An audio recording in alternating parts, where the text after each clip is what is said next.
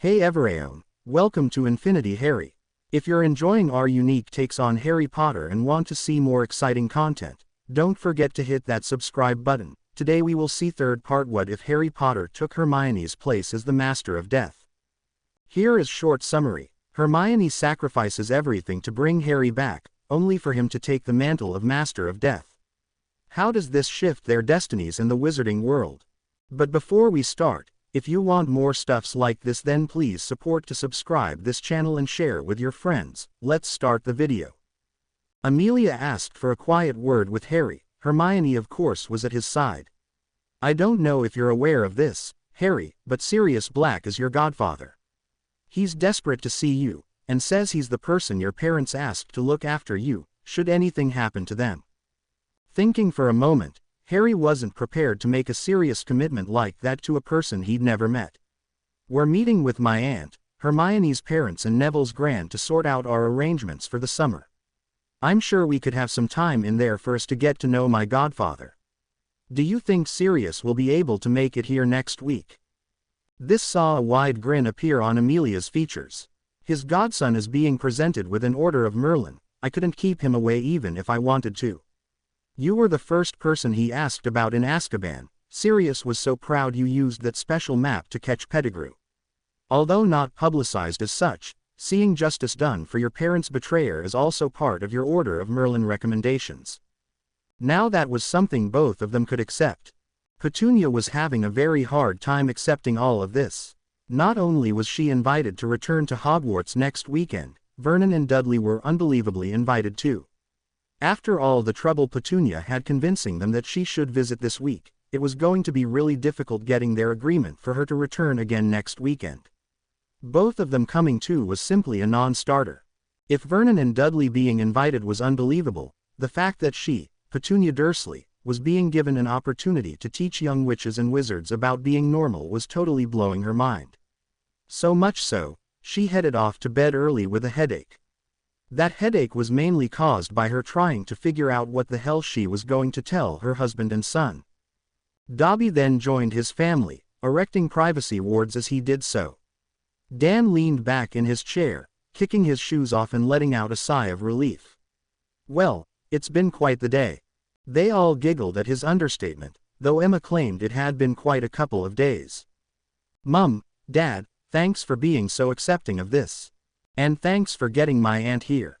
I don't know how you managed it, but I think you both deserve medals for that. Your aunt and I have been meeting in London for afternoon tea. I have been gradually wearing down her resistance to magic. Today was a massive step for her. It's not surprising Petunia is a bit overwhelmed with today's events.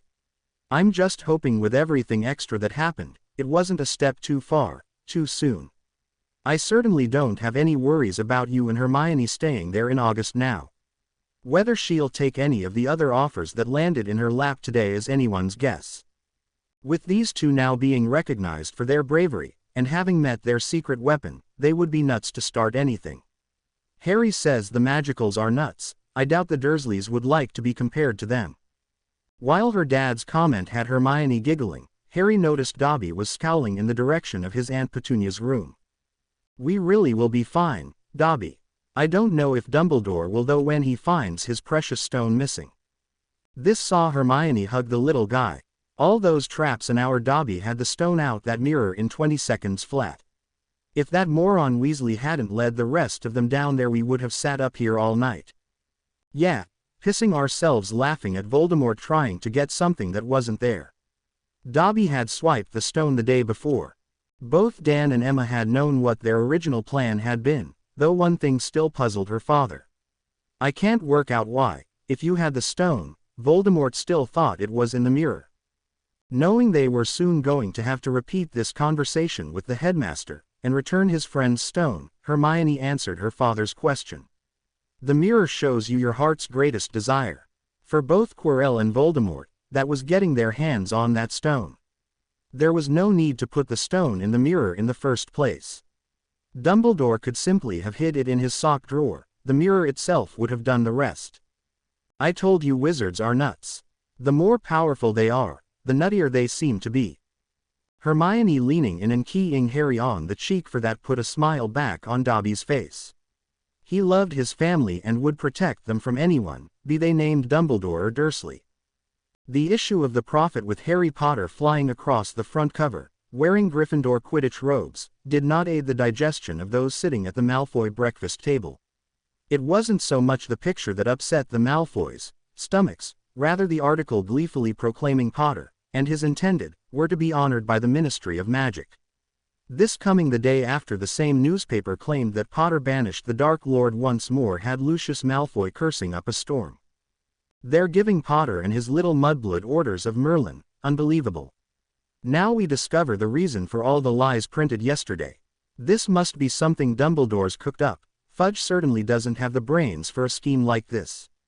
They must be really desperate to keep the brat in Britain. Ever since the night she'd pulled her wand on her husband, Sissy was having to be very careful when questioning Lucius' judgment. Only her promising to help with any scheme against Potter redirected Lucius' anger that night. She was left having to phrase any question in the politest terms possible. Do you think they made the entire Quirrell incident up? Oh, I certainly believe Quirrell is dead. Potter might even have had a hand in causing his death. If he did, can't you just see Dumbledore rushing to cover for his golden boy? What better cover than to say Quirrell was being possessed by our Lord? Instead of being prosecuted by the ministry, those bloody fools are falling over themselves in their haste to reward the brat. If our master had returned, he would have made contact with me. Severus was in the castle with Quirrell for a couple of months too. Why wouldn't our master make contact with him? Sissy couldn't argue with any of that. Watching the Prophet's picture of Potter though gave her an idea. She didn't want her family going anywhere near Potter looking for retribution. Maybe there was a way they could have some revenge, while avoiding the promised outcome that absolutely terrified her. Potter won the Quidditch Cup for 2 reasons. The Slytherin team was disbanded and the boy had the fastest broom in Hogwarts. With Slytherin looking for an entire new team next year, what if Draco had a better broom than Potter?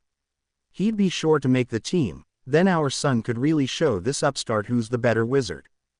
That's a good idea, one that needs some improvement though. I have contacts at Nimbus, contacts who could get me a full set of new brooms at cost price. A team of Slytherin purebloods once more putting everyone in their place will see the proper order restored at Hogwarts. That blood traitor Weasley will use all this positive publicity for the mudblood to help push through that Muggle protection bill of his. I might have to do something rather drastic about that too. Sissy didn't care about any Weasleys. Harming one of those multitude of redheads wouldn't see Draco's detached head appearing in their manner. Draco and Slytherin publicly beating Potter at Quidditch though was a different matter. That was a modicum of revenge, without incurring any retribution penalties. Draco would be delighted with a new broom while watching Potter being defeated by their son would satisfy Lucius, for now. The Malfoys could all live with that. As the breakfast dishes disappeared, neither Malfoy bothered to look in their elf's direction. If they had, they would have noticed something rather unusual. Darla was actually smiling. Tonight she would have news to tell Dobby. Petunia left Hogwarts with the Grangers after lunch, saying goodbye to a young couple who clearly hoped to see her again next weekend. Arriving by Portkey in the Grangers' lounge, Petunia was then asked if she wanted Dobby to take her home. That was why, 15 minutes after being in the Scottish Highlands, she was sitting in her own kitchen drinking a relaxing cup of tea. She heard the car in the driveway before the front door was unlocked. Now remember, Dudley, we had a salad. Pet, when did you get home? I thought I was coming to pick you up. I was dropped off. How was your weekend with the freaks, Mum? Visibly cringing at how her son phrased that question, Petunia began what she knew would be a hard sell. The Grangers are really lovely people, with an absolutely beautiful house. 5 bedrooms and sitting in its own grounds, with a pool in the back garden.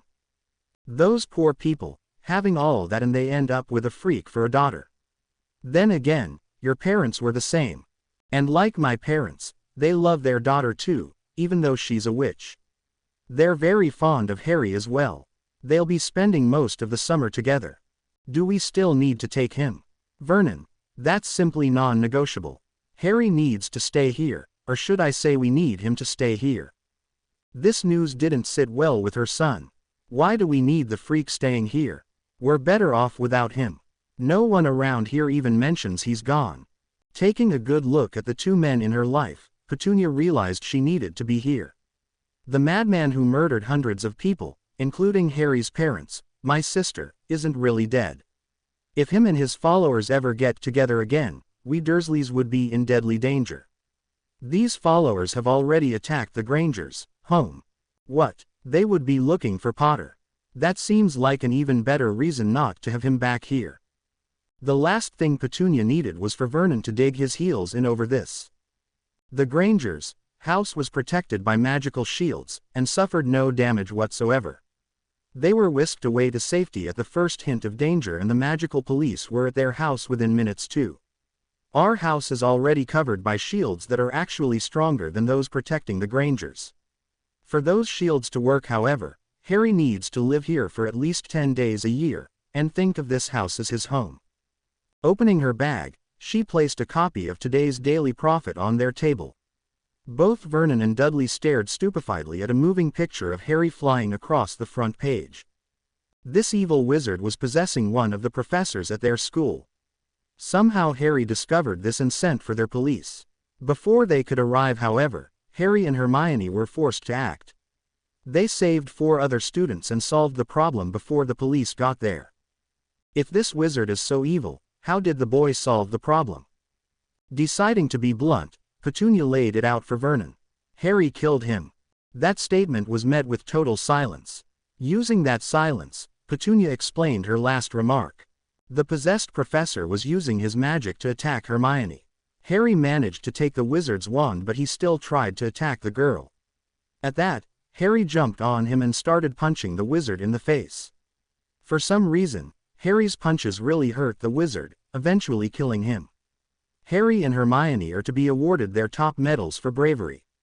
I was there when their Prime Minister told them about these medals, and I'm invited back next weekend for the awards ceremony. His eyes moving between the magical newspaper and his wife, Vernon just didn't know what to say. Dudley, however, was focused on the moving picture. Did Potter really fly on a broom?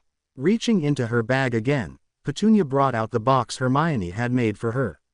Their sport is played on brooms, and looked incredibly dangerous. Emma spent about half of the match with her hands covering her eyes, frightened Harry would get hurt. I didn't really understand what was happening, but Harry catching this won the match and cup for his team. Opening the lid of the box, the golden snitch was flapping its wings while the fastening ensured it couldn't fly away. Vernon's initial surge of anger at this clearly magical object being in his house was soon swamped by a much stronger base emotion, greed. As that, the center is made of gold, while the wings are silver.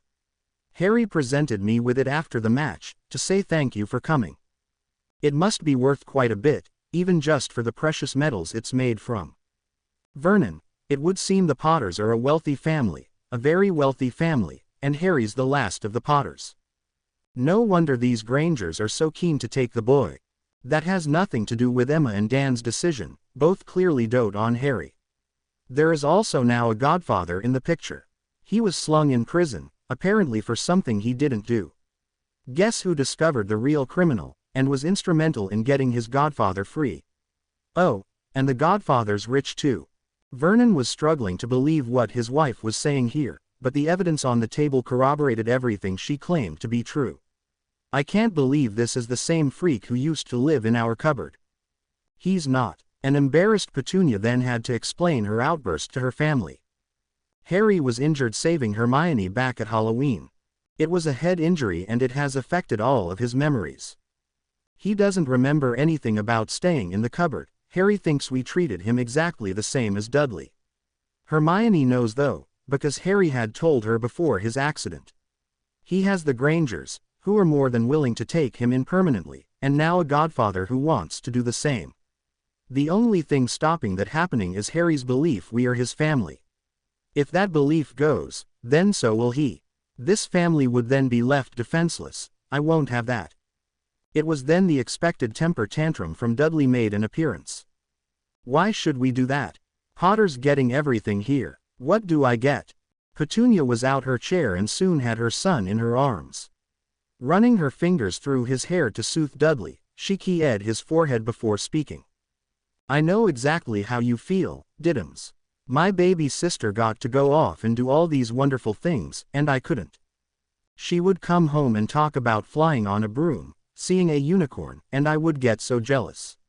It's only after seeing it for myself I now understand. I'm bursting to tell everyone what I saw, but can't. I can only tell you and your dad, just like Lily could only tell me. It's not fair, and that's why Harry and Hermione are trying to change things. Him being on the front of their newspaper means people will listen to their ideas. Does that mean I can go with you next weekend?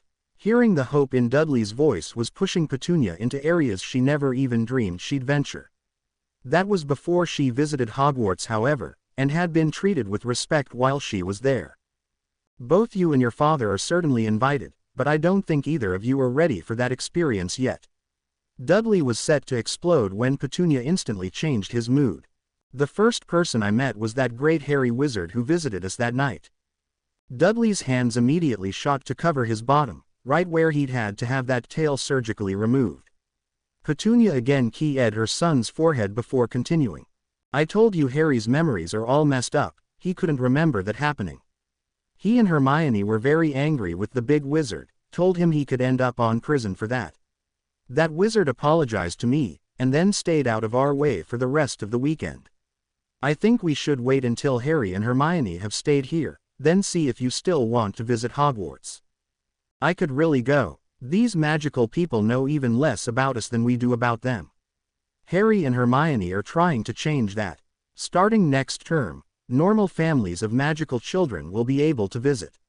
There will also be lessons to teach them about normal people. Emma and Dan will be teaching that, purely part-time of course. I can do some teaching too, if I want.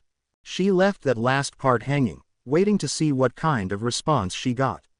Vernon finally gave her one. I'm fine with you returning to this place next weekend, it's clearly important. Vernon was gesturing at the newspaper though still managed to catch Dudley's eye and wink. They would be eating out again for Dudley's second weekend home from school. There were some cakes on that sweet trolley that they simply didn't have the room left today to do justice. I can see we really have no choice but to let them stay with us for part of the summer, but I won't put up with any funny business. If I see any, then they're gone. After their visit, we'll see what happens. This was probably more than Petunia could have hoped for.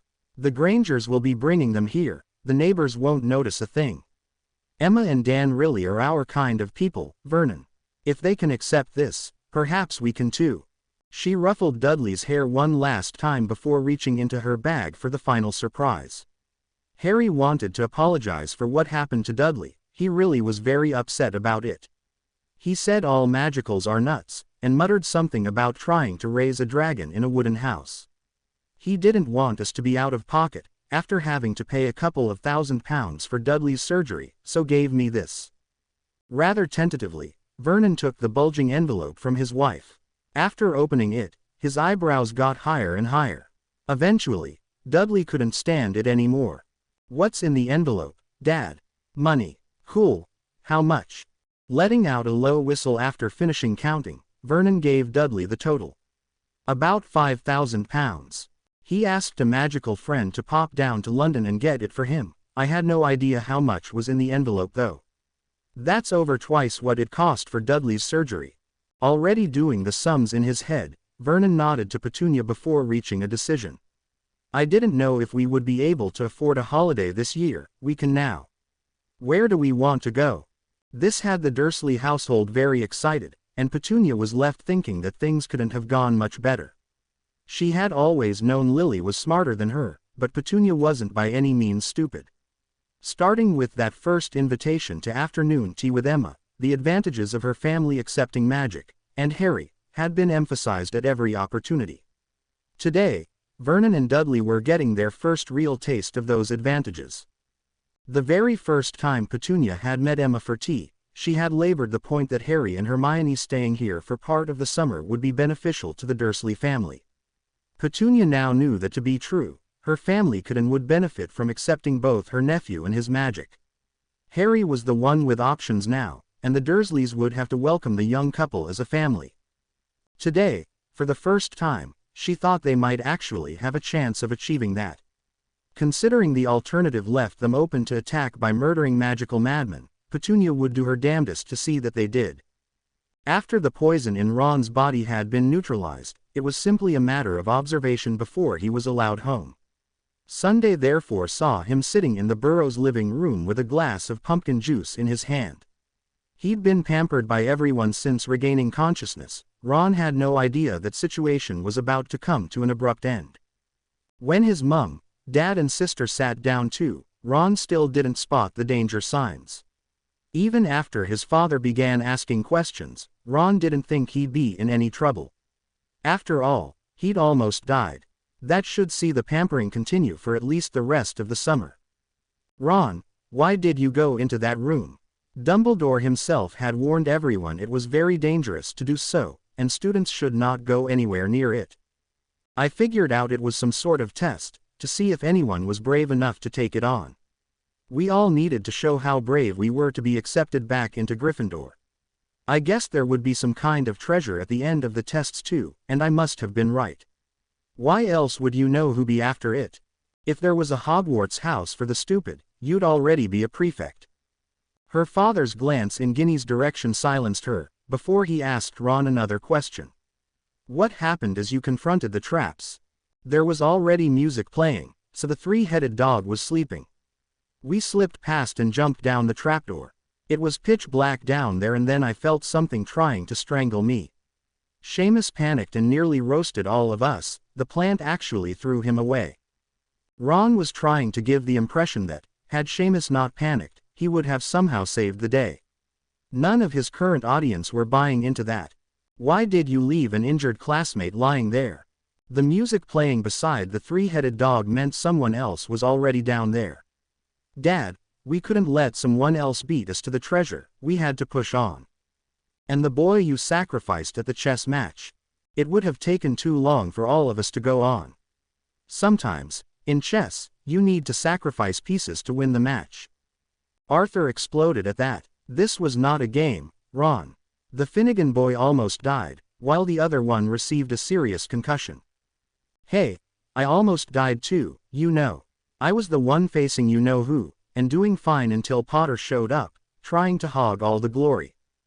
Ginny had seen for herself that neither Harry nor Hermione were interested in glory. She couldn't let that last comment pass. You nearly died because you ignored Professor Dumbledore's orders. You then drank unknown potions, even after being warned some of them were poisons. Only in Ronald Weasley's world does pissing your robes in fear count as doing fine. You could have gotten 6 people killed. Pulling his upset daughter into a hug, Arthur was at a loss over what to do with his son. Once again, Ron didn't think he'd done anything wrong. I was in Hogwarts yesterday and spoke with the headmaster and Professor McGonagall. You will not be returning to Hogwarts this term, and there will be a meeting shortly to decide if you'll be returning at all. Ron was ready to object but the stern stare from his father silenced him. While all your exam results aren't in yet, both said you were failing their classes. It had been hard for Molly to do as her husband had requested and let him deal with this matter. Hearing that though set her off. How can you possibly fail a class that's being taught by Albus Dumbledore? Don't you realize how lucky you are? Hey, he's only teaching the class because Potter's in it. Ronald, you will go to your room and stay there until called for. Arthur then picked up today's prophet and shoved it at his son. If you want something to read, this will do. The headline was enough for Ron's temper to let go. They're giving Potter and Granger an Order of Merlin. What do I get? I was down there too. They were there purely to rescue some really stupid children who were in way over their heads. I also heard them try to refuse these awards, thinking they didn't deserve them. The only person who went down there looking for glory was you. That you seemed prepared to sacrifice your classmates to get it sickens more people than just me. You ask what do you get out of this? I fear you're going to get exactly what you deserve. At the moment your choices would appear to be either getting expelled from Hogwarts, or being resorted and repeating first year, a first year you would seem to have already both socially and academically failed. A thoroughly deflated Ron slowly made his way up the stairs. The newspaper clutched in his hands and Ginny's groan of, I hope he's not in the same classes as me, ringing in his ears. That same edition of the Prophet was clutched in another pair of hands. Sirius would walk up and down his hospital room for a few minutes before sitting back down to read parts of it over again. While overjoyed at the information he was reading about his godson, it actually threw up a whole new set of questions, and he hadn't gotten answers to his old ones yet. When his visitor entered, Sirius practically pounced on her. "Amy, did you see Harry? Did you ask him about living with me? What did he say?" "Slow down, Sirius. You seem to be feeling better. There's no way I won't be at this award ceremony." She just smiled at him. "Sirius, I already told Harry that. He's really looking forward to meeting you. Now sit, and we can discuss what was said." This got Sirius sitting, but right on the edge of his seat. Harry was there with his family. Family. Harry doesn't have any family. His aunt was there, Lily's sister. Lily's sister was at Hogwarts. Who gave Harry to her? He was supposed to come to me. "Sirius, you need to calm down, otherwise the healers will keep you here longer. This is also going to take all bloody day if you don't stop interrupting. Let me tell you what I know, then we can try answering those questions." "Okay." After Sirius nodded, Amelia continued. Harry's aunt was there, so too were the Grangers, his intended's Muggle parents. They're nice people, Sirius, and have really accepted Harry into their family. Harry and Hermione are spearheading changes that will allow other Muggle families to visit Hogwarts as well. They really are quite a couple. They're also planning to spend some time staying with their best friend, Neville Longbottom, over the summer. Frank and Alice's boy. Amelia's nod had Sirius smiling. Her next comment just amplified the intensity of that smile. In amongst all that, Harry wants to be able to spend some time with his godfather. You had better plan on Hermione being there too though, that pair are pretty much inseparable. She'll be more than welcome. Seeing that picture of Harry in his Quidditch uniform, he looks so much like a mini James. Read the story however and you can tell there's a lot of his mother in him. Taking their ages into consideration, you would think they were too young to be together. Then you spend some time with the couple and discover they're very serious about each other. I've been impressed by both since our first meeting. Hermione certainly looks nothing like Lily Potter, sometimes though it feels like you're talking to her and James. It really would be a terrible shame to lose them both. There was no way Sirius wasn't going to interrupt that. "Excuse me, Amelia, before you say any more, I'm going to need you to explain that last remark." The fact he'd called her Amelia told the head of the DMLE this was a serious she was facing here. She told him all about Harry's accident, the attack by Snape and what the consequences were. She also explained they had been livid about the attack on Hermione's home, and the fact they couldn't do anything about it. Both have been looking at other schools abroad, and Augusta Longbottom has even consented to her grandson joining his two best friends if they leave. As you can imagine, we're all desperate to keep the young couple in Britain. Hopefully your release will help with that too. Sirius had listened to the tale with growing anger. He let some of that show in his answer.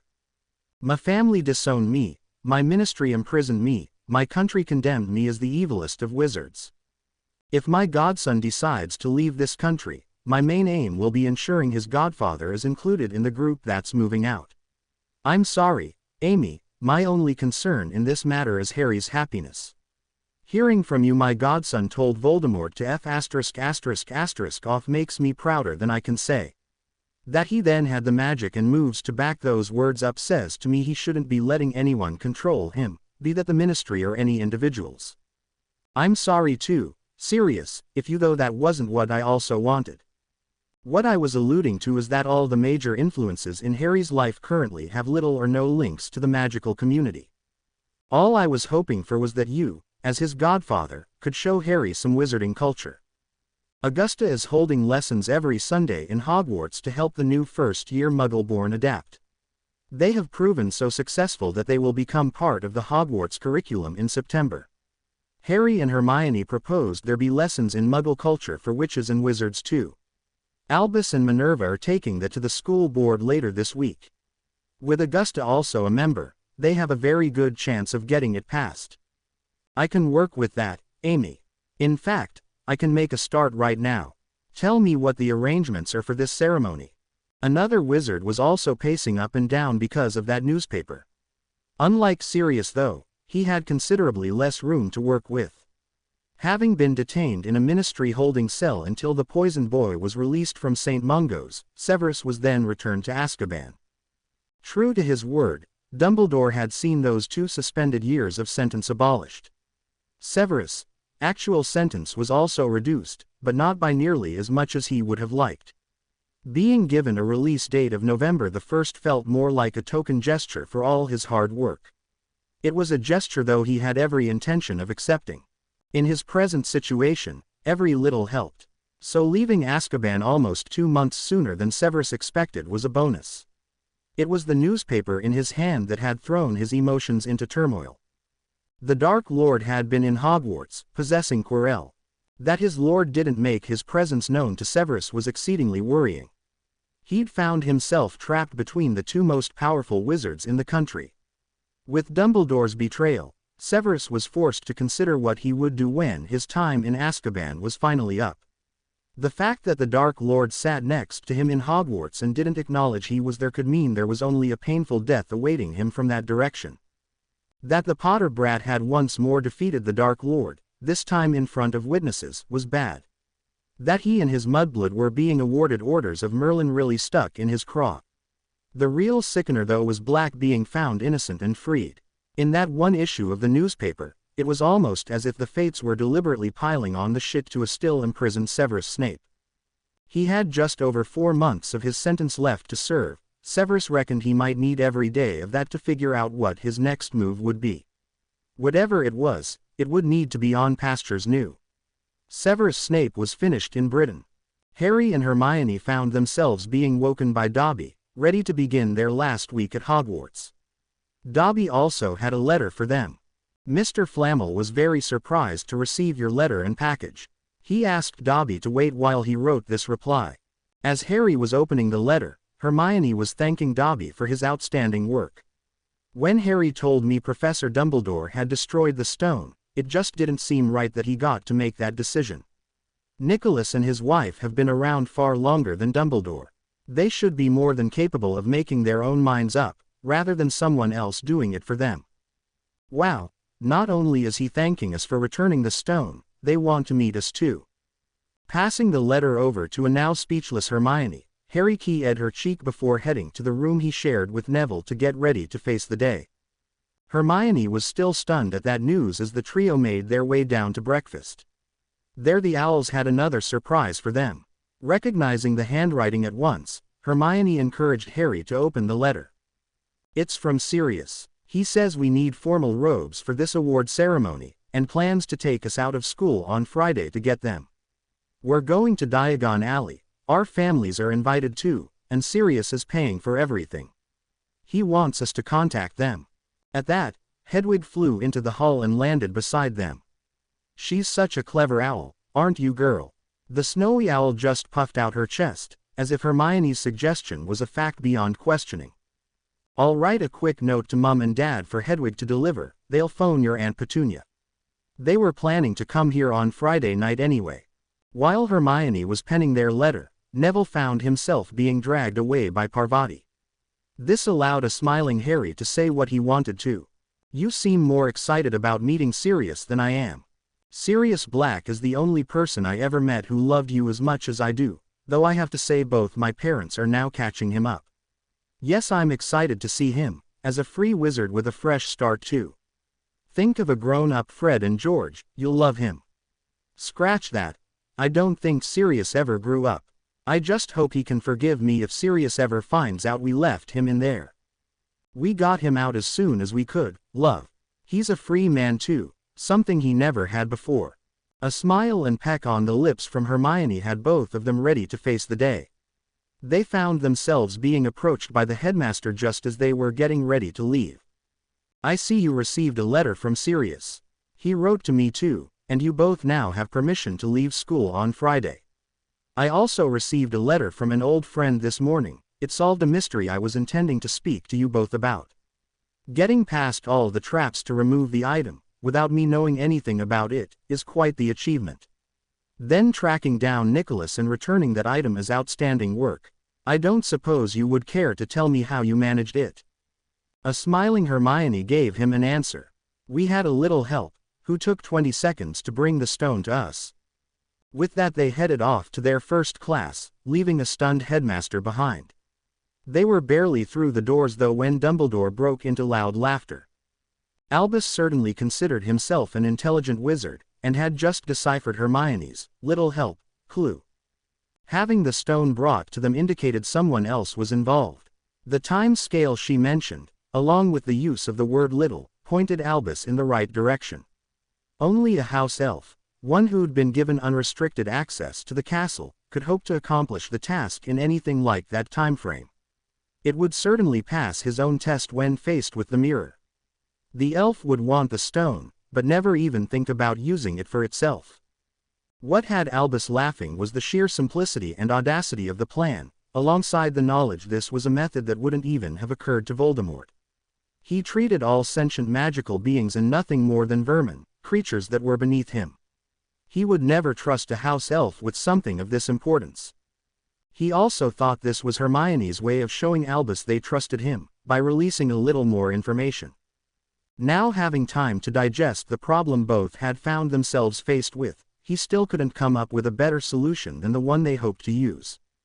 They, and the stone, were safe in Gryffindor Tower while Amelia and her Aurors would have tackled a possessed Quirrell. It was only Mr. Weasley's untimely intervention that saw their plan needing last-minute changes. Albus knew he and Minerva would have to deal with that unpleasant situation soon, but not before Saturday.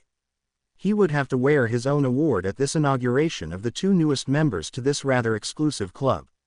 He would enjoy Saturday, and celebrate everyone coming out of there alive, before facing a trip to the Burrow.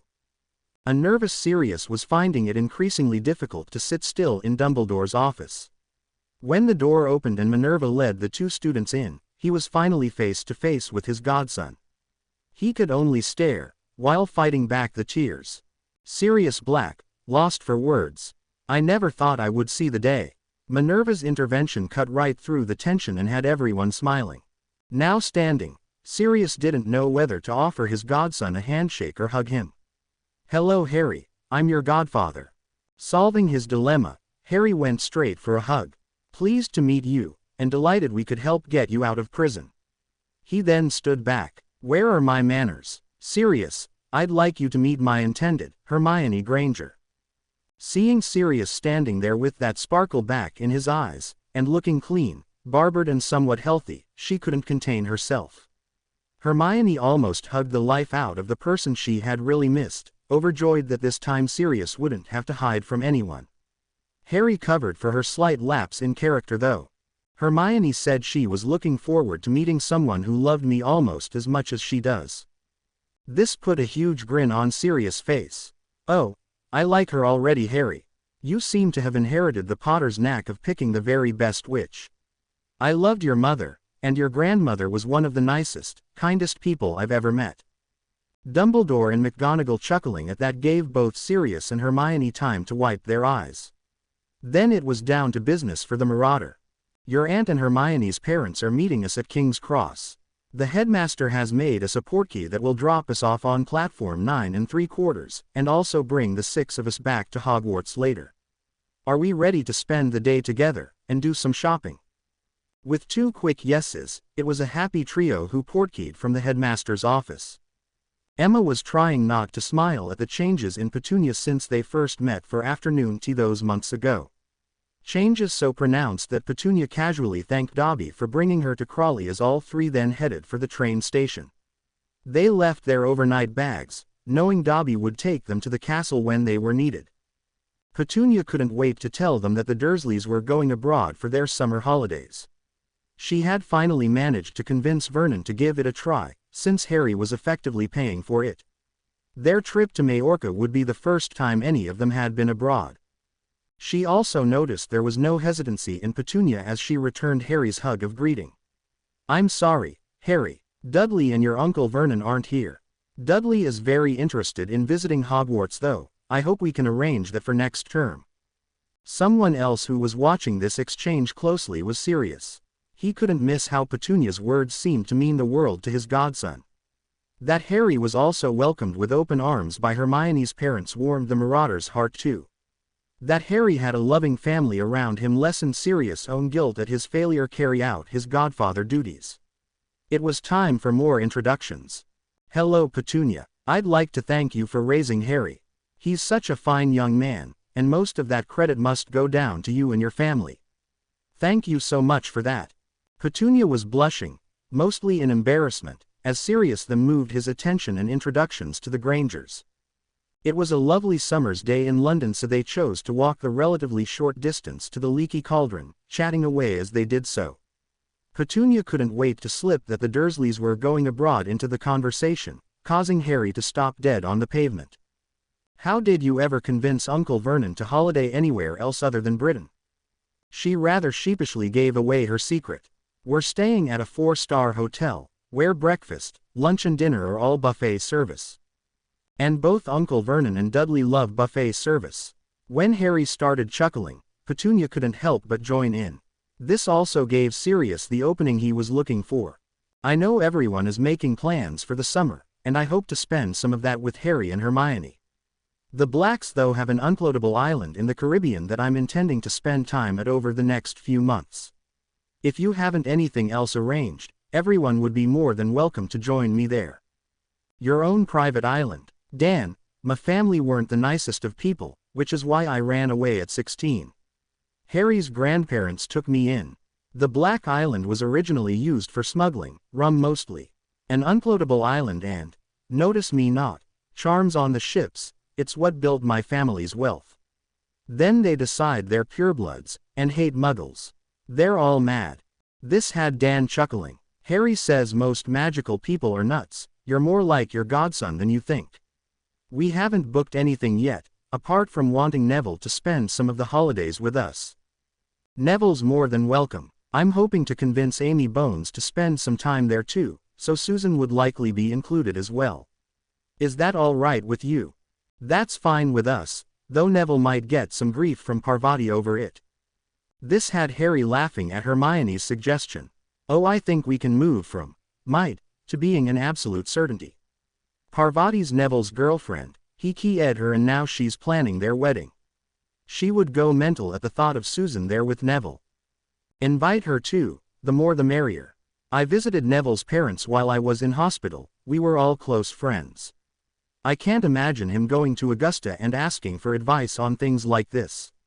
Tell him he can talk to me, if he wants.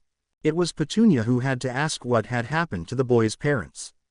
Hearing they had been tortured into insanity had her more determined than ever that Harry would be staying in Privet Drive over the summer. Entering the Leaky Cauldron was a revelation for all of them, even Harry. He had no memory of his first visit with Hagrid, therefore no way to know that this time was actually worse. He found himself being mobbed by well-wishers. There were 3 muggles standing trying to get their heads around just how famous Harry Potter really was when something else was added into the equation.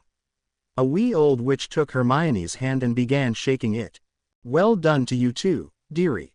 You were so brave. Then again, we knew you would need to be special to win our Harry's heart. It took them 20 minutes to get from the pub to Diagon Alley, and then another 15 to make it into the relative safety of Madame Malkin's robes for all occasions. Sirius had made an appointment with the owner and she, knowing who and what these robes were required for, had her very best stock on display. Petunia had been a mere spectator the day Lily had stood on the small pedestal and been measured for robes. Sirius insisting everyone was going to get robes today saw Petunia step onto that very same pedestal. It seemed like no time at all before she was then dressed in a beautiful sapphire blue robe. Petunia was admiring herself in the surrounding mirrors when she noticed 2 crests appearing on the garment. A puzzled look saw Sirius explain. This is a formal occasion, so you should be identified as Harry's family. The crest on the top is the Potter family crest, with the black one below it.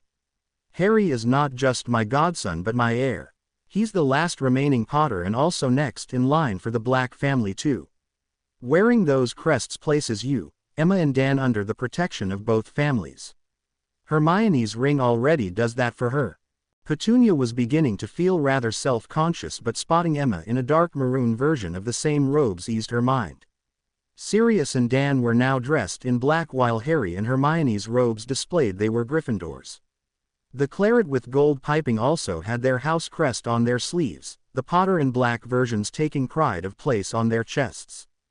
Petunia, Emma and Dan also found themselves with a couple of more everyday robes each. Sirius, reasoning being they wouldn't stand out as much in Hogwarts if they were dressed pretty much the same as everyone else. Sirius had originally intended they would spend some time shopping in Diagon Alley, but the crowd now gathered outside Madame Malkin's made that idea a non-starter. Spotting the press now amongst the crowd too, Sirius asked if they could use their portkey to leave from the shop. With the amount of business and publicity these customers had provided today, Madame Malkin felt that was the least she could do.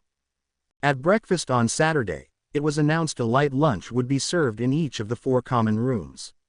This was to allow time for the Great Hall to be made ready for the awards ceremony at 3 o'clock.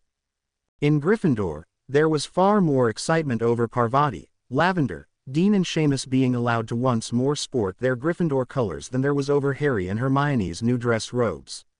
That all changed when they reached the still closed doors of the Great Hall. An incensed Draco ignored all instructions to stay away from Potter. He raced over and was in Harry's face. "A mudblood has no right to wear the Black family crest. Get that removed, before I do it." A loud and angry Draco was about to draw his wand when a hand clamped on his shoulder. As Hermione pushed herself in front of Harry to stop him reacting, Draco had turned his head to find himself facing a furious Sirius Black. Blonde hair and an overly high opinion of themselves, an opinion you seem to think everyone should share. You can only be a Malfoy. By what right do you call Lord Potter's intended that disgusting name, and then make demands of him? Draco's own anger though fed off who else he spotted alongside Sirius, namely Dan, Emma and Petunia. Filthy muggles wearing the Black crest too. I'm heir apparent to the House of Black and won't allow this disgraceful situation to continue. You're a jumped-up son of a Death Eater who's too stupid to know how much trouble he's just put his family in, nothing more than that. Lord Potter is my godson, and chosen heir. Potter's neither a lord nor a Black. Turning to Augusta Longbottom, Sirius could only shake his head. The sarcasm though was dripping off every word he uttered. As more and more people were now waiting on the doors opening, most of the school heard what was said. I can see why you want to make these new courses compulsory for everyone in first and second year. Some families are so busy pushing Death Eater dogma down their children's throats that they forget about teaching them what they're supposed to know. Augusta had spent the morning talking with Sirius, Dan, Emma, Petunia and Minerva, sorting out their summer plans, and also what they wanted to happen in Hogwarts come September. The school board had unanimously passed their ideas at the latest meeting and they now had a clear mandate to push this forward. Though they only had a rough schedule in place at the moment, Augusta took it upon herself to give Malfoy his first lesson. Being awarded Orders of Merlin immediately changed Harry and Hermione's status. They are now regarded as adults in our society. You just very publicly insulted Lord Potter, the future Lady Potter and both their families. The Malfoy family could and should face severe retribution for such public insults by their heir. Minerva then gave Hogwarts' opinion on what had just happened. For using that disgusting word, I shall be contacting your parents and making my displeasure known. You will also be serving detention with Mr. Filch every night until the express leaves next Saturday. The 3 adults wearing robes with the Potter and Black crests on them will be some of your teachers come September. A student addressing any of them in the manner Mr. Malfoy just did will find themselves kicked out of Hogwarts. While Draco was left reeling from this multiple assault, Sirius delivered the knockout blow. Doria Black was Harry's grandmother, thus easily allowing my godson to be named my heir. I would dump the entire Black fortune in the North Sea before I would let a Malfoy get their hands on it.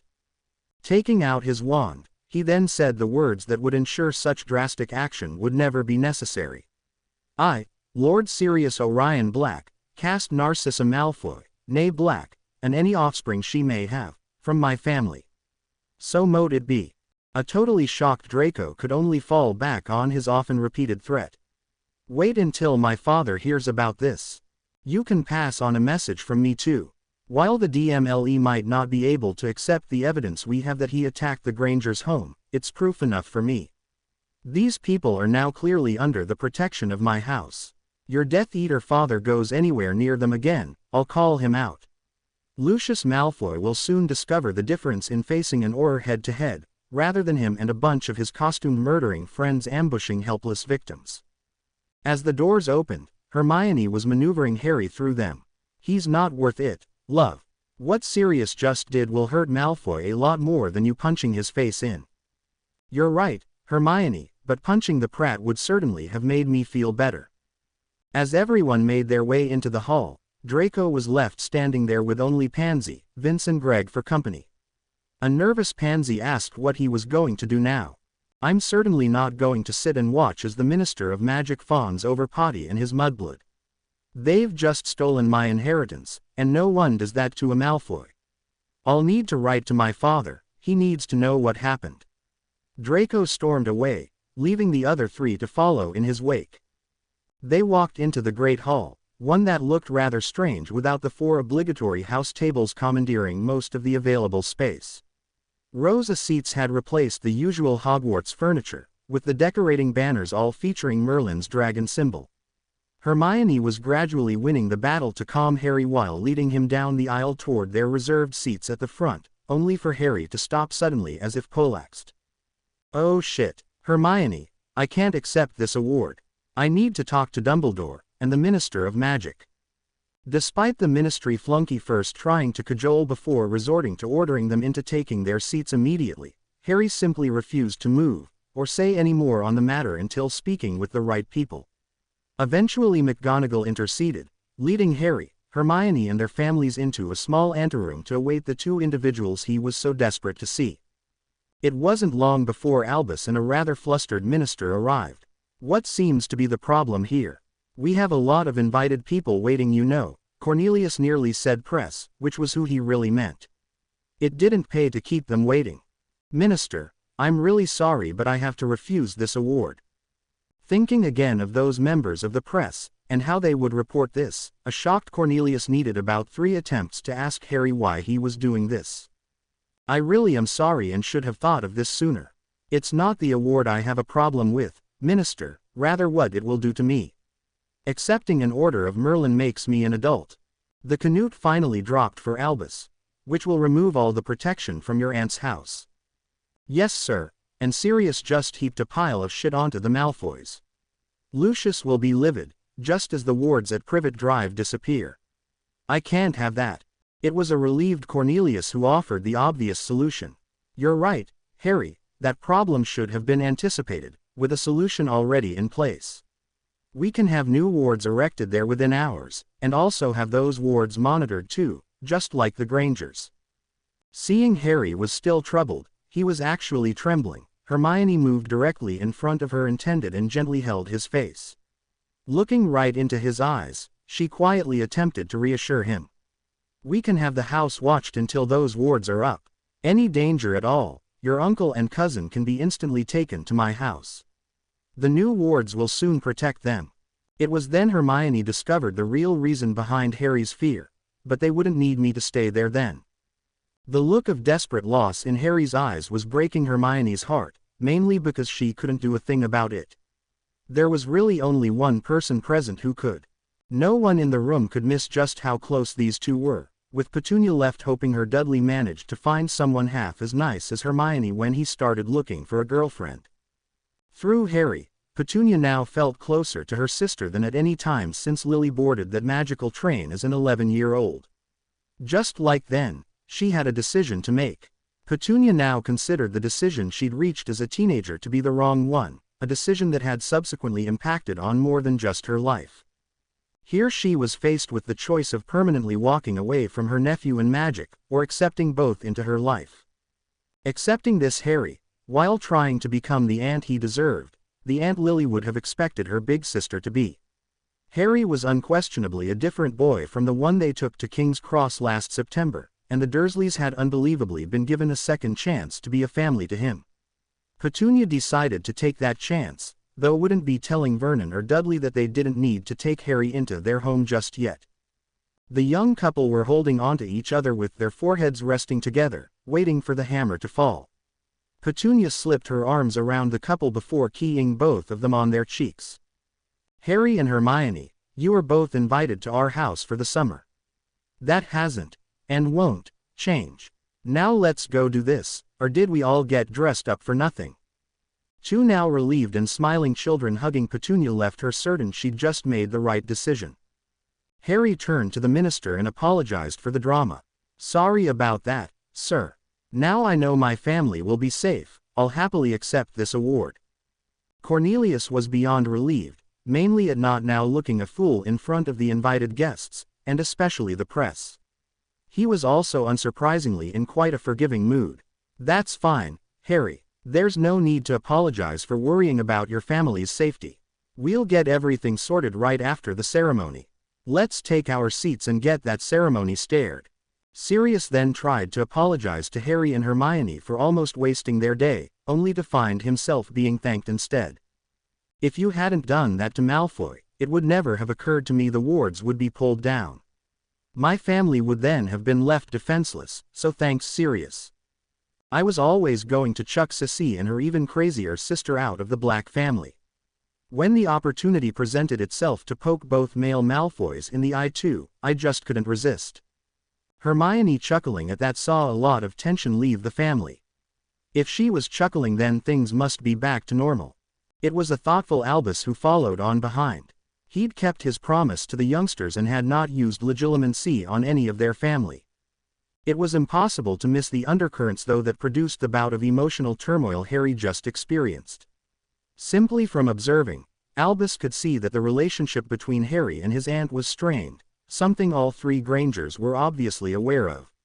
Taking Harry's memory loss into consideration, adding his uncle and cousin's non-appearance here today, and Albus was forming a picture he didn't much like. With Minerva just informing him of the plans for the new courses, Petunia's involvement in them and Draco Malfoy's outburst, Albus thought there may be a way to nudge things further along the direction the young couple obviously wanted them to go. Looking at the robes the group were wearing also provided Albus with some inspiration on how to begin fixing a problem that had existed for generations. For Albus, there was no time like the present to put those new ideas into practice. As the hall settled, with everyone now in their seats, Albus strode toward the podium to speak. "This is a momentous day for Hogwarts, and two of our youngest students. With the eyes of our nation on our school, I can't think of a better time to make a couple of announcements before we get to the real reason we are all here today." That had Cornelius worried at just what was going on, and hoping Dumbledore's announcements wouldn't overshadow what he himself intended to say next. Starting in September, Hogwarts first and second years will be attending a new class. This class is designed to better prepare all our students to deal with the myriad of cultural differences that they face, both inside and then outside these walls. 1 week, they will be studying the proud heritage and culture of magical Britain. The following week will see that focus shift to the culture and customs of non-magical Britain. This bi-weekly cycle will repeat for their first 2 years spent attending Hogwarts. For far too long we have expected those joining us from non-magical backgrounds to integrate into our culture, without teaching them what that culture actually is. At the same time, we have ignored their culture and views. This is our attempt to readdress both those issues, and hopefully we will all learn together from these experiences. A word of warning, however. The type of behavior and views expressed by a student just before we entered the hall will not be tolerated within these walls. Everyone listening understood what first-year Slytherin was being referred to, and also exactly what the headmaster was saying. A line had just been drawn, a line there would be consequences of crossing.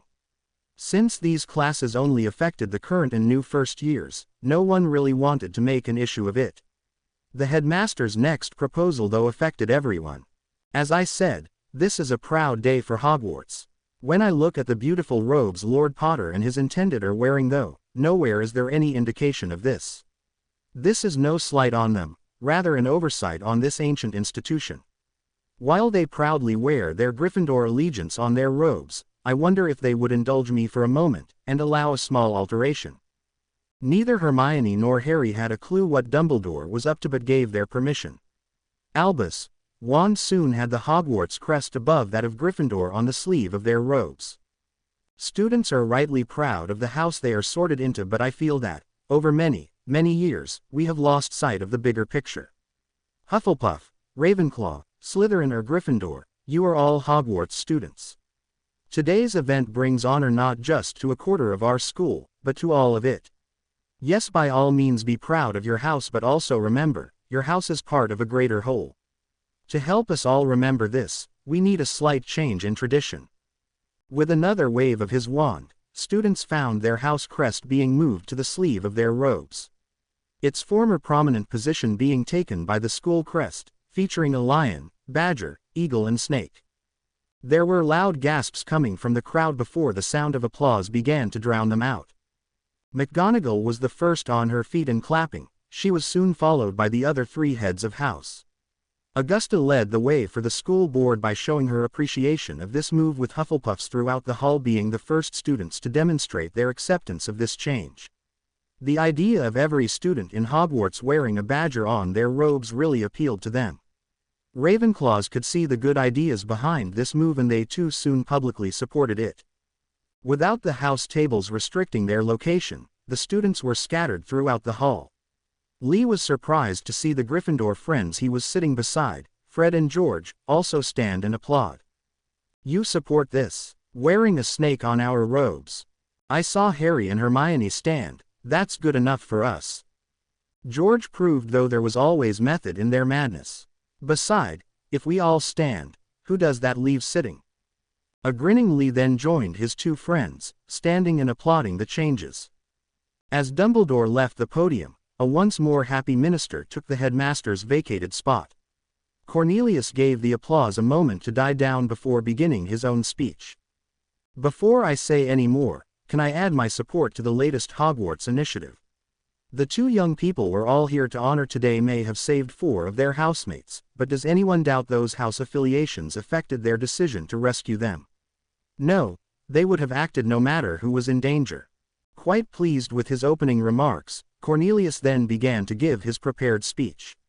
A hall full of students, staff, school board members and invited guests had no choice but to sit and listen.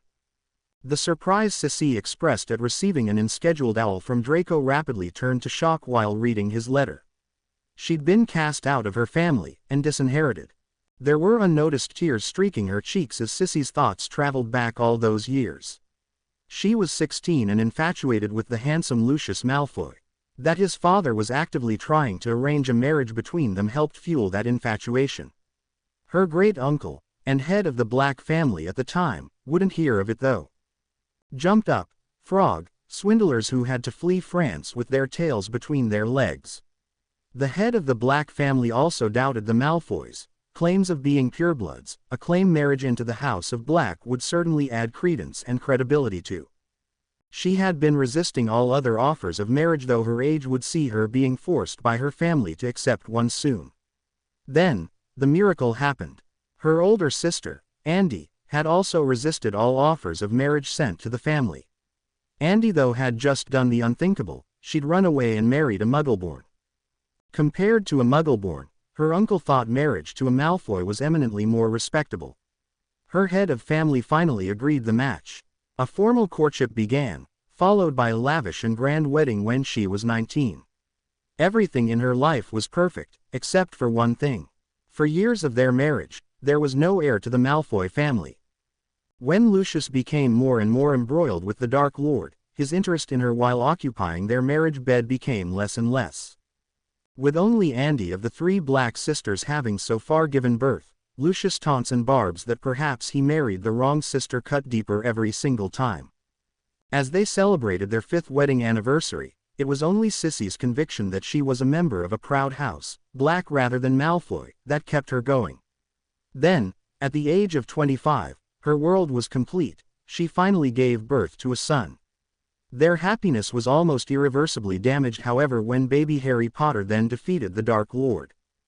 Being able to portray himself as a loving family man with a young son certainly helped Lucius keep himself out of Azkaban. That, and a lot of gold changing hands. The years following that debacle had been happy ones, though the same trouble that almost cost them so much appeared to be raising its ugly head again. She was reaching that stage in her life where, in a couple of years, Sissy would have been a Malfoy as long as she had been a Black. There was no doubt which one she considered herself though, and that knowledge had helped sustain her through the bad times of her marriage. Now that was taken away from her, and also from her son. Sissy didn't know how to deal with this blow. A raging Lucius storming into the room wasn't going to help. Seeing the letter in his wife's hands, and also her emotional state, Lucius reached the right conclusion. "I take it you have just heard from our son. Did the whining little git tell you how he single-handedly managed to get both you and him expelled from the Black family? I'm willing to make a large wager he didn't. I've just had McGonagall on the flow, listing Draco's numerous failings, like those failings were my fault." Just when Sissy thought the situation couldn't get any worse, Lucius' anger was telling her it was about to. Handing Potter this ridiculous award also makes him an adult in our society. He turned up to receive this award with the Potter and Black crests on his robes. This should have warned even an imbecile what the situation was, but not Draco. As you would expect, Potter's intended's robes also displayed the same house associations. Our son then made a spectacle of himself, insisting loudly that the bitch should remove it at once. He proclaimed, in front of hundreds of witnesses, that no mudblood would ever wear the crest of a house he was heir to. Even Lord Black explaining the situation wasn't enough to deter our son from his rant. He then proceeded to insult Lord Potter, heir apparent to Lord Black, further by publicly calling his family filthy muggles. Sissy was aghast at this development. Whatever you privately thought about someone, there were social niceties that breeding demanded be displayed in public, especially at social occasions. I am now left with only two options. Write a formal letter of apology from House Malfoy to Houses Black and Potter, or disown the little git too. This really shocked Sissy, understanding at once what the implications were. Her husband then spelled it out to her, so there could be no misunderstandings. Our marriage was arranged so the Black name could bolster that of Malfoy. It was always known I could never inherit the Black name or fortune, but any sons of ours perhaps could. Draco has now totally destroyed that possibility, and also brought disgrace to the Malfoy name. Since you have been thrown from the Black family, that would certainly be grounds for annulling our marriage contract. I am seriously considering doing so, and then siring another Malfoy heir with a new wife. As the blows kept coming, Sissy didn't think pointing out that the disgrace Lucius had already heaped on his family name was much worse than this, a mere child's indiscretion. With the damage Lucius had done to his own standing in their society, Sissy also knew the chances of her husband finding another proper pureblood from a good family to marry him had greatly reduced. Since starting Hogwarts, Draco has been a major disappointment. If I hadn't already purchased the brooms for Slytherin House, I would simply scrap that entire idea. I now have to consider what situation is worse between the Malfoy donation of brooms and our son still can't get himself selected, or Draco being Seeker on a losing Slytherin team. Whatever the outcome, I'm going to have to sit there and watch. I would consider sending him to Durmstrang in September, but I fear that experience would break him. Draco doesn't have the guile or strength to stand up for himself at Hogwarts. What chance would he have at Durmstrang? Sissy was used to letting Lucius simply rant away, knowing he would eventually run out of steam. That was not to be the case this time though. If I have to write an apology to those houses, Draco is going to pay for it all summer. Our son is soft and stupid, not traits I would allow someone possessing to inherit House Malfoy. She was out her seat, standing in front of her husband with both hands on his chest. Please, Lucius, he's still a boy. Draco needs time. Lucius, hands closed over her slim wrists and forced Sissy to her knees in front of him. I'm prepared to give Draco next year at Hogwarts, no more. This will only happen if there are drastic changes around here. She was left with no option but to nod and lower her head. Being cast out of the Black family left Sissy with nowhere else to go. She was a Malfoy now, for better or worse. Should Lucius choose to terminate their marriage, she and Draco would be left without any family name whatsoever. Hermione awoke with the feeling she was being watched. She was right. Harry was awake, turned facing her with his head resting in his hand, elevated and supported by his elbow. Good morning, beautiful. How is the most precious person in the world to me this fine morning? This had Hermione wide awake. What's wrong? Did you have another memory dream? Oh, I thought you might, after what happened yesterday. What was it this time? Please don't tell me you remembered staying at Privet Drive. We're just beginning to get that sorted. Hermione was stopped from saying any more by Harry leaning down and capturing her lips. I really don't deserve you. Not after all the hurt I've caused you, over a stupid bloody broom too. Oh, is that all? All. I looked at you, could see the heartbreak it was causing too, and I did nothing. Harry, every time I look at you I see exactly who I want to spend the rest of my life with. There is nothing we can do about what happened then, and I honestly think we're two different people now. We're much more mature. I don't know about that. Yesterday, when I thought I was going to lose my family forever, I felt like a lost little boy. You were there for me again. And we'll be there for each other for the rest of our lives.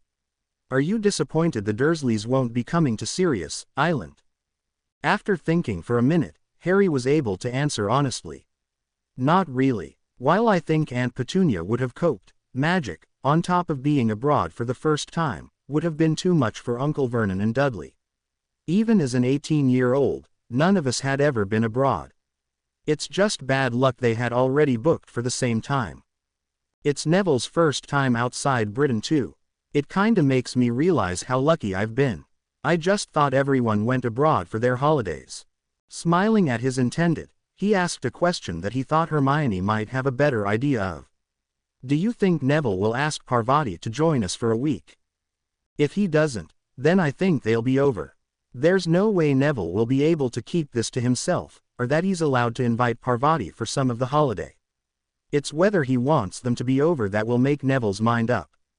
Inviting Parvati on holiday will move their relationship to a different level of commitment, one I'm not sure Neville is ready for. I saw Parvati eyeing up the Potter and Black House crests on your robes. She seems really keen to have the Longbottom crest on hers one day. Which is exactly why Neville might not ask her. Neville can't ask her as a friend, as everyone, especially Parvati, would be reading more into it. I assume she's not invited to Crawley. This time Hermione was a lot more certain. Not a chance. That will be Neville and his grand's time to learn about our society. Just taking them a walk down Crawley High Street should be enough to blow their minds. Neville spending the week in my house should really open his eyes. I'm looking forward to staying at Neville's too, then we're off to Privet Drive. What about Malfoy? Do you think all these changes we've made will see him slipping the diary to someone else? He might just keep hold of it, Harry. If so, then it will be time to talk to Dumbledore. We'll need to tell him more in September anyway. Agreeing with that, Harry had more to add. Dobby should keep us well informed of what's happening with the Malfoys. Best case scenario, he goes after me by slipping you the diary.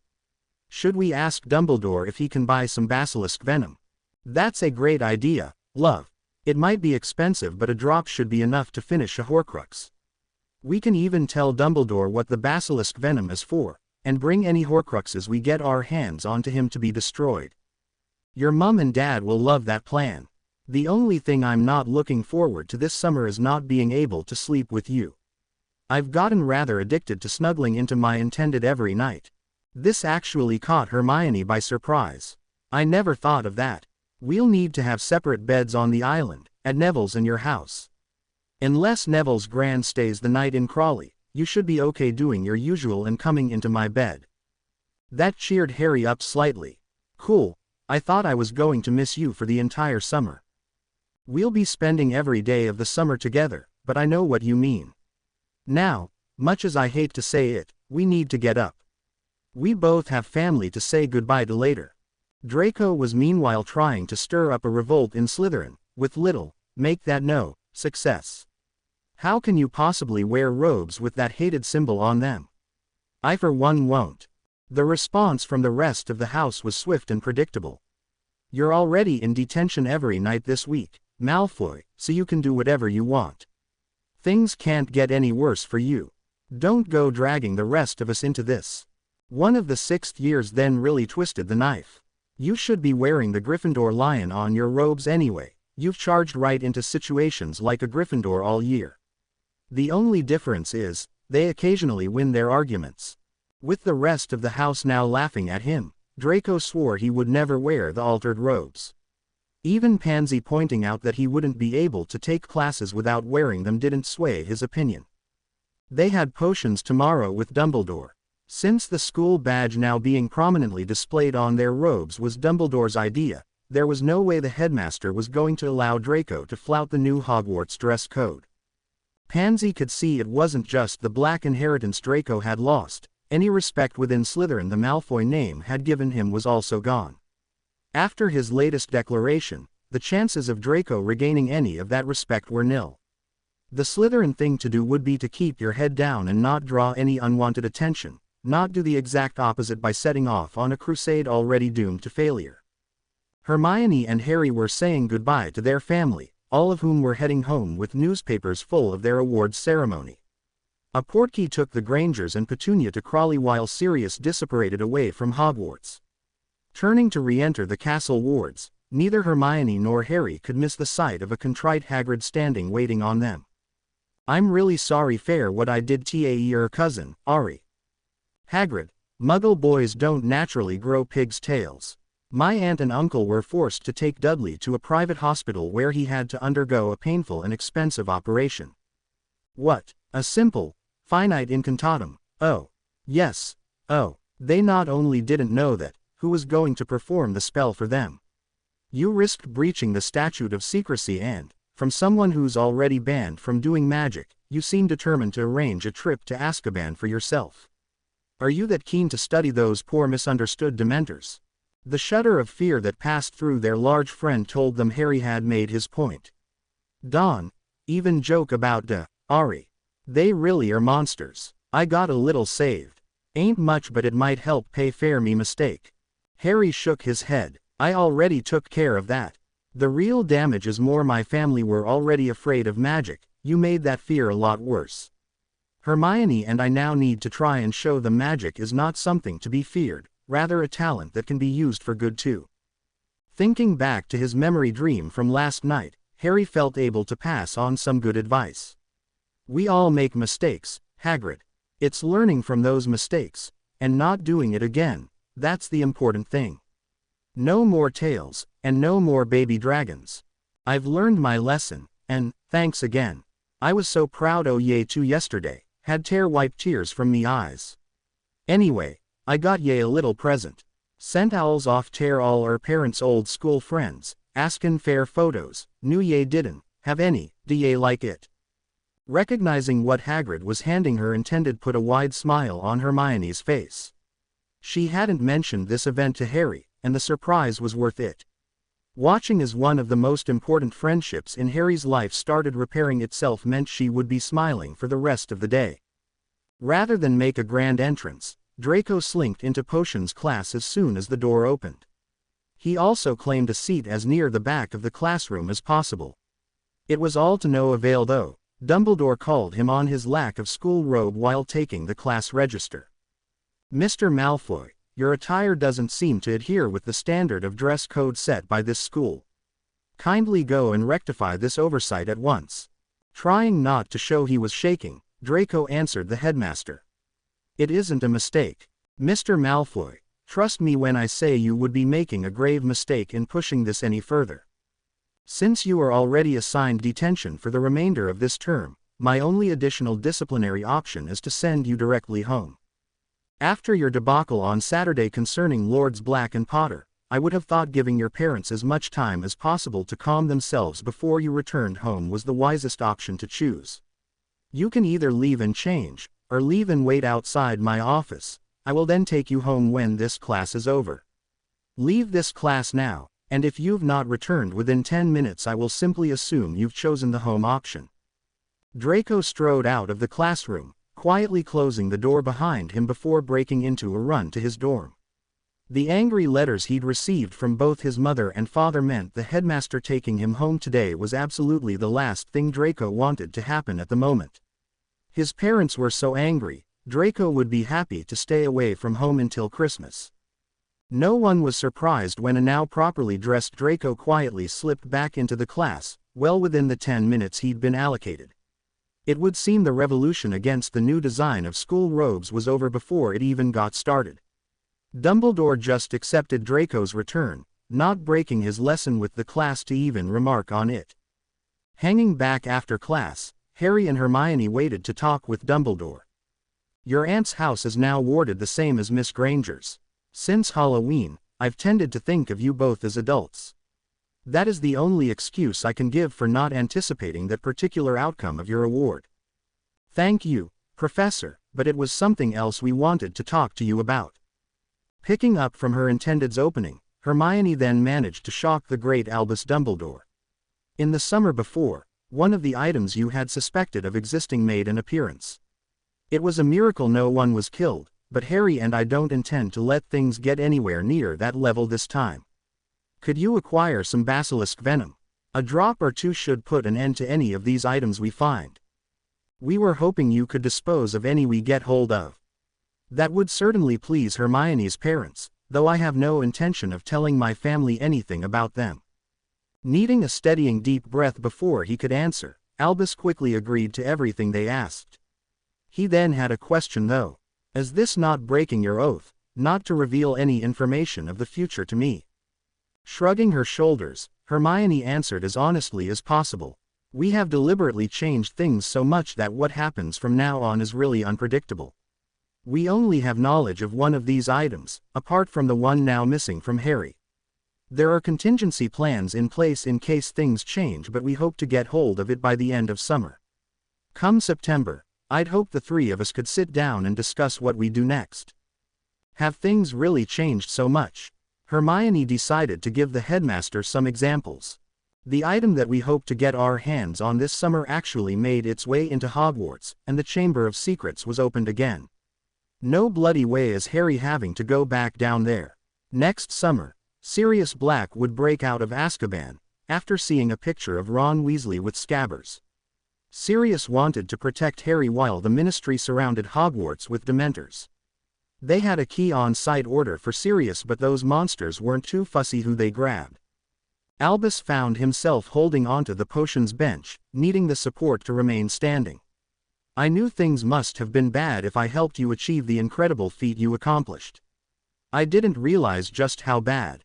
To be honest, sir, those were only the warm-up years. Things then got a lot worse. Oh Merlin, now perhaps you'll understand why we changed so much. Looking at how things eventually turned out, we really couldn't make things any worse than they had gotten." That his worst fears apparently hadn't come close to how bad things had become saw Albus reinforce his promise to help these two any way he could. "You both really deserve those medals you got presented with on Saturday. Just coming back deserves orders of Merlin. I have to believe that dreadful outcome you witnessed can be avoided." "So do we, sir. The new classes for first and second year will see Muggle studies having to be totally revamped. Hermione showed me the course and it's ludicrous. With what we heard being planned, next September we'll have students knowing more about the subject than the professor teaching it. Hermione and I will do our best to shape the future into one we all would like to see, but the magical community have to want these changes. If things start getting anywhere near as bad as they were last time, we had to promise Dan and Emma we would grab our families and run. If Magical Britain is determined to self-destruct, the three of us would be helpless to stop it." Taking a moment to center his thoughts, Albus nodded to confirm Harry's last point was sadly correct. "I really appreciate the trust you have shown me here today. Not only have you given me a glimpse of one possible future, but some idea of the timescale involved too. By working together, I can only hope we three can help build a future where Tom and his Death Eaters become nothing more than footnotes in the history of our country." That was something they could all hope for. After that rather intense conversation, sitting down to lunch at the Gryffindor table provided some light relief. Neville had asked Parvati to Sirius, Holiday Island. To say she was pleased would be a gross understatement. Neville though had taken Sirius' advice and invited Parvati's twin sister too. This way he wasn't spending a week on holiday with just his girlfriend. Padma would be there as a buffer, chaperone and anything else that stopped her twin sister expecting a ring like Hermione's before they were a lot older. When Susan Bones approached them, saying her aunt had accepted an invitation from Sirius too, Harry and Hermione were delighted. Both wondered what the relationship was between Sirius and Amelia. With Sirius being a wanted criminal the last time, and Amelia head of the department trying to catch him, Hermione had to confess no knowledge of the pair. This time, with Sirius a free man, things were clearly different. Harry remembered Hermione telling him Amelia had been murdered, leaving Susan to become Malfoy's plaything, until she hanged herself. He seemed to remember the Slytherins, led by Draco, had then moved their attentions onto the Potter twins. These were no longer just names and faces to Harry, rather people he knew who were becoming friends. When Susan asked if they thought Sirius would let her best friend, Hannah, accompany her on holiday, Harry quickly said he was sure his godfather wouldn't have a problem with that. He would write and ask, just to be sure. The smile Susan wore at hearing his opinion just convinced Harry of something he'd been thinking about. If things started to go pear-shaped in Britain, getting the Grangers and Dursleys out of Britain would no longer be enough. There was no way he could leave Sirius behind, nor could they sit somewhere safe and leave Neville in Britain to face what was coming. The list was growing though, so it was fortuitous that this summer they would discover just how big this island of Sirius was. Proposing this solution to Dan and Emma as a viable Plan B might ease their minds. Then again, the people involved in this struggle were becoming more than names to them too. Neville and Augusta Longbottom were already much more than names, with others sure to join that status over the summer. Come September, they would also begin teaching the first 2 years of students in Hogwarts. Like it or not, they and anyone else teaching those lessons would become the faces of Muggle Britain to the purebloods in the castle. If they could begin to change minds and attitudes in Hogwarts, then they had a chance. If not, then there was always Plan B. As Plan Bs go, the Black Island sounded pretty good. Sitting in the back of the Range Rover, Harry nervously clutched Hermione's hand.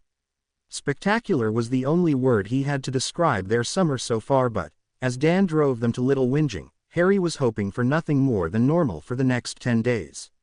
The problem though being he was the only person who understood what his version of normal was. A tanned Hermione kissed him on the cheek before snuggling into his side. She was his rock, and the only reason he had any hope they could pull the next 10 days off.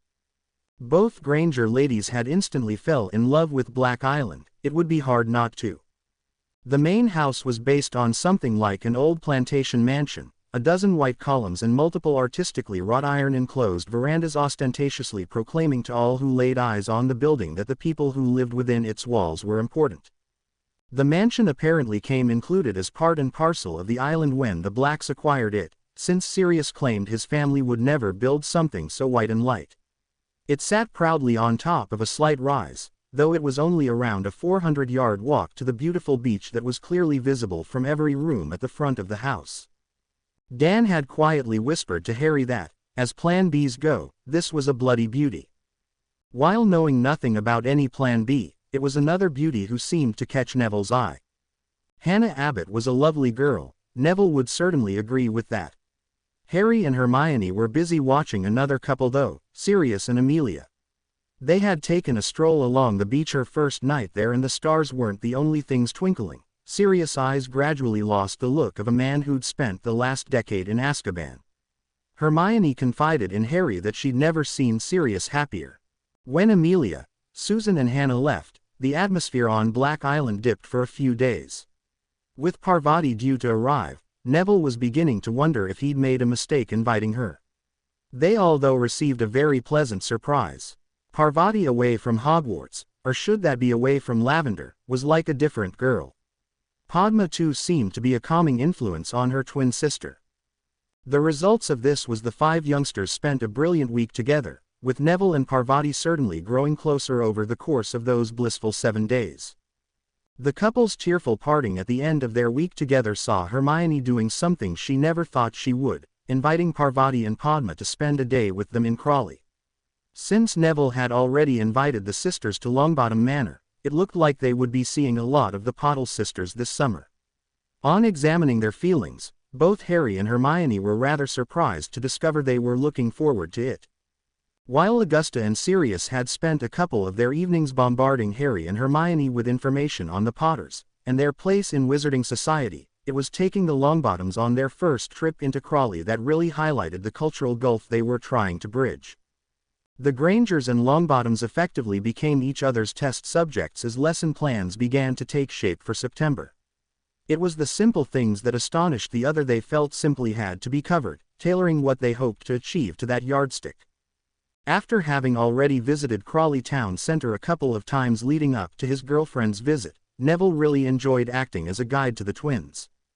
Hermione was left smiling as Neville was confidently explaining a few things he'd known absolutely nothing about a few days ago to the Pottles. Hermione also noticed a few people their age giving their group funny looks, though those looks were mainly in her direction. She knew these other kids of course, having grown up with them. That was the difference however, since Hermione had really grown up.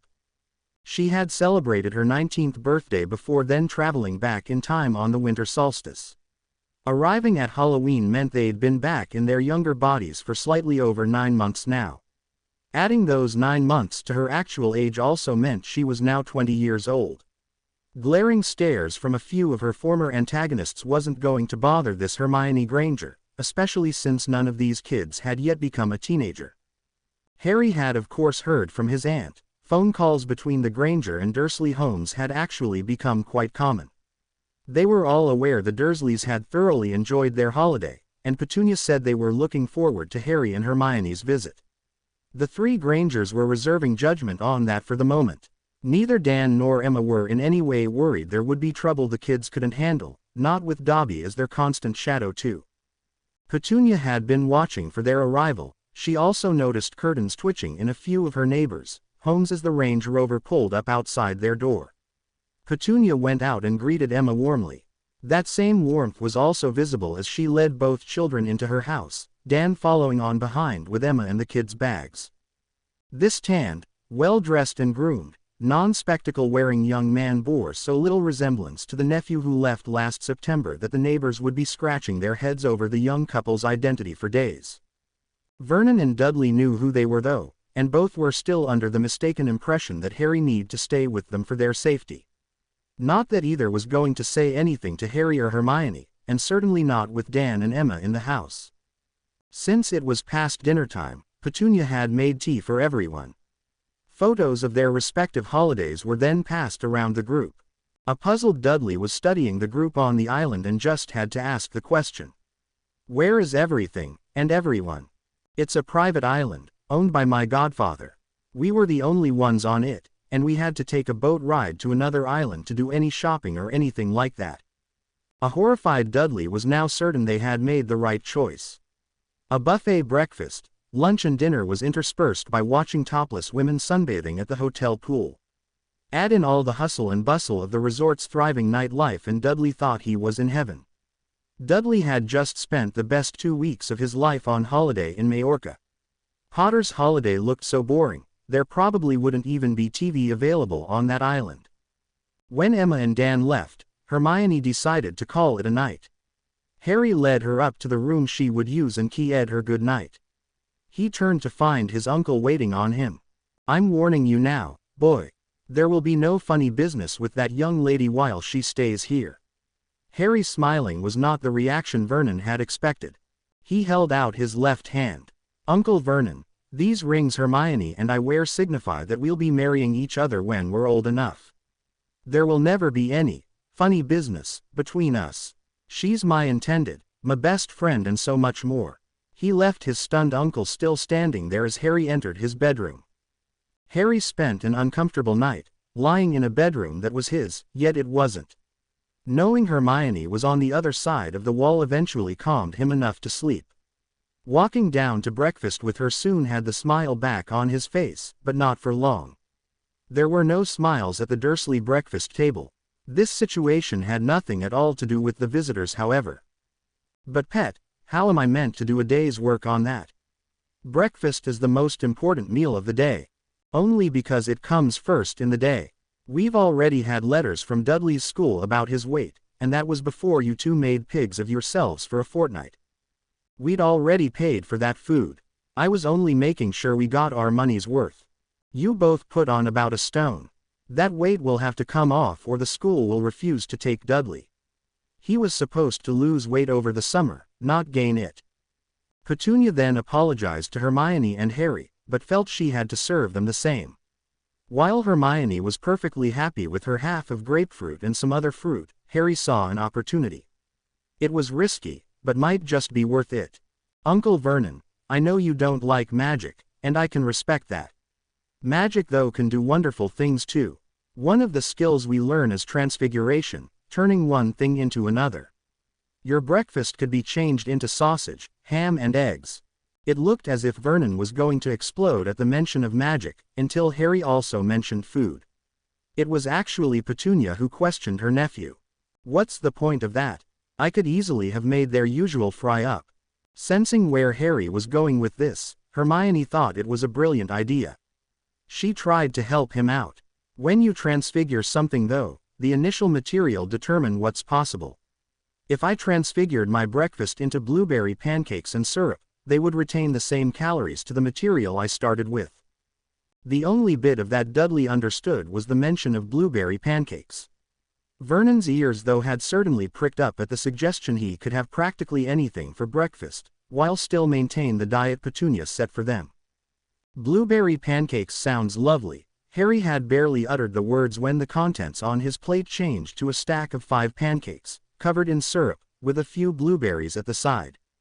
Dudley's eyes were nearly popping out of his head, not at the use of magic but rather the stack of pancakes, and that was before the delicious smell hit him.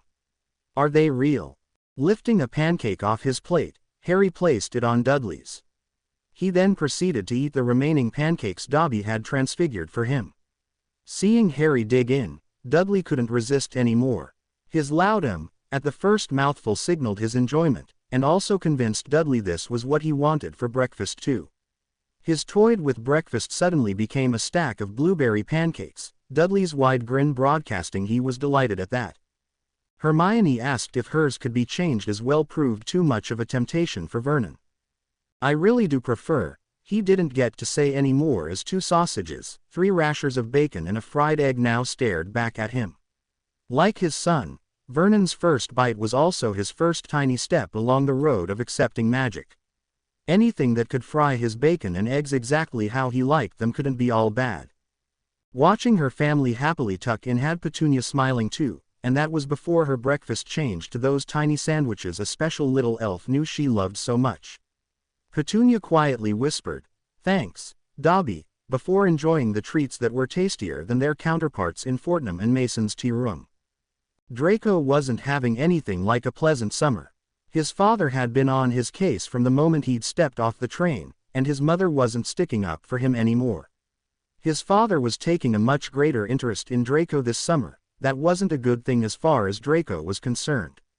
He'd been given books to read, spells to learn and was then tested on everything.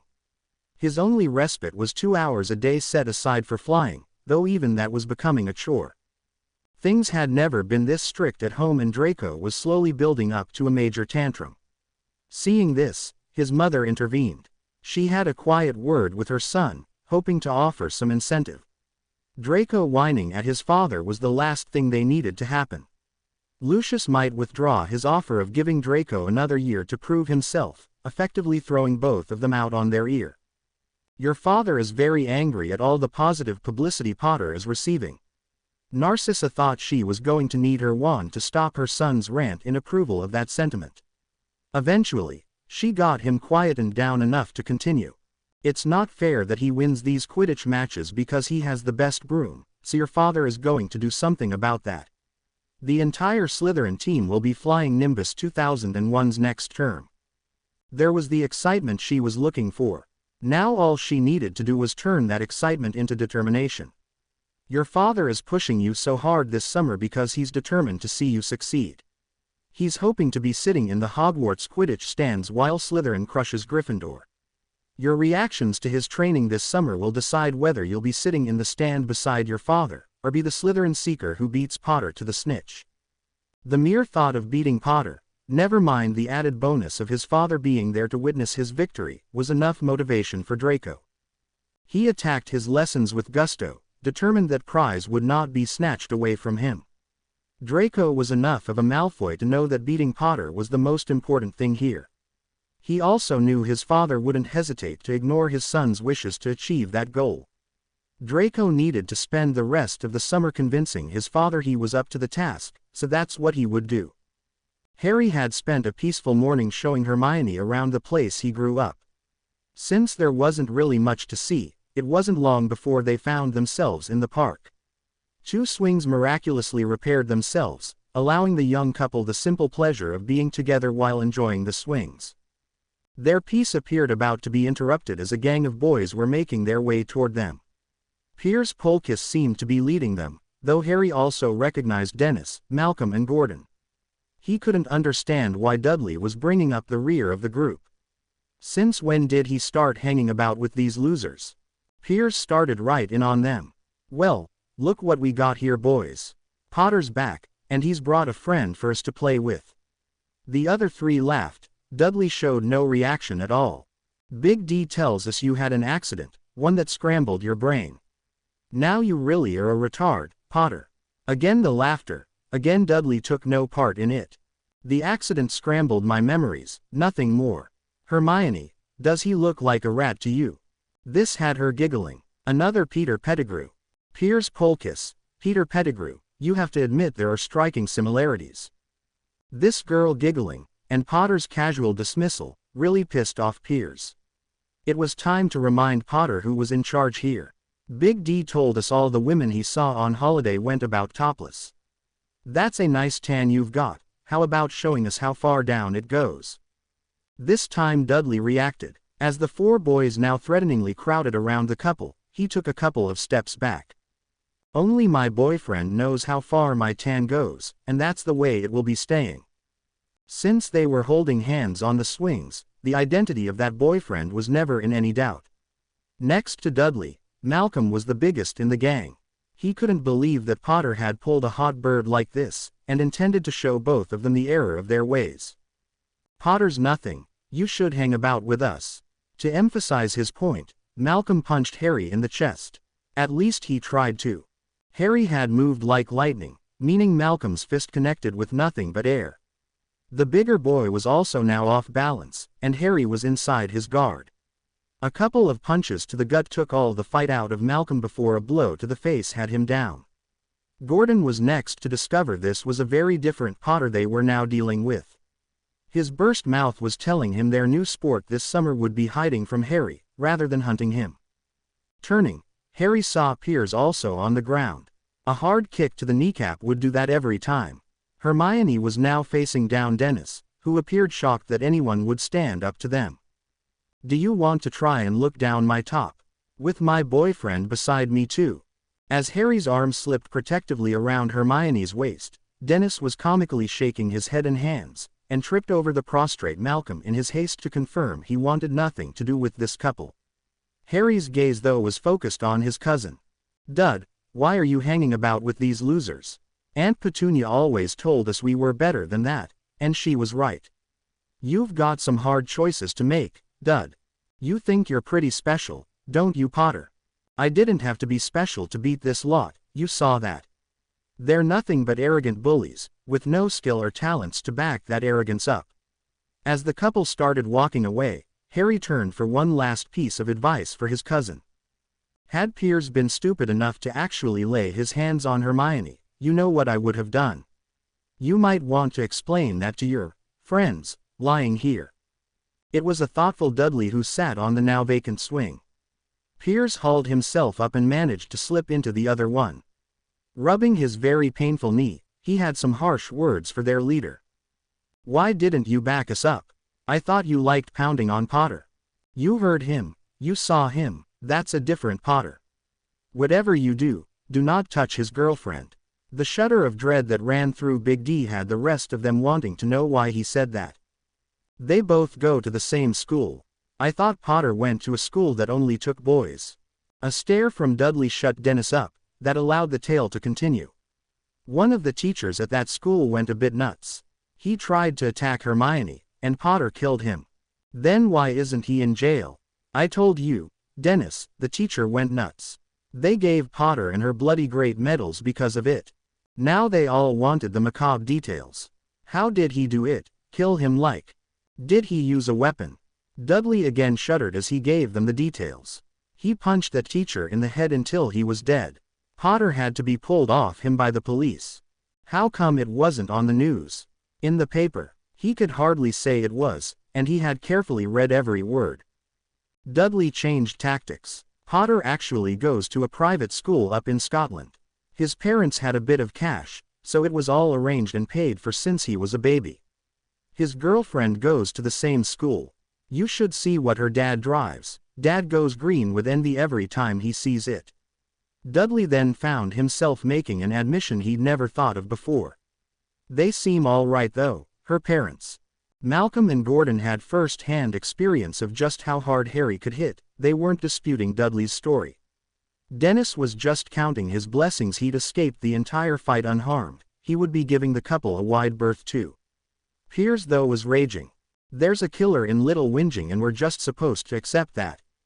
This saw Dudley just shrug his shoulders. Had you pulled Hermione's top to look at her tan, Potter would have destroyed you. Does anyone here think we would have been able to stop him? Gordon removed the bloody hanky from his mouth to speak. For a skinny runt, Potter sure can hit hard. He plays some weird Scottish sport at that school of his, makes him fast and strong. Mum says he's very good at it.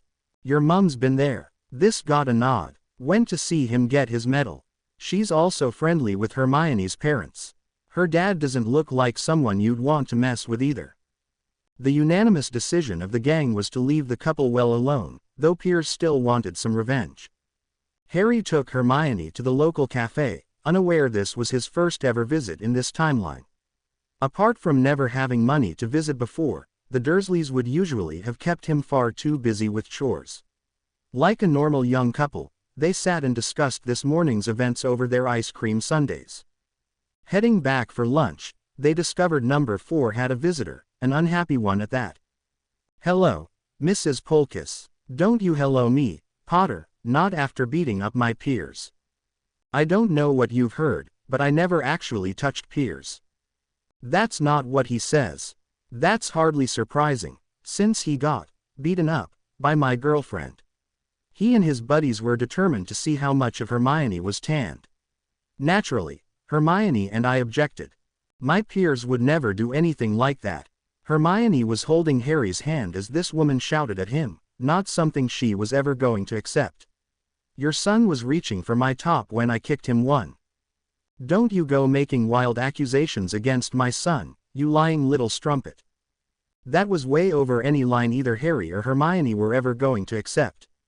Before they could react though, Petunia exploded. Don Polkiss, how dare you say that about Hermione? I know this girl, and have stayed with her fine family. If Hermione said that's what happened, then I absolutely believe her.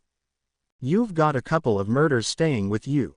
Indeed I do not. These two children responded to a situation at their private boarding school, saving the lives of 4 of their classmates.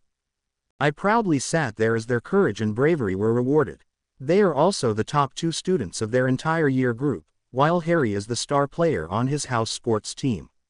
These are not the type of children who have to make up lies. Emma and Dan Granger certainly won't stand for anyone besmirching their daughter's name, and you certainly won't be doing it in my house. You told us the boy attended St. Brutus's secure center for incurably criminal boys. Realizing she would have to kill that story, and get something like the truth out there, Petunia told the truth to the one woman sure to have it all over the neighborhood before the sun went down. Harry and Hermione attend an exclusive private boarding school in Scotland. The entire thing was set up by his parents before they died. Harry has spent most of the summer staying with his friends from school and spending time with his godfather, Lord Black. Both look so tan because they spent over 3 weeks on Lord Black's private Caribbean island. The Dursleys were invited too, but we had already booked our holiday. Dawn was standing there open-mouthed, then her face hardened. I don't believe a word of that. Get out of my house. What? Get out of my house. You call Hermione vile names, then tell me I'm a liar. Get out, before I throw you out. Keep your son away from my door too. Like you, he's not welcome here. A very miffed Don Polkiss stormed out the house, with Petunia slamming the door behind her. She then turned to the young couple, clearly worried. "I need to ask you something, and want you to be honest with me. Was Dudley involved in this?" It was Harry who exploded this time. "Aunt Petunia, you know Dudley would never be involved in something like this." The relief on Petunia's face was unmistakable, as was the smile she now wore. "Thank you for that. You have no idea how much hearing that means to me. I also enjoyed throwing that bitch out. How dare she say that about our Hermione? I'll go and put the kettle on." Knowing that Harry's stout defense of Dudley was based on his altered memories, Hermione was at a loss to explain his wide smile. "That's the Aunt Petunia I remember. It actually felt a little like déjà vu because I remember her flinging Pier's mum out once before." That made sense to Hermione. The memory alterations carried out on the Dursleys totally changed their attitude to Harry. That would have led to situations similar to what they'd just witnessed, where people couldn't understand the sudden polar change in the Dursley family's attitude to their fourth member. Ron Weasley understood polar changes in attitude. Ever since Halloween last year, his life seemed to be full of them. His best friend suddenly didn't know him. When that best friend was the famous boy who lived, that was really hard to take. He'd gained the respect of his fellow first years, only for the entire house, make that school, to turn against him over the censure fiasco. Ron knew only something spectacular could see him recover from that, and he'd almost pulled it off too. Choosing to forget the fear induced by seeing Quirrell with a Dark Lord growing out the back of his head, Ron concentrated on the memory of telling the truth. He loudly proclaimed to Dumbledore that Potter was second to solve the tasks. He, Ron Weasley, had gotten there first. Ron didn't really remember much after that, except waking up in St. Mungo's. His family seemed really pleased to see him, and Ron loved all the attention. Again that underwent a polar shift the instant he got home. His mother and father shouting at him, while Ginny now wouldn't speak to him. The prophet full of Potter and Granger being awarded Orders of Merlin, first class, almost put him off his food. Things didn't improve when Hogwarts let out either. His brothers may be home from school but, for all the attention they paid to Ron, it didn't really matter. Percy blamed him for losing that precious prefect badge, and any chance at being head boy. Conveniently ignoring his own involvement in that fiasco appeared to be a trait he shared with Ron. The twins were good friends of Harry's and wouldn't hear a word said against Potter or Granger. Only a complete idiot would upset the Weasley twins, especially if they had to live in the same house as Fred and George. Ron was left facing his latest polar shift. He had dreamed of being the Gryffindor hero, but a visiting Dumbledore and McGonagall had destroyed those dreams. With his academic results now all in, the pair delivered a double blow. Not only would Ron have to repeat first year, he would face being resorted as well. He now faced the choice of returning to Hogwarts, resorted and repeating first year, or being homeschooled. As much as Ron hated the first option, being a first-year Hufflepuff might be preferable to being homeschooled by his mother. His parents had been on his case from the moment he'd returned from St. Mungo's. At least he would escape that at Hogwarts. Using intelligence that had stayed hidden for most of the last year, Ron was working on a strategy. Returning to Hogwarts would see him become the talk of the school, right up until something happened to refocus their attention somewhere else. Worst case scenario, he would need to put up with the whispering, pointing and perhaps even insults until the first Quidditch match. After that, he would be last week's news and ignored. Staying at home though meant his mother would be on his case each and every day. With his father home every night to reinforce those lessons, Ron's thoughts were leaning toward Hogwarts.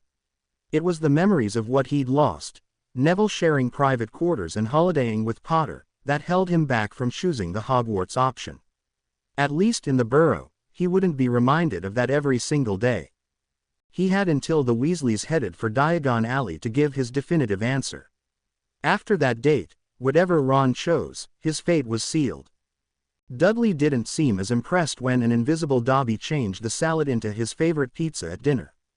Nor was he really paying attention to his mother's spirited telling of how she chucked Mrs. Polkiss out of their house. While his father hung on her every word, Dudley had a different question for Harry. "How did you do that today? You made it look easy too. You've seen the golden snitch I gave Aunt Petunia."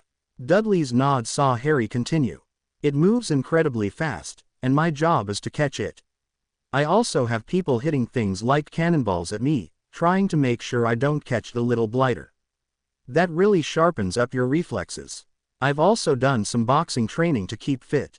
His uncle's ears picked up at that. Boxing, a noble sport. In my day, Smeltings had an excellent boxing program. They still do, Dad. Remembering her conversations with Harry about Dudley, Hermione, though they'd just been presented with a golden opportunity.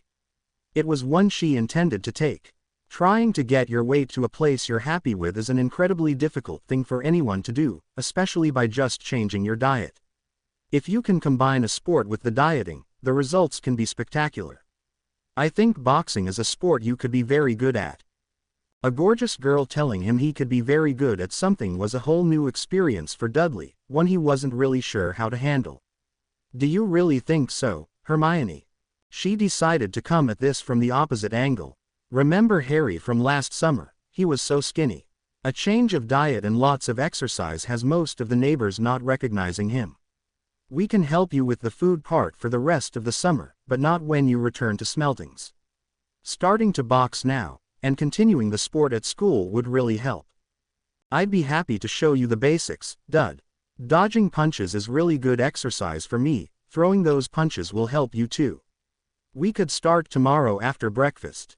Sitting in the park has kinda lost its appeal. You'd do that for me. Stand there and let me punch you. This had Harry smiling.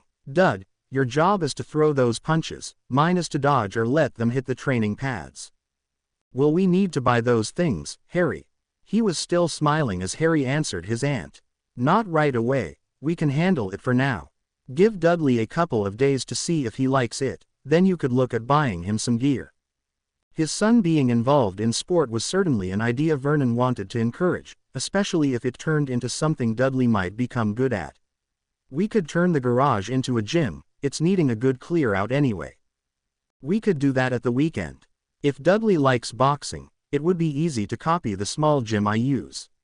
Only Hermione knew the gym Harry was talking about was the Dursleys' converted garage from the other timeline. As the excitement over this idea grew, it became an enjoyable dinner at Privet Drive. Not once was it mentioned they were eating food altered by magic, or that they would be using magic to achieve a lot of what they were talking about. This was amazing progress from the family she'd first met at Christmas. Watching as Harry's smile just got wider and wider, Hermione thought his Christmas had come early this year. It was then Hermione had her epiphany. She'd figured Harry's uncle would be the hardest nut to crack but clearly had not considered something very important when reaching that conclusion. Vernon Dursley knew nothing about magic, or magical society, except what he'd heard from his wife. His attitudes were all centered around Petunia's hatred of magic, and those who had it. With Petunia's attitudes on magic changed, along with magic changing his food, Vernon was a lot more accepting of the situation than she'd ever thought possible. If they could help Dudley to lose some weight, and get him involved in sport, Hermione could see Vernon's objections to magic, and Harry, slowly disappearing. It was with a sense of excitement she glanced at her still smiling intended. They might actually be able to pull this off.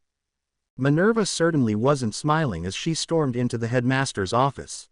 Slapping a letter onto his desk, Albus didn't get time to read it before his deputy revealed the contents to him, and also the reason for her not inconsiderable anger. Albus, we can't allow this. Words actually fail me. This selfish charlatan has placed 7 of his own books on the required textbook list.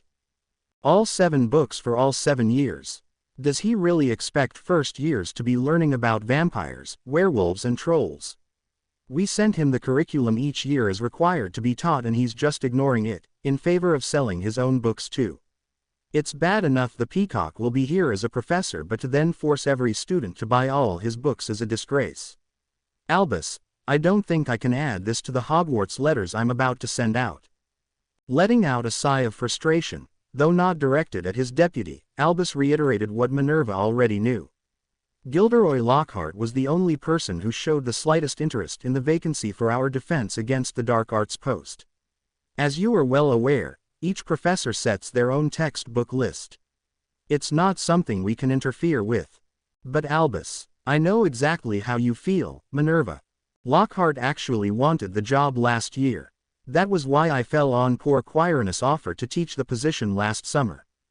We both know how that turned out, and this year I'm all out of options. Whether this is Gilderoy's way of getting back at me for the perceived snub from last year, or his motives are purely financial, doesn't really matter. If I start interfering in the choice of textbooks for particular subjects, I would effectively be declaring I know better than the professor teaching the subject. That position would be untenable as headmaster, and for the professor involved too. Even if, in this case, it's the truth. Minerva, I suspect our Miss Granger would be a more effective teacher of this subject than Gilderoy Lockhart. Unfortunately, I'm not at liberty to offer her the position. Due to Sirius' release from Azkaban, I was hoping a certain friend of his might make an appearance before now. Alas, even if Remus were to turn up, Gilderoy has now signed the contract. Hogwarts must have a defense professor, but news of the position being cursed has robbed us of all of the people who would be good at the job.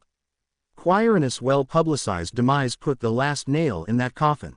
I can only assume that Gilderoy doesn't read the newspapers. More like he just brushes past those stories that don't feature a picture of him in them. Would you really have given Remus Lupin the job? We both know Remus would be an excellent professor, and that Hogwarts already has a proven method in place to deal with his medical condition. With any luck he'll turn up soon. Then we'll have a replacement for when Gilderoy leaves. You know he'll be attracted to Mr. Potter's fame, and you also know how both he and Miss Granger will react to that. Sparks will fly there. The smile on Dumbledore's lips stopped Minerva's rant. Albus knew the young couple better than anyone else in Hogwarts. She hoped that smile was in anticipation of the castle's now famous couple running Lockhart out of Hogwarts. Minerva well remembered the hard time the couple had given Augusta, and she was a very good teacher that Harry and Hermione liked. They would eat Lockhart for breakfast, especially if Gilderoy tried to latch onto the boy who lived. She still hated the prospect of all the extra books this gaudy ass would sell, but consoled herself with the thought it may not be nearly as many as he hoped. If a parent had already bought any of Gilderoy's books, Minerva was sure those would be the copies heading off to Hogwarts with their children. After all, it wasn't like these novels would be kept in the house's reference books. Dudley felt foolish. He was in their back garden, wearing t-shirt and shorts. What was making him feel foolish though was the protective headgear and rather large boxing gloves he was sporting. That, and whatever he tried to punch wasn't there by the time his glove arrived. His cousin moved like Quicksilver, and was just as elusive. Smacking into one of the pads Harry was wearing on his hands felt good though, as did the words of encouragement coming from Harry and Hermione. Petunia arrived with some iced glasses of Diet Cola for all three of them, allowing Dudley to towel off before drinking it through the provided straw. Trying to pick up a tumbler while wearing boxing gloves was not an easy task. I though you said I could be good at this. I've hardly laid a punch on you. When boxing, you fight in weight divisions. You and I would certainly be in different ones, Dud. That means you wouldn't normally fight anyone that moves as fast as me, which will help you improve your hand speed.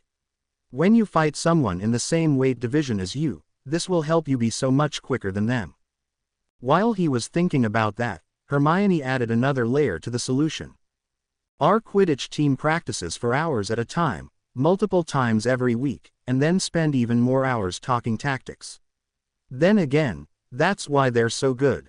One thing Harry insisted on though was that they had fun while doing it. You've just started training, so the most important thing is whether you enjoy it or not. It takes a lot of work to get good at anything. It's a whole lot easier to do that work however if it's something you like doing. How could flying on a broom not be fun? Do you think I could come to your school and watch a match? Dud, you come to Hogwarts, I'll take you flying on my broom. Deal. Harry held up his pad and Dudley punched it, sealing the deal between the two grinning boys. Hermione hugged her grinning intended while Petunia had her arms round her son. Both boys were then keen to return to their practicing. Dudley didn't know just how much weight a broom could carry but was determined now to lose as much of his as possible. This was a once-in-a-lifetime opportunity, one he was determined to grasp. Sitting there and the broom not rising off the ground because he was too heavy was a potential nightmare Dudley was determined to avoid. Sirius was sitting across from a worried lady in this classy restaurant and realized he had to take some action here. Reaching out, he took her trembling hand and gently caressed it. "Amy, whatever happens tonight, I promise you we will leave this table, at the very least, still the best of friends." "I don't see how, Sirius. I know what you really want to happen, I just can't understand why. Years ago, I made a conscious decision to focus on my career. To be honest, there wasn't a line of suitors desperately trying to get me to change my mind about that. Well, they were all blind and stupid. I remember a young trainee auror, following me around like a lost puppy. I was lost, until I met you. You believed in me, encouraged me. I most certainly did not. I was the epitome of professionalism in my dealings with a junior auror. So, how many other junior aurors have you held when they broke down after killing their first wizard? James had Lily to do the same for him. I don't know if I would have survived without your strength and compassion." A blushing Amelia admitting to Sirius he was the first, and only, certainly encouraged his pursuit. "First you told me it was normal for trainee aurors to have crushes on their trainers. Somehow I can't see that happening in Mad Eye's class." Hearing her laugh at that slight joke saw Sirius push on. "Then, after I qualified, you told me romance between junior and senior aurors couldn't happen. I respected that reasoning, knowing of course how much your career meant to you. Only the fact we were fighting a war stopped me resigning from the Auror Corps there and then. I knew you needed every wand you could get, so I stayed. I stayed for you, Amy, nothing else, and only my godson going into hiding saw me leave." She tried to say something but Sirius was on a roll, he needed to get this out there. "I never intended to be away for so long, not seeing you for over a decade was never part of any plans I had. When you walked into my cell that morning, I thought you were an angel. After spending a decade with Dementors for company, Mad Eye walking in that door would have looked like an angel to you. I just can't see Mad Eye with wings and a harp, can you? I also know you could have sent anyone to collect me from Azkaban, but you came in person." She couldn't look at Sirius while answering. "To me, seeing Pettigrew's name on Harry's map was as big a shock as discovering Voldemort was still alive. I can't deny I have feelings for you, Sirius. I'm just not sure what those feelings are. Staring at that map I knew at once you were innocent, and those feelings I buried away all those years ago came rushing back. I couldn't let anyone else come to get you, and finally take you away from that place. Amy, the one thing I learned in Azkaban is that life is at best fickle. We shouldn't put off to tomorrow what can be done today because, sometimes tomorrow is too late. I don't want us to be too late, so I'm going to put my feelings on the table for you to pick over." Taking a steadying breath, Sirius opened his heart. "When I was younger, I wasn't a very good person. I rejected my family because they were dark, without rejecting most of the traits that they embraced. I was arrogant, conceited, a cocky bully who really was a black in every way except for being dark. The dalliances I had with witches were nothing more than boosts for my shallow ego. Then I met you. Sirius I. Please, Amy, let me say what I need to. While you were impervious to my charm and cheesy lines, we formed a connection that neither of us can deny exists. Your job was to take raw recruits and turn them into aurors. With me, you took an arrogant git and turned him into a man, only not in the carnal sense. My biggest regret that Halloween was that I didn't go to you. The war was effectively over, we could finally have been together, and then raised Harry and Susan as our children." There were tears running down this strong witch's cheeks as Sirius now had both her hands held in his. "I cost both of us that future and paid for it, I certainly paid for it. I understand you always had a problem about the age difference between us, Amy. Trust me on this though, Azkaban ages a person, it certainly aged me. We've now had some time to get to know one another again, you must be able to see that." Nodding, Amelia gave her reasoning. "Before your stay in Azkaban, that version of Sirius Black would have been bored stiff on Black Island within a day or so. I watched to mature you grow more and more contented the longer you stayed. I had a lot to be contented about. The most important people in the world to me were on that island. My godson has none of the flaws his father and godfather suffered from, though he certainly has inherited Lily's temper. As for his intended, What's not to love about that girl? There's no question she loves my godson, and he her.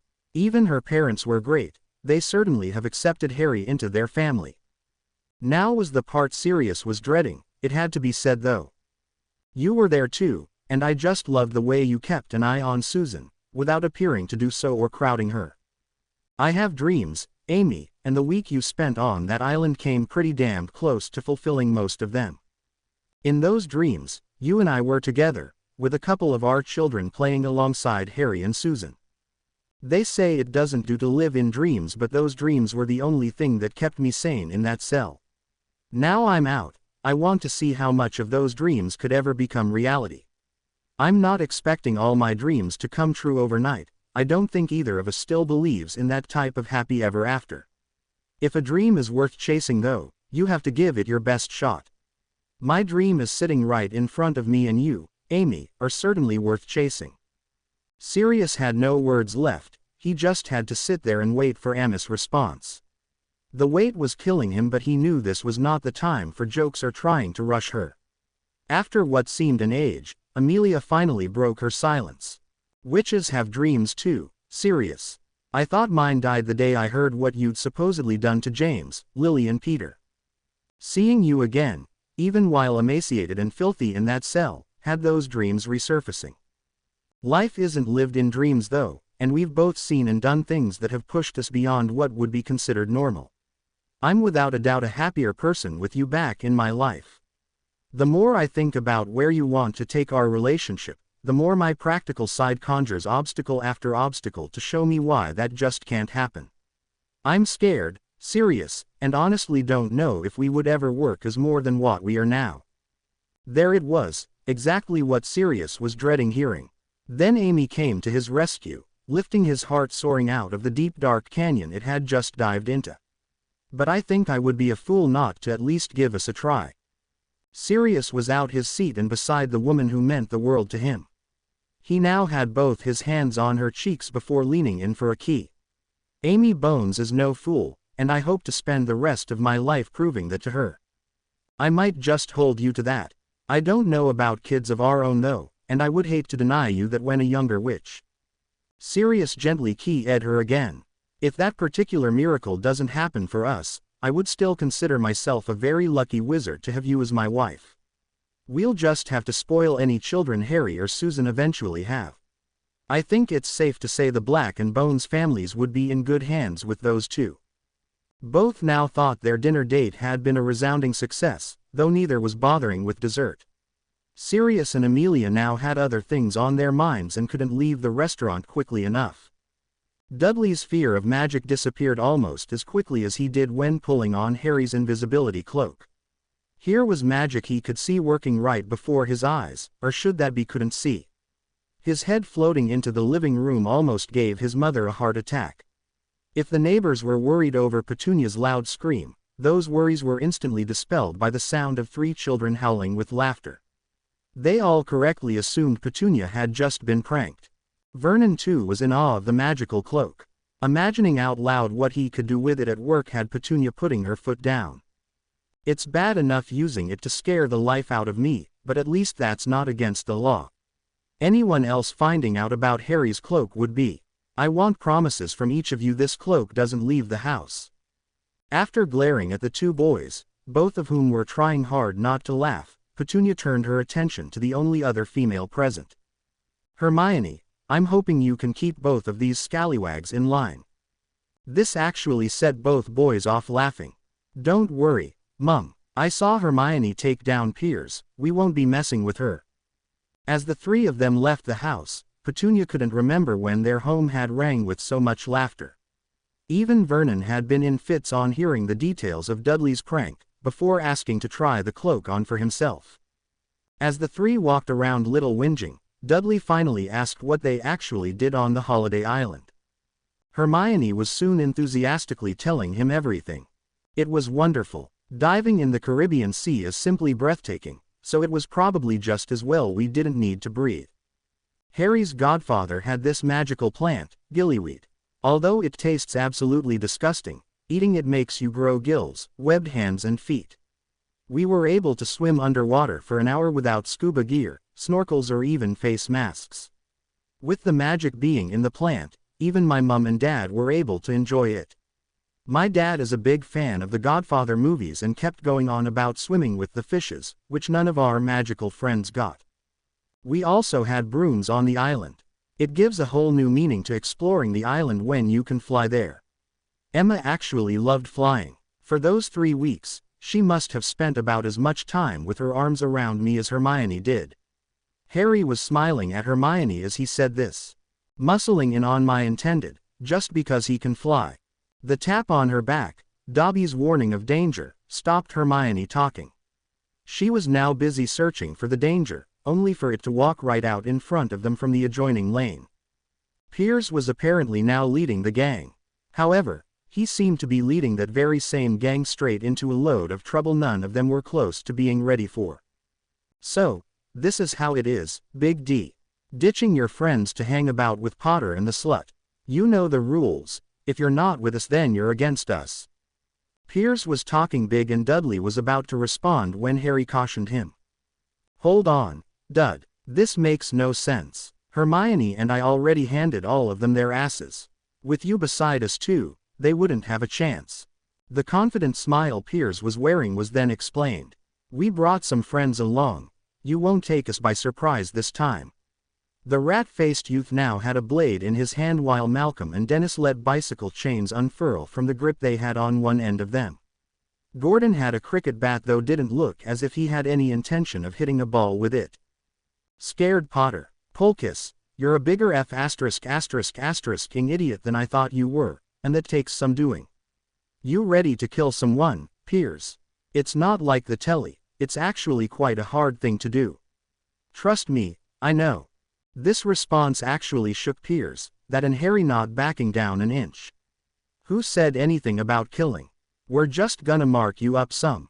Show everyone what happens if they mess with us. Here's the thing though, Piers. You come anywhere near Hermione with that blade and you'll need to kill. It will be the only thing that stops me tearing you to pieces. What about you guys? Are you ready to let Piers make that kind of decision for you? Once done, it can never be taken back. The next move is yours to make, choose carefully. Harry's green eyes were boring into them, with Malcolm being the first to crack. His bicycle chain hit the pavement while he carefully backed away. The other two almost instantly repeated his actions, loosing their weapons, leaving Piers standing there with only a penknife for company. 3 against 1, are those the odds you like, Potter? Piers was desperately trying to save some face here. Harry however wasn't even going to allow him that much. Hermione's already proven she can take you on her own, Piers. That piece of cheap shit you're holding in your hand wouldn't change the outcome this time either. Drop the knife and you can walk away, otherwise I'll be taking it off you. If you force me to do that, I won't be gentle about it. Harry then slowly and deliberately began closing the distance between them. Now's the time, Polkus. Are you going to make the worst decision of your life, or are you going to drop that knife? The clatter of the knife hitting the pavement happened just as Harry reached Piers. There may be hope for you yet, Piers. Now, off. He may have managed not to run away but Piers' fast walk was fooling no one. Dudley was staring at his cousin as if seeing him for the first time. You faced the 4 of them down, and they were tooled too. Wrapping Harry in a hug, Hermione let Dudley in on their secret. Ratface only thought he was standing there with friends. Harry and I always have our best friend watching our backs. Dobby, please show Dudley what you can do. The knife, bat and both bicycle chains turned into very fine sand. A slight breeze then began to blow that sand away. Dud, Hermione and I knew you and Uncle Vernon weren't too comfortable around magic. We've been gradually letting you see magic is not a bad thing, it can do good too. There is also a dark side however, and it's far more frightening than those 4 plonkers imagined they were. There's a real battle looming in the next few years, with Hermione and I being unintentionally thrust right into the center of it. We're doing our best to change things for the better but we also know it could go either way. If Dobby ever comes to you and says it's time to leave, don't hesitate. You can trust him with your life, we certainly do with ours. We'll introduce you when we go back, your mum already knows Dobby. He's the one who changes your meals, and will still do so once we leave. It was a thoughtful Dudley who walked beside the couple as they made their way back to Privet Drive. Since his mother started meeting with Emma Granger in London for tea, both he and his dad began to notice the changes in her. Those changes got a lot more pronounced after her first visit to Hogwarts, and had continued down that same path ever since. It was his own behavior that had Dudley troubled. Even just a week ago, he would have been leading Piers and the boys against the people who dared stand up to them. Having now witnessed that behavior from the other side of the argument, Dudley could only feel shame at the actions of his friends, or was that former friends? This was only one of the things he was now going to have to make a decision on. Taking a glance at Harry, with Hermione on his arm, let Dudley see what was possible. She'd stood ready beside Harry to take on all four of them, weapons and all. Thinking back to her taking out Piers, Dudley remembered she was also presented with the same bravery medal as Harry, for standing right beside him that day too. It was Harry though that had Dudley struggling to believe the changes in his cousin. The Harry who stood there ready to fight all four of them bore no resemblance whatsoever to the skinny runt they'd chased all over the estate last summer. He'd hit little whinging last week like Clint Eastwood in a spaghetti western, only without the chewed cigar, tatty poncho and well-worn six-shooter. Here walking beside him was living proof of exactly what could be achieved by hard work. Harry also claimed that having the right group of friends played a big part in those changes too. He never said having Hermione by his side played the biggest part in those changes. Harry didn't need to. Just seeing both of them together announced that to whoever cared to look. The image of Harry facing down Piers was stuck in Dudley's mind, and seemed to be telling him his decisions would determine what side of the equation he would come down on. Since Piers almost shit himself in fear, while Harry now had Hermione on his arm, Dudley didn't need to tax too many of his brain cells to reach his decision. He wanted to be more like Harry, and maybe one day have a gorgeous girl like Hermione on his arm too. He would talk to his mum about buying him the proper boxing kit, rather than using the stuff magic provided. Dudley would also be having a chat with his father about the offer of turning their garage into a gym. Having his own gym actually sounded kinda cool. It was certainly something his mother would be slipping into her conversations with the neighbors. As a bonus, it might even get the school nurse off his back. That alone might be worth all the effort, with all other benefits counting as a bonus. Lucius took a sip of his rare and expensive port before setting the crystal goblet down on his desk. He opened a hidden drawer of the same desk, removing a small portrait and standing the gilded frame on the polished desktop. He took another sip of his port, knowing the subject in the frame would pretend to be sleeping for at least the next 5 minutes. Lucius savored his favorite tipple to pleasantly pass the time away. His father hated being locked in that silenced drawer, with no idea what was going on in the world around him. Abraxas was bound to obey the head of the Malfoy family's wishes though. This was merely a show of passive resistance, making his son wait. Having long ago worked out what his father's portrait was up to, Lucius simply now ignored the painting until the subject awoke. With the portrait constantly desperate for information, it was a little game Lucius always won. Since Lucius trusted no one with the knowledge of what he was planning, his father's portrait became his sounding board for bouncing those more sensitive ideas off. Blinking the supposed sleep out his eyes, Abraxas asked a question he was desperate to know the answer to. "Have you decided what to do with the diary?" "Yes. I wasn't questioning your judgment last we spoke, he's your son after all.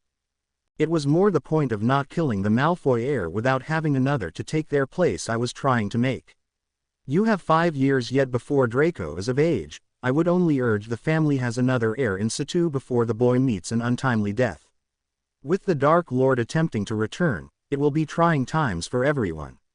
Killing Draco without another heir would leave the family vulnerable. Should anything then happen to you, you would probably never leave that drawer again. I know you're concerned about the continuation of our line, but that wasn't what influenced my decision not to slip the diary to Draco. When this entire thing kicks off, why have the Malfoy name being mentioned at all? Something that would be unavoidable if Draco was involved. A wise decision. So, the mudblood then. I can't help wondering however, will anyone really care what happens to a mudblood? They will if she's Potter's intended, and already an Order of Merlin, first class, holder. Abraxas Malfoy was a hard wizard to shock, in life and now as a portrait. That statement easily managed this difficult task however. They really gave a mudblood one of those. Things are certainly changing, and not for the better. So, targeting her would be a good choice. Having another sip of port, Lucius was enjoying teasing his father. She would be an excellent choice, except for one thing. No one really disputes Potter banished the Dark Lord whilst still a baby. There are claims that he repeated this feat at the end of the Hogwarts school year, in front of Dumbledore, Bones and a half a dozen Aurors too. My contacts at the Ministry might be reduced in number but they're loyal to my gold. All are telling me the same story, Potter really did achieve this feat. Taking that into account, do you think it would be wise to antagonize someone who has now defeated the Dark Lord twice? Lucius had no intention of mentioning the message Potter sent them in the middle of the night, in their own bed too. No, Potter would be getting left well alone. The portrait took a moment to think about what it had heard before Abraxas' image nodded its head in agreement. Another wise decision. If the Potter brat can ever finish the job properly, it would remove a large burden from the Malfoy family. Should the Dark Lord ever return, the people who escaped punishment by decrying and disowning him would surely face his wrath. He would also have demands that would tax even our family's wealth. Especially now the head of the Black family has expelled both Sissy and Draco. For Abraxas Malfoy to be shocked twice in the space of 5 minutes was a major achievement. Unfortunately, it was not one his son could derive any pleasure from. What? I thought Sissy was smarter than that. She is, her son isn't. I was forced to write formal letters of apology to both Lords Black and Potter. I hope your wand made the little shit pay for that affront on House Malfoy. My original intention was to give him the diary before he headed back to Hogwarts. That would unleash murder and mayhem inside the castle, and see the demise of Draco. With no Black heritage, and then no heir, Sissy could be easily discarded while a more suitable witch joined the Malfoy family, and provide her new husband with an heir. Only a complete lack of faith in Draco being capable of dying without somehow implicating my part in his death changed my mind. There would have been a certain irony about playing the grieving father, while looking around for a new wife. And what of Draco? He has a year to either prove himself worthy of the Malfoy name, or both he and his mother will be disowned. Either way, I win. At the rate changes are being forced on our way of life, we could be facing a different world by this time next year. What can we do about these changes? Weasley is pushing a pro-Muggle agenda through the Wizengamot. With the Potter-Granger situation all over the newspapers, Weasley just might succeed. If his daughter causing havoc at Hogwarts isn't enough to discredit Weasley, her eventual death will break him. He seems uncommonly fond of his children, all 7 of them. Both father and son shuddered at the thought of so many children. While they continued their conversation deep into the evening, neither wizard nor portrait noticed the elf who was listening to every word. Darla would have plenty to tell Dobby when he visited her later tonight. Dobby made himself visible to the 3 youngsters and Petunia after Vernon had left for work. Dudley was now well acquainted with the little elf. His appearance though set Hermione off with her quick-fire questions. What's the matter, Dobby? Are Mum and Dad okay? Did the Malfoy situation change? Being well used to Hermione by now, Dobby was aware only having those questions answered would see her calm down. Emma and Dan have already left for work, both were fine. Malfoy has chosen the path you thought he would, but that's not why Dobby is here. These came this morning, Sirius sent them to your home. Taking the offered envelope from Dobby, Hermione was soon emitting a squeal of delight. This is an invitation to Sirius' engagement party. He asked Amelia to marry him. She obviously said yes. While Harry was delighted for his godfather, he really liked Amelia too. It was the other envelope still in Dobby's hand that was the focus of his attention. When Dobby handed the envelope to his Aunt Petunia, his hopes and fears were confirmed. A gobsmacked Petunia opened the envelope to discover that the Dursleys were invited to Lord Black's engagement party too. Hermione was reading the short letter that had been included in the invitation addressed to her and Harry. She was able to alleviate some of the fears she saw expressed in Petunia and Harry's expressions. Sirius says this isn't going to be a large or lavish party, more a gathering of friends to celebrate this happy news. Looking at the names mentioned here, it will only be a few of Amelia's friends from the ministry that we won't have met before. It will be formal though, and leads us to the question of whether you think Vernon is ready for this step. Hermione smiled in Dudley's direction as she said this, indicating she was already sure he would be fine with it. Dudley though was concentrating on something that had been said earlier. You mentioned this Malfoy was one of the worst bad guys, right?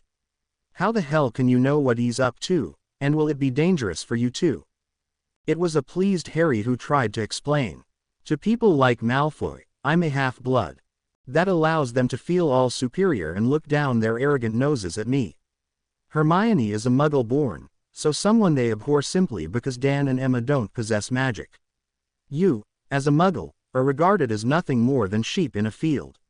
I'm telling you this to put the next bit in context. Using that same scale, Dobby isn't even on it. He and his kind aren't worthy of consideration, they're not even noticed. This drew Dudley's ire. He had watched in awe as Dobby had reduced hours' worth of work clearing out the garage to a few snaps of his fingers. Within 10 minutes the garage was not only clear and spotless, the junk had been changed into very useful equipment, saving his dad a fortune too. There was a heavy bag suspended by chains from the ceiling. A speed bag was also on an adjustable stand that could be raised as he grew taller with age. One wall was given over to weights, and the little guy even managed an adjustable weights bench too. Harry had an equipment catalog and, from looking at the pictures and Harry's explanations, Dobby had done a magnificent job. Between having his meals changed and exercising, Dudley had lost half a stone in his first week. Dobby was a massive part of this change and no one was going to say anything bad about the little guy in his presence. That's just stupid. Dobby's great. This saw Hermione's smile beaming at him. We think so too, Dudley. In fact, anyone who takes the time to get to know Dobby thinks the exact same. My mum and dad just love him, and certainly consider Dobby part of our family. That is simply something these particular people will never do though. They consider everyone in this room beneath them. I say that's their loss. The elf at the center of all this praise tried to change the subject. The plan to give the Slytherin team new brooms is still going ahead. Dobby thought Harry Potter should be able to get broom companies fighting to let his house team use their brooms. This had Hermione laughing, and, unlike Draco, you couldn't be accused of using your fame or money to get on the team. You're already the Gryffindor Seeker, and the team are the current holders of the Quidditch Cup. How much do you think a front-page picture of you, flying their broom, would be worth to a broom company? It would certainly be worth the 7 brooms it would take to sponsor the Gryffindor team. A picture of their company representative presenting their brooms to the team at Hogwarts would almost certainly guarantee that front page too, and you just know that's something McGonagall would go for. I also know you hate using your fame, but this is a good cause. This actually had Harry smiling. I'm just imagining both Malfoy's expressions when they see their ploy not only countered but bettered, and without it costing anything too. Okay, that's now on the to-do list. We need to do some research on broom manufacturers. Dobby producing the latest edition of Quidditch Monthly and a broom catalog just added to the esteem his family held the little guy in. It was now time to get an answer to the question Hermione originally asked. Petunia had stayed silent since hearing it, and they all understood why. Do you think Uncle Vernon is ready for this? Her nephew, just like his intended, had cut right to the heart of the matter. I think I could sell him on the party. Going to Diagon Alley for the formal wear he'll require though is probably a step too far for now. How can we attend without the proper clothes? We would stand out like sore thumbs. Polyjuice. This had all eyes looking at Hermione as she explained. Polyjuice is a potion that can turn a witch or wizard into someone else for an hour. With that potion, and a hair from Vernon, Harry could become his uncle for an hour. That should be more than enough to get fitted for formal robes in Madame Malkin's. Okay, that's just creepy. Dudley gave a visible shudder before telling them what caused that reaction. I just had this image of Harry saying, "Dudley, I'm your father." Harry and Hermione were in fits of laughter while Petunia just appeared shocked, forcing Dudley to explain again. It's a Star Wars reference, Mum, that's all. Dobby also had their Hogwarts letters, instantly wiping the smile off Hermione's face. It was replaced by a grimace as she read their mandatory book list and let out a groan. Gilderoy Lockhart is going to be our new defense teacher. Why is that a bad thing? Harry, we would probably be better learning defense from Binns. Oh, that bad? Probably worse. Who is this Binns, and why is the other guy worse? It was left to Hermione to tell the story, since Harry had yet to meet Lockhart. Professor Binns died many years ago, but his ghost still teaches the same classes. As you might imagine, learning defense from a ghost would be pretty impossible. We would still learn more from Binns than the Ponzi git, Lockhart. It was with embarrassment Hermione remembered, as a 12-year-old, having a crush on Lockhart. Finding out someone you had admired not only had feet of clay, his entire life history was nothing but a stolen facade had certainly cured her of that affliction. Dobby would be able to confirm if the book signing event was still going ahead in Flourish and Blots. Knowing Molly Weasley's affection for the fanciful fraud, that's when her family would be heading for the alley to do their Hogwarts shopping. Their plan was to get the diary away from Ginny as soon as Malfoy had planted it on her. Unfortunately, that was as detailed as their plans were at the moment. Circumstances would determine most of their actions that day, something Harry was a lot more accepting of than she was. If Petunia could convince Vernon to attend Amelia and Sirius' engagement function, that would mean a trip to Diagon Alley with Harry Polyjuiced. That in itself could be a hazardous trip, so would probably have to be a separate visit from the diary snatch. Their summer just seemed to get more and more complicated, though they were certainly enjoying it. Vernon stepped into the now strangely quiet house to find Petunia waiting for him in the hall.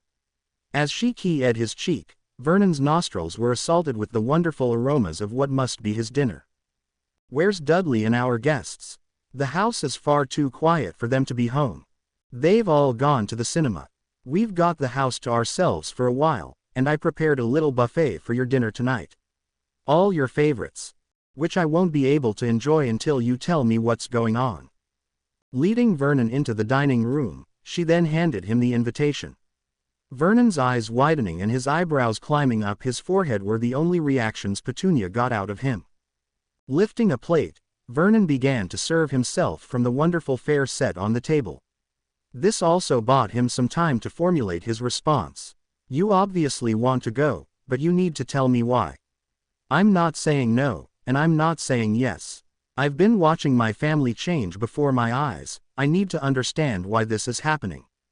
"I thought you would have been delighted to be going to a lord's party. That is a very exclusive invitation." Vernon just sat there, quietly eating his dinner.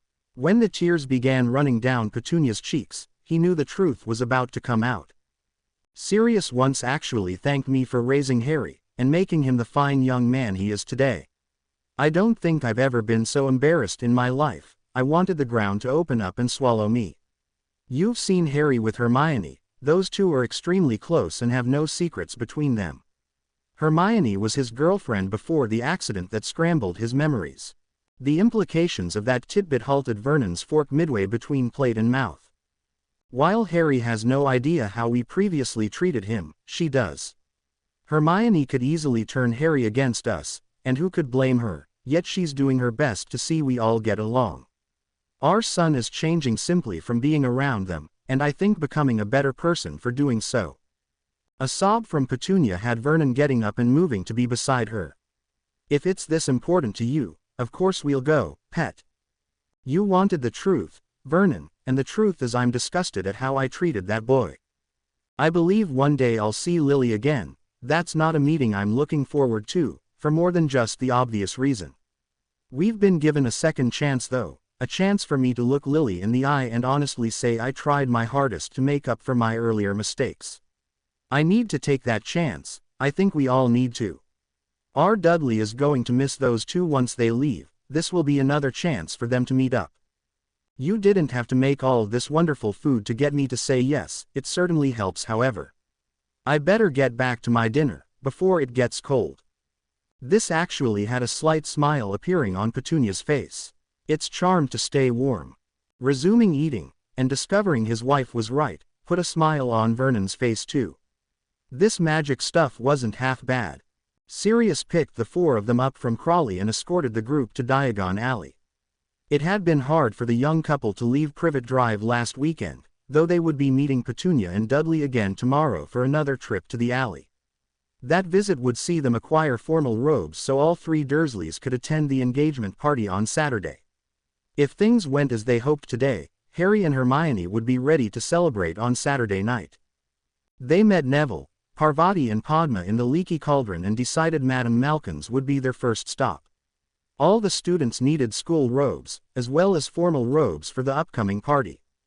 Dan and Emma, currently dressed in normal robes, found themselves receiving new formal wear for the party too. Harry and Hermione went thought the day in a bit of a dream state. They knew what was waiting on them when they entered Flourish and Blotts. This proved rather unfortunate for the photographer who tried to grab them both as they walked into the aforementioned bookshop. Bless my soul, Harry Potter and Hermione Granger. 3 orders of Merlin holders in the same shop. I've got to get a photograph of that. What he actually got, as he grabbed Harry and Hermione to drag them over toward Lockhart, was a sharp elbow to the gut from Hermione, and his legs kicked out from under him by Harry. Lying winded, with 2 wands now covering him, the photographer then also had an irate father to deal with. Who the hell do you think you are, grabbing my daughter and Harry like that? He managed to wheeze, press, between gasping for breath, which didn't improve Dan's mood in the slightest. That doesn't give you the right to go about manhandling children. There seems to be a misunderstanding here, perhaps I can help. After all, it doesn't do to upset our friends in the press. While wearing his widest smile, Gilderoy had made the very serious mistake of possessively draping his arms around Harry and Hermione's shoulders. With his fingers now dangling tantalizingly close to Hermione's developing chest, there was no way Lockhart was going to escape being reprimanded for his inappropriate actions. Before any of the duo could react though, an already raging Dan beat them to it. He grabbed Gilderoy by the outlandish and loud cravat the fop was wearing, pushing him back off and away from the young couple. If there's a misunderstanding here, then you just made it. Who are you to think'll stand for some creep putting his arm around my 12-year-old daughter like that? You were practically groping her. Still grinning like a fool, with no idea of the trouble he was in, Gilderoy began performing his well-rehearsed spiel for when he was asked his identity. When he got to the part about 5 times winner of the Witch Weekly's Most Charming Smile Award, Dan's temper finally snapped at this ponce who had, in his opinion, grabbed Hermione in a wholly inappropriate manner. Well, that's something we can change right now. His fist impacted on Lockhart's jaw, knocking him to the ground amid a lot of high-pitched shrieks, not all of them coming from Lockhart's legion of female fans that were packed into the bookshop. Gilderoy's only response was fighting back the tears, as much from the shock that someone would actually hit him as the pain he was currently suffering. There was no need for violence. I'm going to be their new defense professor at Hogwarts. I was just trying to introduce myself. I'll be teaching at Hogwarts too. That doesn't mean I'll be going around the castle groping young girls. What it does mean is that I'll be keeping a close eye on you. He then found Hermione at his side. It's okay, Dad, I won't be taking any classes of his, or buying his stupid books. Harry and I will be covering the subject by self-study. We've already received Professor McGonagall's permission, as well as permission for those of our friends who want to join us. Neville immediately added his name to that list. Parvati was on his arm and asked if she could join them too. Her mum had all Lockhart's books at home, and he was Lavender's favorite author too. The handsome author pictured on the covers of those books, as well as the one portrayed within their pages, bore no resemblance to the wizard sitting sniveling on the floor. Lockhart was bleeding from the mouth, his normal perfect appearance well and truly ruffled. Parvati couldn't be certain but was almost sure he was wearing a wig too. Considering this was the person who was supposed to teach them how to defend themselves, she was already thinking Lockhart could be worse at that task than Quirrell. If Parvati could reach that conclusion, her Ravenclaw twin had certainly worked all that out as well. Padma was soon added to the growing group not taking Lockhart's class. Susan was there with Hannah and her mother. Beth Abbott was also a big fan of Lockhart and didn't know what to make of this situation. She would certainly have slapped any man who grabbed her Hannah in a manner like that and, knowing Hannah was friends with this group, Beth was now trying to decide if she actually wanted her daughter in Lockhart's classes. Are you allowed to just decide not to attend classes? It was Harry who answered the concerned parent. No ma'am. You need to submit your objections to Hogwarts in writing, have an alternative in place, including course objectives, and also have an adult witch or wizard to supervise you. This had Sirius immediately volunteering to be that adult if needed, earning a smile from Harry. You'd be more than welcome anytime you come to class, but Hermione and I are already considered adults, thanks to our orders of Merlin. We posted our objections, as well as our course objectives, to Hogwarts. Professor McGonagall knows we study ahead and not only approved, she also made the offer of allowing our classmates to join us. Lockhart may have gained himself a bit of a reputation as an author, but very few people believe he's actually done the things the character in his books claims to have. The boy who lived decrying his books, and not taking his classes, was an even more painful blow to Gilderoy than the punch to the face, and that still bloody hurt. It was about then something else struck Gilderoy, only this time it was a lot more pleasant than a fist.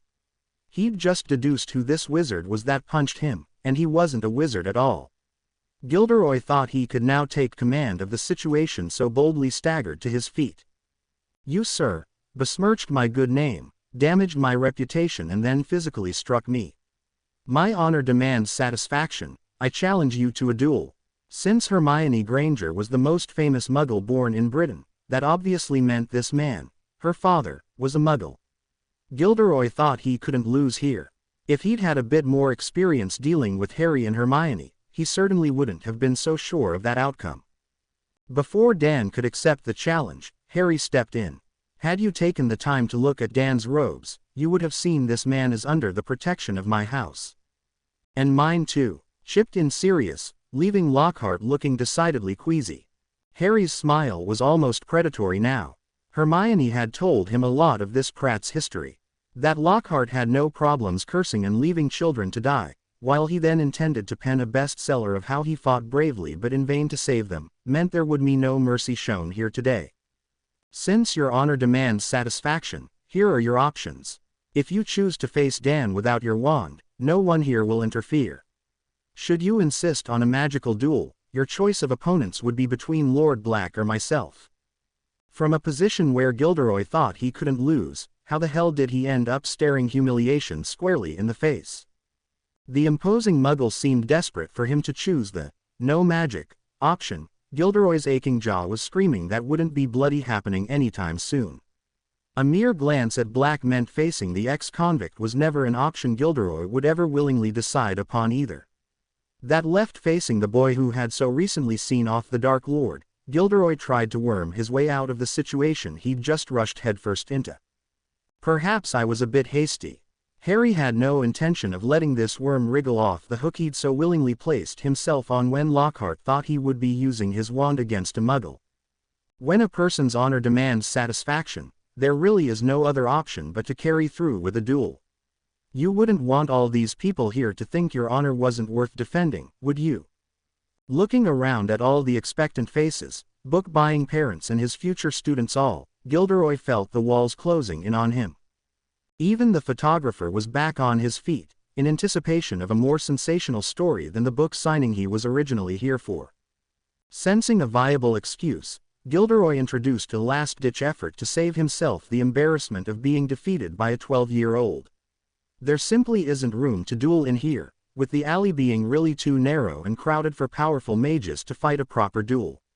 I feel I have no option but to put other people's safety above my own pressing need to see my honor satisfied. That's very noble of you. Gilderoy was congratulating himself on that piece of quick thinking when Harry continued, eloquently and publicly taking his excuse away. Though lack of space is a problem that can easily be overcome. 2 weeks from today is the first day of term at Hogwarts. Dan, myself and you will all be there. Sirius will be available too, if you chose to duel him. Hogwarts certainly has facilities that can be used to hold an honor duel. It will also give all your new students the chance to see exactly what they're getting as a defense professor. Do you want to make your choice of opponent now? Holding it then will also give your press friends time to get to Scotland to witness this duel. With all avenues of escape now firmly closed, Gilderoy was left with only bluster. Very well. Let it be known that I, Gilderoy Lockhart, will face the boy who lived in an honor duel at Hogwarts in 2 weeks. I promise to go easy on the lad. Gilderoy's forced laughter at his own joke wasn't fooling anyone. The photographer gained something out of this situation by taking Lockhart's picture in this disheveled state. With his mouth still bleeding too, this certainly didn't improve Gilderoy's disposition. Deciding to leave the shop, Harry was angry because the entire situation could now be a bust. They needed Malfoy to part with that diary. These thoughts were interrupted by a voice he was gradually coming to detest. Bet you loved that, Potter. More attention, and now dueling a professor. I hope he kicks your ass. And what makes you think I give a shit about the opinions of a boy who used to take a Death Eater to bed with him every night? With a wild scream, Ron launched himself at Harry. It was actually rather shocking to discover Lockhart was right about something. There really was no room in here to fight.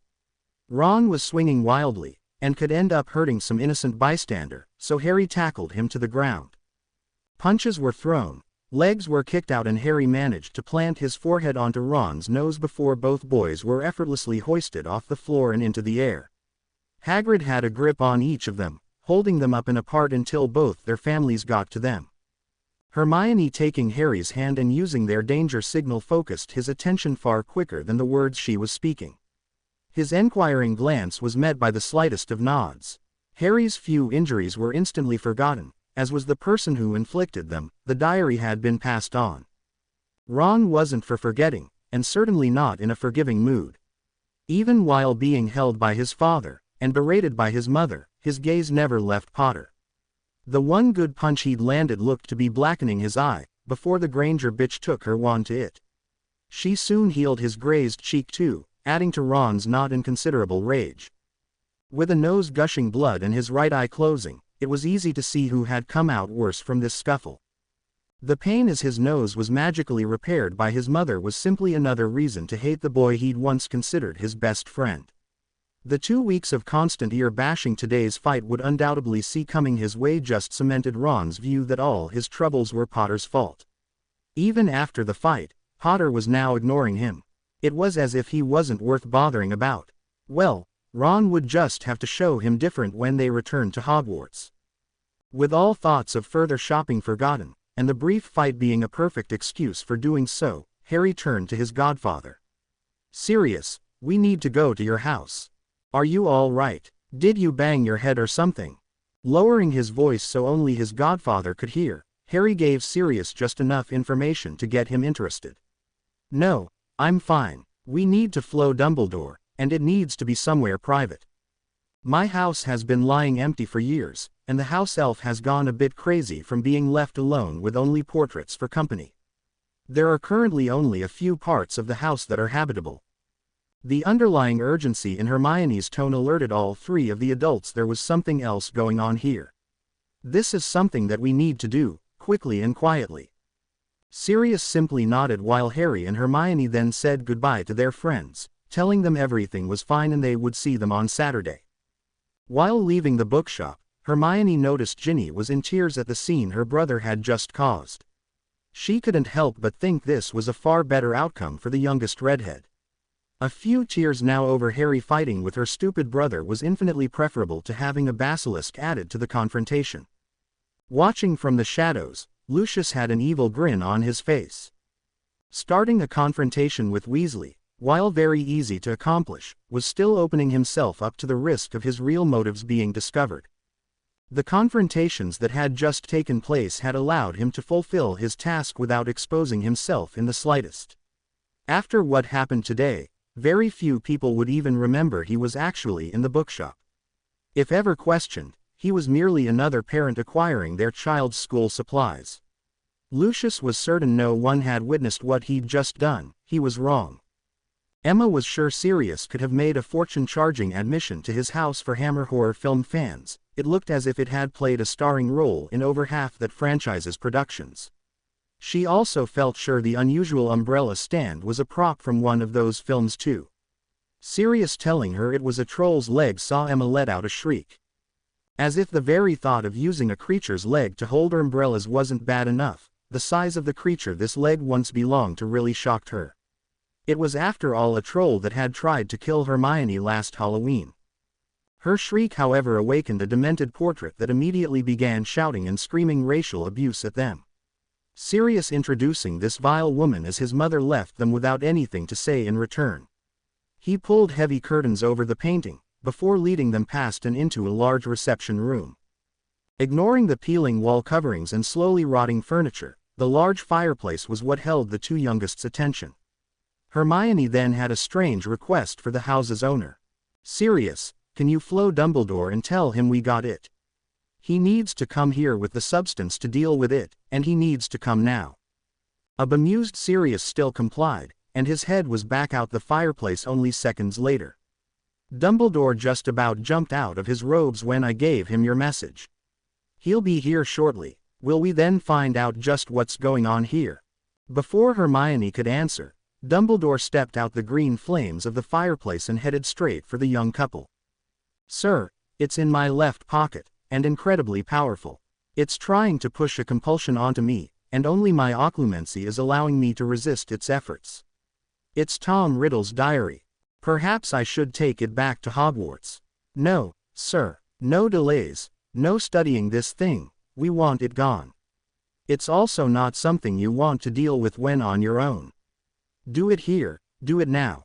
If Sirius was shocked at the way Hermione was effectively giving orders to Albus Dumbledore, it was only to be the first of many shocks today. Using his wand, Albus soon had the book summoned out of Hermione's pocket and floating toward a heavy table that was already in the room.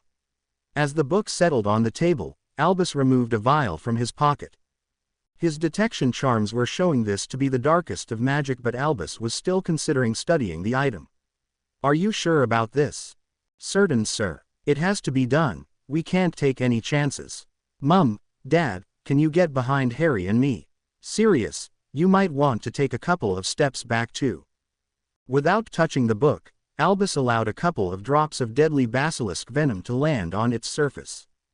Like Quirrell's reaction to Harry's touch, the diary began to rapidly rot away where the liquid had settled. In an even eerier parallel, the book began to scream as the spirit of Voldemort left it. This time, however, there was no escape for this portion of his soul. It too appeared to rapidly rot while being pulled back into its former host, until only a small black blob of gunk remained in the center of the now ruined diary. Albus cast a couple of detection spells at the gunk and diary. Both showed a residue of dark magic but were now safe. Before any of them could comment on what they'd just witnessed, a different voice asked a question. "You destroyed the Dark One's precious object. Creature wants to know if you could destroy another." Master Regulus tasked Creature with destroying it, but Creature failed his master's last order. Creature is a bad elf. If you destroy it, then Creature would not have failed. Creature would need to see you destroy it. Creature really need to see it destroyed. Tried so hard, Creature did. Kneeling to be at the same height, Hermione spoke to the old elf. "Creature, if you bring the item here, we will destroy it, and of course you can watch. Creature will allow the mudblood to speak to him, if she promises to destroy the locket." "I promise, Creature. Please fetch it and we'll do it now." As the old elf shuffled away, Hermione held her hand up to stop anyone else speaking. "I have no idea what Creature is talking about, and I don't care. If he brings us another one, we destroy it at once. Then we can ask all the questions we want. Destroying any of these we find is our absolute top priority, and we will not jeopardize being able to deal with one that seems about to land in our laps." Sirius had been raised in a dark family. He only had one question, a question he was sure he already knew the answer to. That diary obviously held a piece of Voldemort. Is that why he's not dead? Hermione's nod guaranteed his full support. Definitely destroy first, questions later. There will be questions, however, lots of them. The old elf shuffled back in, holding a locket and chain that Creature carefully placed on the table. Albus' wand soon confirmed this was another Horcrux. His scans also supplied some bad news. "There's a shield charm on this that I've never seen before. I think it needs to be opened before the venom would work." Creature already knows this. Creature thought you could open it. I can't, Creature, but we have someone here who just might be able to manage it. Harry, I think this has been sealed using Parseltongue. It would take a command in the same language to open it. Albus looked to Harry, having already suspected this might be a skill he possessed. Receiving a nod by way of answer, Albus then offered a warning. I also suspect this locket will be able to protect itself to some degree, so you must retreat as soon as it opens. Hermione made to step forward with Harry, but her father's hands on her shoulders stopped the young witch before her intended could say no. I'm not happy at Harry being involved in this, but it would seem he needs to be. You, on the other hand, don't. You're staying over here, with your mother and me. It was only Hermione telling him witches and wizards considered the ability a bad thing that had stopped Harry proclaiming to the world he could converse with snakes. For someone with aspirations of becoming a vet, being able to talk to an entire species of animals was a gift beyond belief. He'd practiced using his gift every chance he got, though making sure no one else bar Hermione saw him doing so. Approaching the table, just the sight of the beautifully carved snake adorning the locket was enough for Harry to unleash his gift. While everyone else just heard Harry hissing, the locket understood he had asked it to open, so it did. It was probably unrealistic to expect any locket Voldemort had once owned to have pictures of his loved ones displayed inside it. Instead, the red eye that appeared to be sentient stared out from the inside of the locket. This eye that was not an eye immediately focused on Harry, its unnatural gaze holding a level of malevolence far in excess of anything he'd ever encountered before. It felt as if a double-decker bus had just slammed into his occlumency shield, with only Dumbledore stepping in front of him saving his shield from being shredded. It was now Harry's turn to feel hands on his shoulders as Sirius dragged him back to a safer distance. They all watched as a mist left the locket and formed an image of a lovely teenage girl. She had long blonde hair and the deepest blue eyes. She was also someone Dumbledore clearly recognized. Albus, don't kill me. You can't kill me again, brother, that would just be too cruel. Albus, please. The Albus in question was having trouble holding his hand steady enough to administer the basilisk venom, with the first 2 drops actually hitting the table, burning right through it. As the image's pleading got louder and even more personal, Albus finally managed to get a drop of venom onto the locket. The screams of the girl were terrifying, though they then morphed into Voldemort's face and voice. The magical explosion signaling the locket's demise blasted and emotionally drained Dumbledore across the room. Only Creature's quick reactions and magic saved the headmaster from being injured. Creature was also first to react when the shout of, "What the bloody hell is going on here?" came from the person who'd just stepped through the flow. Harry Potter and the headmaster destroyed the Dark One's precious locket, the one Master Regulus asked Creature to do. Creature carried out his master's last orders. Creature's honor is restored. Creature will have tea ready in the kitchen. At that, the old elf shuffled off.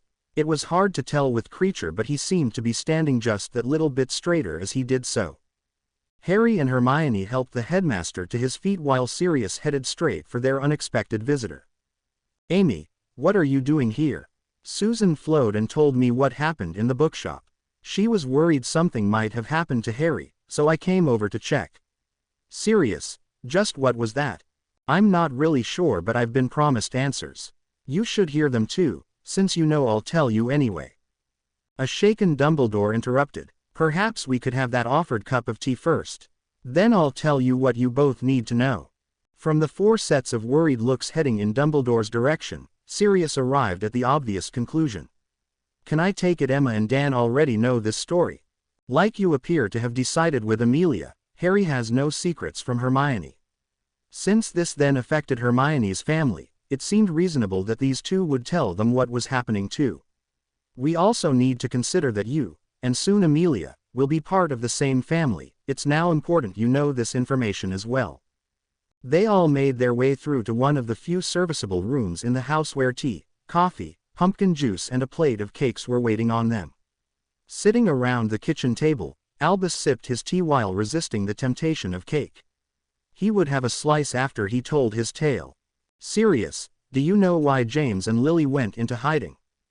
Voldemort was after them. Yes, but there was a specific reason Voldemort was after them. To be rather more precise, after their son. This had the undivided attention of everyone at the table, with the other four worried that Albus was going to reveal the secret of Harry and Hermione's trip back to the future. A prophecy was made, claiming that a child would be born with the power to defeat the Dark Lord. Voldemort had no intention of waiting on that child growing to an age where he might one day challenge him. He set out that night to murder Harry, the prophesied child. James and Lily were simply in Voldemort's way. While the shock of hearing this held the power to silence Sirius, it seemed to explain a few things for his fiancée. That helps me understand part of what happened that night with Quirrell. Would you care to elaborate on what I saw when I flowed here, and why do I think it's linked to how a supposedly already dead Voldemort managed to escape that same night? Deciding he now needed a piece of cake, Albus washed his first mouthful down with a sip of tea before answering. I won't insult either of you by mentioning the need for secrecy over this. Once you hear what I've got to say, you can make up your own mind. I've thought ever since that Halloween this war wasn't over. I also had a suspicion of just how Voldemort managed not to die that night. It's only very recently I've had that suspicion confirmed. He created Horcruxes, and yes, that's plural. Putting those facts together posed many questions for Amelia. She immediately focused on the most important one, however. I thought it was impossible to have more than one. Have you any idea how many he made? The excellent chocolate cake was helping Albus get himself back on a more even keel. Seeing a representation of Ariana like that would see him needing something stronger than chocolate to get any sleep tonight. Nothing less than dreamless sleep potion would see him heading to bed at all. It's supposed to be impossible, which is another reason it would appeal to Tom Riddle. The bad news is I have no idea how many he actually made. The truly excellent news is we destroyed 2 of them today. You witnessed the second of those. How the hell did you manage that? It was Hermione who answered that question from Amelia. A very good friend of ours passed on the information that Lucius Malfoy had won, and intended to use it to cause death and destruction inside Hogwarts. Knowing this, we asked Professor Dumbledore to acquire some basilisk venom, in the hope we could get our hands on it. You see, we even knew who Malfoy's intended target was today, and had planned to steal it straight from them. This actually raised a chuckle from Harry. Malfoy must have thought he was being so smart, slipping the diary to Hermione while I was rolling on the floor with Weasley.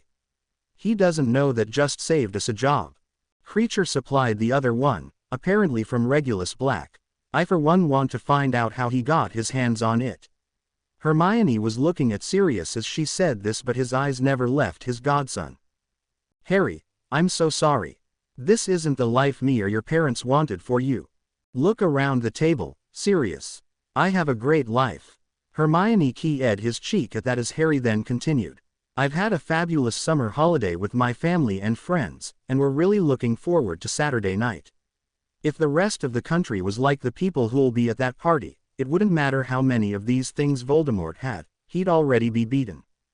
Sirius' hand just seemed to reach for Amelia's at hearing that. Both drew comfort from the gesture because Harry wasn't anywhere near finished. Draco Malfoy publicly insulted half the people sitting at this table, yet his father's apology was all about breaching etiquette. Why? Because he thinks of Hermione, Dan and Emma as worthless too, and so do most of his fellow purebloods. That's the attitude feeding Voldemort's cause, with both followers and gold. I'll do my very best to end the bastard once and for all, but not at the cost of even one of my friends. My family is already sacrosanct. Professor Dumbledore has been an immense help to us, but Hermione and I have always been clear with him on one thing. Should Voldemort return, and his followers all flock to him, our #1 priority will be getting our friends and family out of the country. I have to say, Sirius, Black Island seemed like a smashing bolt hole to us. Having polished off his cake, and now on his second cup of tea, Albus confirmed what Harry just said. Since the 3 of us with experience of the First War know the country was only months from capitulating to Voldemort and his Death Eaters, I can't fault their reasoning or reactions. I also know that was a condition of their families allowing them to return to Hogwarts after Christmas. At the castle, we are trying to change attitudes. Alas, that won't happen overnight. So many of the things that had happened recently now made sense to Amelia. She looked appraisingly at the young couple before asking another pertinent question. The headmaster is obviously teaching you two more than potions, but just how powerful are you? This drew a wry smile from Hermione. Powerful enough that you could safely bet your vault on Harry beating Lockhart in their upcoming duel. Albus' eyebrows rose at this, before hearing what had happened in the bookshop. The headmaster didn't see any way Lockhart's career as a defense professor could survive being defeated in a public duel with a student who was just entering their second year. Like Hermione, he was confident on how that contest would end. He would need to inform Minerva as soon as he got back to the castle. That news might actually put a smile on her face. It was then time for Sirius to call Creature and discover how that locket ended up in the elf's possession, and what his brother, Regulus, had to do with it. The old elf told his harrowing tale, a tale that had both Creature and Sirius in bits at the part where the faithful elf was given a direct order to leave his master in that cavern with the approaching Inferi. While Amelia held Sirius, it was Hermione who again knelt to offer Creature some comfort. You are a good and loyal elf to the Black family, Creature. All the Black family ancestors will look down and approve of your actions. Today you avenged your master, you avenged your family. Looking at the witch, Creature couldn't fail to hear the sincerity in her voice. He decided not to address her as Mudblood. Thank you, miss. The emotional state Sirius was in, Amelia convinced him to come home with her. Albus offering to return the fort to Crawley saw the last objection for Sirius not accepting Amelia's offer disappear. Yes, they would all be meeting on Saturday at the party, but this was not a subject that could be discussed outside this company. Everyone present also knew that was something that needed to happen, and soon. Having managed to destroy two of Voldemort's abominations today, it had graphically been brought home to Albus that working with others was the best chance for them to end this. Since everyone sitting here will want to see Harry's duel with Lockhart, can I suggest we all sit down together at Hogwarts the same day and see where we go from here? I still have a few drops of basilisk venom left, though I dare say we will never be as lucky again as we were today. They agreed with all of that, and Black Manor was soon empty as they left, Albus creating a portkey to the Grangers while Sirius and Amelia used the flow. In another part of the house, Creature began the long and arduous task of cleaning the neglected home. The elf now had his honor back, he could once more take pride in his work. In Crawley, after Dumbledore had left to return to Hogwarts, it was another elf who found himself at the center of congratulatory hugs. Hermione then attempted to head off the lecture she knew would be coming from her parents. Mum, Dad, we were never in any danger inside that bookshop. Malfoy's original plan was to slip that diary to Ginny Weasley. Between Dobby, Harry and me, I'm certain we could have ensured it didn't go back to the burrow with her. As you witnessed today, once getting our hands on the diary, we had plans, and a qualified person, in place to deal with it. We didn't tell you because we wanted you to act natural, though Dad flattening Lockhart wasn't part of our plans either. This diverted her father's attention. I thought I better hit him, before either you or Harry destroyed him. We had already arranged the time off, since Dumbledore asked if we could be at the opening feast, so we'll at least get to see Harry take him apart. Tell me you've got something special planned for him. Harry just shrugging his shoulders was not the answer Dan was looking for. To be honest, Dan, in the great scheme of things, Lockhart is nothing more than an annoyance. Compared to what else happened today, he doesn't even rate a mention. We're back at Diagon Alley tomorrow for more clothes shopping, an engagement party on Saturday, then spending the last week of the holidays with Neville. I might give the Pratt some thought on the train ride to Hogwarts, not before. His intended had a different way of looking at today's events. Elves have now delivered two of Voldemort's Horcruxes to us, that's a source we should not overlook when searching for the rest of these things. If word spread amongst elves that Harry Potter was searching for these things, it could help us. If another one was held by a Death Eater, we could not count on them having an elf who was as ready as Darla to help. That elf could also feel compelled to tell their master we were looking for something he held dear. Dobby will be at the meeting in the headmaster's office to hear what is said. Dobby will not be seen. Dobby, blushing as he mentioned Darla, was ignored by everyone in the Grangers. They had all made it clear Darla would be welcomed with open arms into their family, should she ever get away from the Malfoys' grip. The four non-elves in the room were also certain that would be something Dobby would be working on. So, we see what that meeting with Dumbledore throws up, before deciding if that's a risk worth taking. Since no one disagreed with Hermione, they now had the beginning of a plan for moving forward. Petunia had just spent the afternoon with her family, yet not her family. Even while appearing uncanny like Vernon, Harry had still held his hand out for Hermione. Watching Vernon walk holding Hermione's hand, while Dudley strolled along attentively at his other side was the picture-perfect image of a loving family. Vernon had loved the dress robes she had worn to Harry and Hermione's award ceremony. She couldn't wait to see his expression when he came home and saw the robes they'd chosen for him to wear on Saturday night. Neither could Harry and Hermione, who were both staying to dinner so they could witness his reaction. Dudley was waiting to talk his father's ears off about all the wonderful things he'd seen while in Diagon Alley today.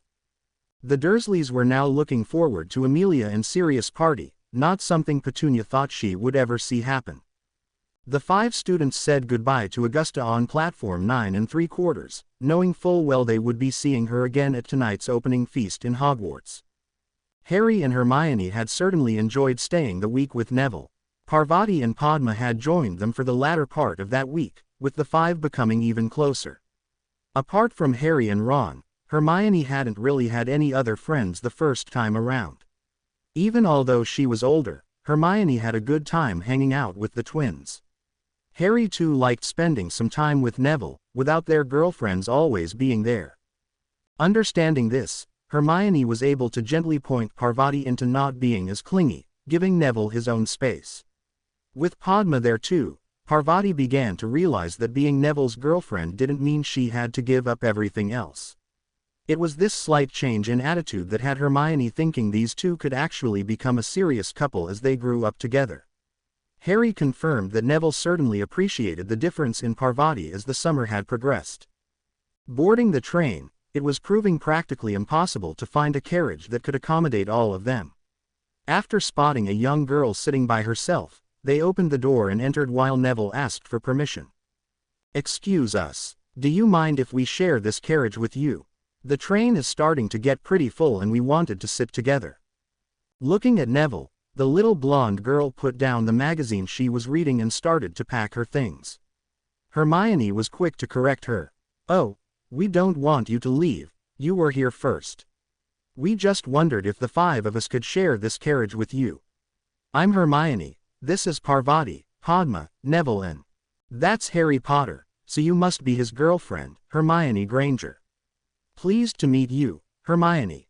Chuckling while hanging Hedwig's cage on the provided hooks, Harry was now wearing a wry smile. There are certainly worse things in life than being considered Hermione Granger's boyfriend. This didn't seem to disturb the little blow-e in the slightest. "Everyone knows you are famous, Harry, we all grew up knowing that. Hermione Granger though has only been in our world for a year but has made an impact that will last for a lifetime. Very few witches ever receive orders of Merlin, never mind a first-class one. For a witch of non-magical parents to do so, while still only 12, is astonishing. Hermione Granger is an example to witches all over the country of just what it's possible to achieve." Harry was ready to burst out laughing, seeing the stunned looks on all their friends' faces stopped him. That, and the girl continuing to talk. "I always wanted to be an explorer. Roam the faraway corners of the world looking to discover new species of magical animals. Hermione Granger achieving what she has lets the Luna Lovegoods of this country see their dreams can be more than that. They are attainable. Sorry, Luna is my name. I'm so pleased to meet you. Could I perhaps have an interview? My father is the owner and editor of the Quibbler." This time Harry couldn't hold his laughter as Hermione's chin was almost hitting the floor. "You have to admit, Hermione, her approach is a lot more polite than that photographer's in the bookshop." Parvati appeared to be deep in thought as the 5 of them settled in to share the compartment with Luna. "You know, Luna here is actually right. We just tend to think of you as Hermione, our friend. And that's quite enough for me. Sorry Luna, all this fame nonsense just leaves me cold. I'm quite happy to sit and chat, we've always room for more friends, but let's give the interview a miss." This resulted in some teasing from Padma. "Ah, Hermione, it would be so interesting to read about you and your intended." Her twin sister was teasing right back at her though. "Padma just wants to know if you or Harry have any more cousins like Dudley tucked away anywhere." Padma's blushing had all of her friends laughing. Dudley had made quite the impression on Padma, Hannah and Susan at the party last Saturday night, with all three promising to stay in touch. Dudley now had even more reason to look forward to visiting Hogwarts for the first Quidditch match Harry would be involved in. With the engagement party being a formal occasion, Lord Potter and his intended were required to wear their Order of Merlins. His uncle Vernon, saying he was proud of them, and was now sorry he had missed the awards ceremony, had made Harry's night. As the chat moved around the carriage, Hermione was sitting thoughtfully. Using the excitement and noise of the express pulling out of the platform, Harry was able to pull her close so they could talk in whispers. "You okay?" "Yeah, just not used to having people look up to me. We're deliberately trying to change things. It just never occurred to me we could still be radically altering people we weren't specifically targeting." Harry glanced at the little blow-e, sitting discussing with Padma some creature she one day hoped to prove the existence of, and then raised a questioning eyebrow to Hermione. Her thumb signed an L on the back of the hand of his she was holding, letting Harry know the explanation would have to wait until later. She hadn't exactly known Luna first time around. All of Hogwarts though had certainly heard of Loony Lovegood. Trying to equate those stories with the young witch sharing their carriage simply didn't add up, and Hermione hated it when that happened. Luna appeared to have ditched wearing those radish earrings and the butterbeer corks necklace that were something of a trademark look for her last time around. When talk turned to houses and professors, Luna saying her daddy didn't believe Lockhart's 6 books were a suitable defense curriculum for a first year saw all eyes focus on Harry. "We don't think they're suitable for second year either, which is why we have Harry and Hermione teaching us. Of course that might change after our Harry here kicks Lockhart's ass in their duel tomorrow. He might end up teaching the entire school. Now Neville, you know that's not fair. Professor Lockhart has promised to go easy on Harry." Parvati couldn't hold her laugh after repeating that ludicrous comment. "Have you thought about how you're going to handle the duel?" "Honestly, Padma, no. I thought about standing there and letting him fire a few curses at me, just to see what he's got. I'm not expecting him to have much, and I'm not intending to let anything he does fire hit me, otherwise I wouldn't even consider using a tactic like that." Susan and Hannah dropped by for a visit, with Hermione and Parvati making room for them by sitting on their respective boyfriend's knee. For some reason this set Luna off giggling, leaving Padma to comment that Luna would have to get used to it if she hung about with them. With Luna's smile now lighting up the carriage, that decision already seemed made. Hearing Hermione's mum and dad, and Neville's grandmother, would be some of her professors had Luna's face lighting up like a Christmas tree on the 24th of December. She was also as excited as any kid on Christmas Eve about attending Hogwarts. That was in sharp contrast to her mood before these people had entered the carriage. "I wasn't sure what to expect when I got on this train, but now I'm really looking forward to my time in Hogwarts." Imagine getting lessons in Hogwarts from Hermione Granger's parents. Watching as the young girl hugged herself with excitement, images of a lonely witch sitting by herself at the end of the Ravenclaw table came to Hermione's mind. She couldn't imagine someone like Luna surviving the regime change that hit Hogwarts after Dumbledore's death. Hermione just didn't know any details, and had no intention of asking Dobby if he did. If having someone to admire could bring a change in Luna like this, she wondered how having that person Luna admired as her friend would affect the young blow-e. Hermione was determined to find out. Luna wouldn't be a strange faceless victim this time around, not if she and Harry could help it. The Sorting Hat appeared to still be in the huff from Harry's aborted resorting. Apparently this year's message was the shortest on record, with the hat refusing even to sing it. "I'm the Sorting Hat, it's what I do. If that's not good enough for you, go home." McGonagall recovered quickly, calling the first student to come forward and be sorted. Getting a nudge from Harry, Hermione then spotted who he was looking at. "And we thought Luna was excited. He looks like a Springer Spaniel, waiting to go for a walk." Leaning in, Hermione whispered the bad news to Harry. "That's Colin Creevey." Next to Ginny, he was the school's biggest Harry Potter fan. He was also a Gryffindor. As the hat once more sorted Colin into the House of the Lions, Harry groaned, rather than roared. With Colin running straight toward Harry, and introducing himself, still with the sorting hat on his head, Harry's groans set all his friends off laughing.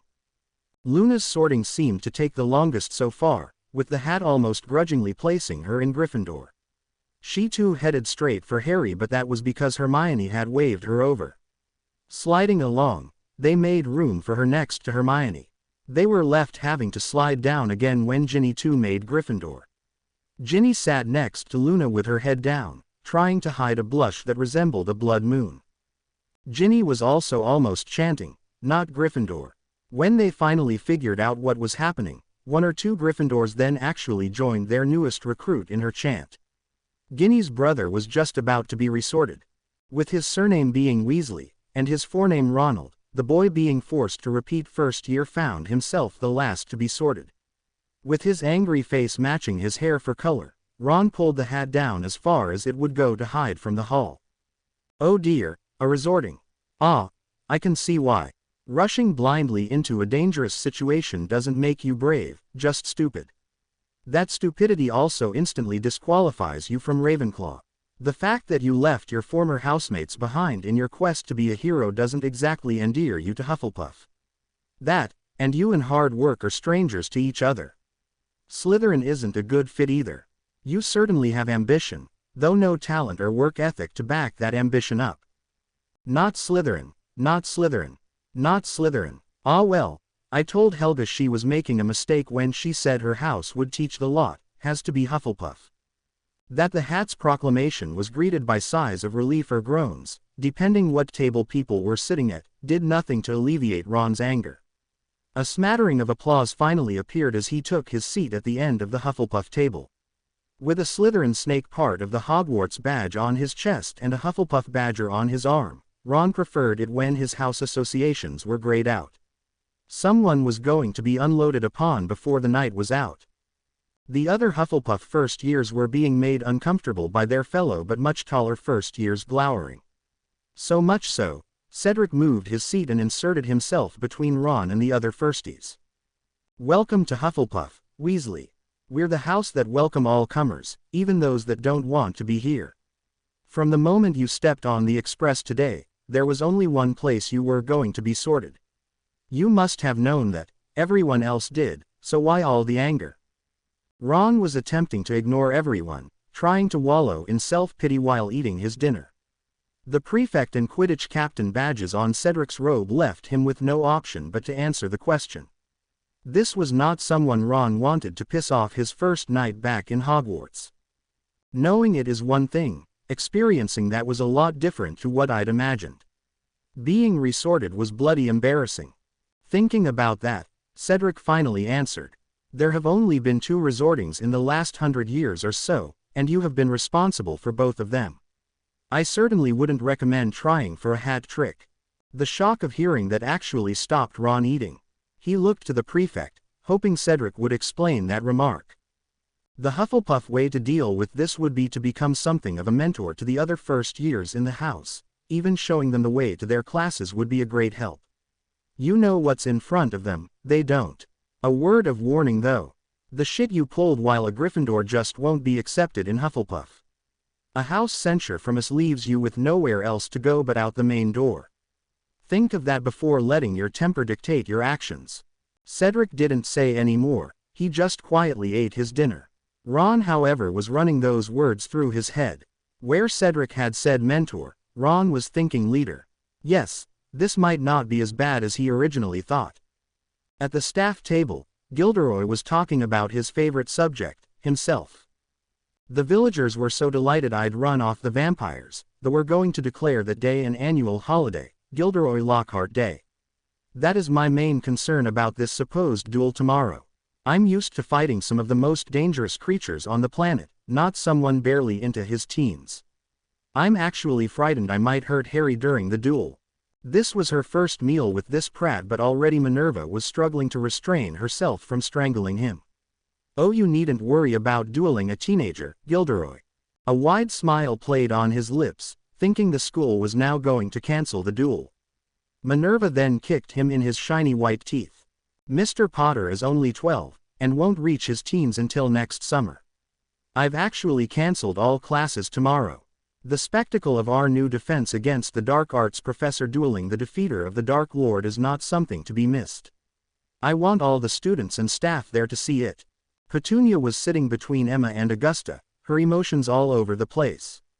Not only did she get to witness the sorting, Petunia Dursley née Evans was now a professor in Hogwarts. She had been thinking about an 11-year-old Lily having that hat placed on her head when her daydreaming was interrupted by the Pratt everyone could see was getting desperate. He had obviously misread her thoughtfulness as apprehension. "Ma'am, I understand your anxiety over your nephew having to face a professor in a duel. It all seems so unnecessary." Petunia's stare pinned Gilderoy like some colorful bug about to be dissected. "You tried to grope Hermione. You deserve everything my nephew is going to do to you." "I hardly think, and that is your problem, you don't think. The last person who held your job also threatened Hermione. My nephew beat him to death with his bare hands. Unless you're more of a challenge than this Dark Lord who murdered my sister, Harry's mother, then I expect you to be defeated tomorrow." To be honest, most of us sitting at this table are expecting the same result. The predatory grins greeting Gilderoy as his gaze traveled up and down the table informed the defense professor this woman spoke the truth. He made to rise when McGonagall stopped him. "Professor Lockhart, it is customary to wait until the headmaster introduces the new members of staff to the students before leaving. As a new member of staff, staying until at least then is mandatory.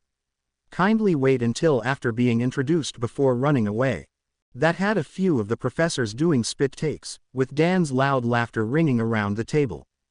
Gilderoy was forced to just sit there and endure it, the implied insult from McGonagall passing right over his head.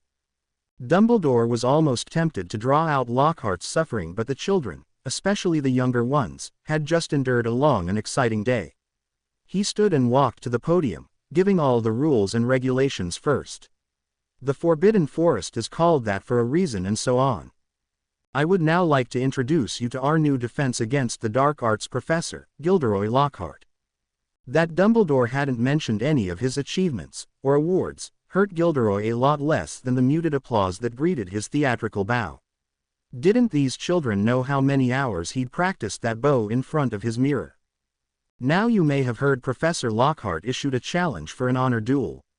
Albus had to stop for a moment as laughter broke out amongst the students, as well as some chants of "Harry, Harry." Since this fact had been all over the prophet since the incident in the bookshop, the vast majority of those in the hall clearly appreciated his slight joke. Albus knew the students would appreciate his next announcement even more. As a special school treat, Period 1 tomorrow has been cancelled, to allow everyone to witness this duel. I don't anticipate it lasting into Period 2.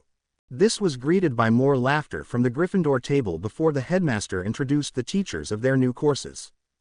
This year, Hogwarts will introduce a new course for our younger students, Cultural Studies. Teaching the magical side of this new course is the lady who instigated the entire program. Madame Augusta Longbottom is not only a member of one of Britain's oldest wizarding families, she sits on the Wizengamot and the Hogwarts Board of Governors. The applause for Augusta was loud and genuine, almost causing the witch in question to blush. Albus then introduced the remaining teachers. The non-magical portion of this course will be taught by people eminently qualified to do so. Dan and Emma Granger not only have a daughter currently attending Hogwarts, they are extremely successful healthcare professionals who are making time in their busy schedules to attend Hogwarts and teach our youngest students about the world that surrounds us. Petunia Dursley has known about magic since she was a teenager, and her younger sister attended Hogwarts. She has also raised young Harry since that horrible Halloween that robbed us of James and Lily Potter. Again the applause was way louder than that Gilderoy had received, pissing him off even more. Things had reached a sorry state when Muggles were more appreciated than he was. The magical side of this new course was initiated on a voluntary basis at the end of last year, proving to be a tremendous success. I'm really looking forward to seeing this new initiative in action, and might pop into a few classes myself. After all, you're never too old to learn something new. Albus was smiling at Harry and Hermione as he said this, while the rest of the school just assumed he'd cracked another joke. He sent them all away to their beds happy, thinking that was a successful opening feast. As Luna and Ginny were led away along with the rest of the first years, the two Gryffindor couples were joined by Padma before making their way to the staff table. They were greeted by Emma, Dan and Petunia, with Augusta saying goodnight and reminding them she would see them tomorrow for the duel. McGonagall then asked Harry if he had a strategy for the duel. Harry was almost embarrassed admitting he hadn't. To be honest, Professor, I really don't consider Lockhart a threat. That day in the bookstore, both Dan and I were angry enough to take him apart. Now, he hardly seems worth bothering about. Remember, it was Lockhart who issued the challenge, now he's trying to weasel out of it. I'll just take tomorrow as it comes, though I had to promise Hermione I'd be careful. With the duel on the tip of everyone's lips, it was refreshing for Minerva to hear the person at the center of all the talk had other things on his mind. Like the rest of the staff, Minerva was also expecting Harry to win tomorrow. What would happen to Lockhart after that was the only uncertainty. One thing she was sure of though, he wasn't leaving Hogwarts without refunding its students for all the useless books he made them purchase. The three non-magical professors had asked if they could keep the quarters they'd used when in the castle before. This had the 5 students walking along with them. When Padma had to break off for Ravenclaw Tower, she shyly asked Petunia if Dudley would be coming to Hogwarts to see the duel. Sorry Padma, Dudley started his school this week too. He will be coming here for the first Quidditch match, which will be earlier this year. That's when the non-magical families will be visiting Hogwarts. Emma, Dan and I will be acting as guides that weekend, showing them just what's possible. Knowing Dudley was going to be here for the entire weekend, and sooner than she thought, had Padma practically skipping off to her house. Thinking of the people Dudley had previously been hanging around with had Petunia smiling too. Padma, Susan and Hannah were all such lovely young ladies. Breakfast tomorrow will be a circus, with me as the main attraction. Do you mind if we eat it with you, in your room, before going down to the Quidditch pitch? Emma had Harry in a hug at that. Of course, we'll just have to let Sirius and Amelia know where we are. Some more hugs were exchanged before the two couples then walked the short distance to the fat lady's portrait, Hermione having gotten the password from a prefect while sitting at the Gryffindor table. They managed to get through the common room and were soon in what they considered their flat. It was time for bed. I've missed this. Snuggling into her intended, Hermione couldn't help but tease. I didn't realize that you liked this bedroom so much. The bedroom doesn't matter, it's cuddling into my intended I missed. For most of the holidays this wasn't available to us and I think I'm addicted. This is also an addiction I have no intention of fighting against. I will happily snuggle into you every night for the rest of my life. After gently keying Harry, Hermione was left confirming her intention to do her very best to help him with his addiction. Not to fight it, rather satisfy it. Sirius and Amelia had arrived in the morning with a set of dueling robes for Harry. After changing into them, Hermione went and knelt before him.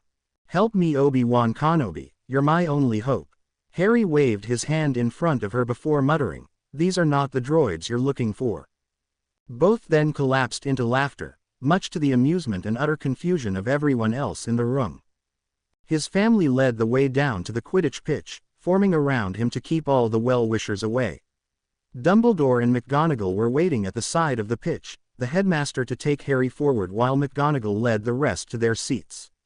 Harry and Hermione ignored the cheering as they shared their most passionate public key to date. It was a focused individual who left with Dumbledore to await Lockhart's arrival.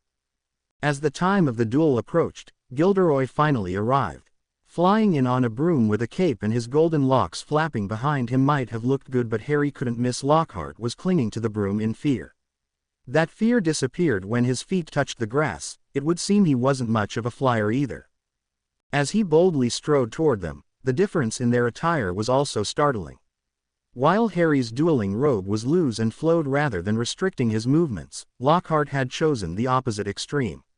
His clothing was skin-tight, with his trousers probably cutting off the blood supply to his lower body.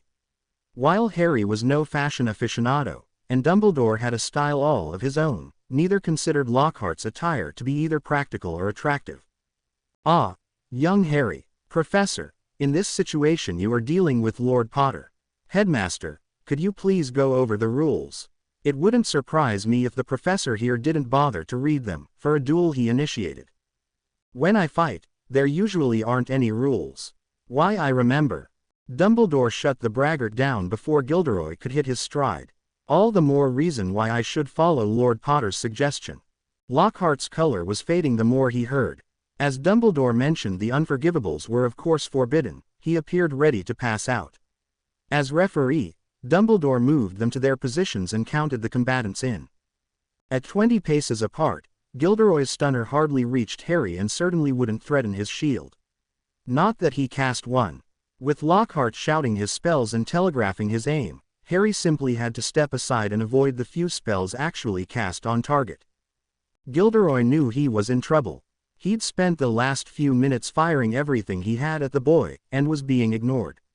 Potter had yet to use his wand, even to shield. Gilderoy discovered how much trouble he was in as a sharp pain suddenly penetrated his scalp. Harry was watching Lockhart and didn't spot the stealthy approach until it was too late to do anything about it. Hedwig ghosted silently behind the wizard who was trying to harm her wizard, sinking her talons into his head. Lockhart screamed like a girl, waving his arms wildly at the attacking owl. Whether it was this or Harry shouting at Hedwig to leave that saw the snowy owl pulling away was unknown. What was certain though was that Hedwig took a trophy with her, the golden locks that Lockhart was so proud of, and were clearly as fake as the rest of him. Gilderoy took aim at the bird that was stealing his favorite wig, only for a spell to rip that wand out of his hand. Harry had been unable to cast while Hedwig was on Lockhart's head. Seeing the supposed professor aim his wand at the beautiful owl was all the motivation needed to end this. With Hedwig still in the vicinity, Harry's Expelliarmus was cast with a precision not seen in all Lockhart's efforts. That this spell was instantly followed by an Incarcerus and Stupefy soon left an unconscious and wandless Lockhart lying tied up by ropes on the grass. That Hedwig's talons had scratched his head saw Lockhart's blood covering the bald part previously concealed by the wig.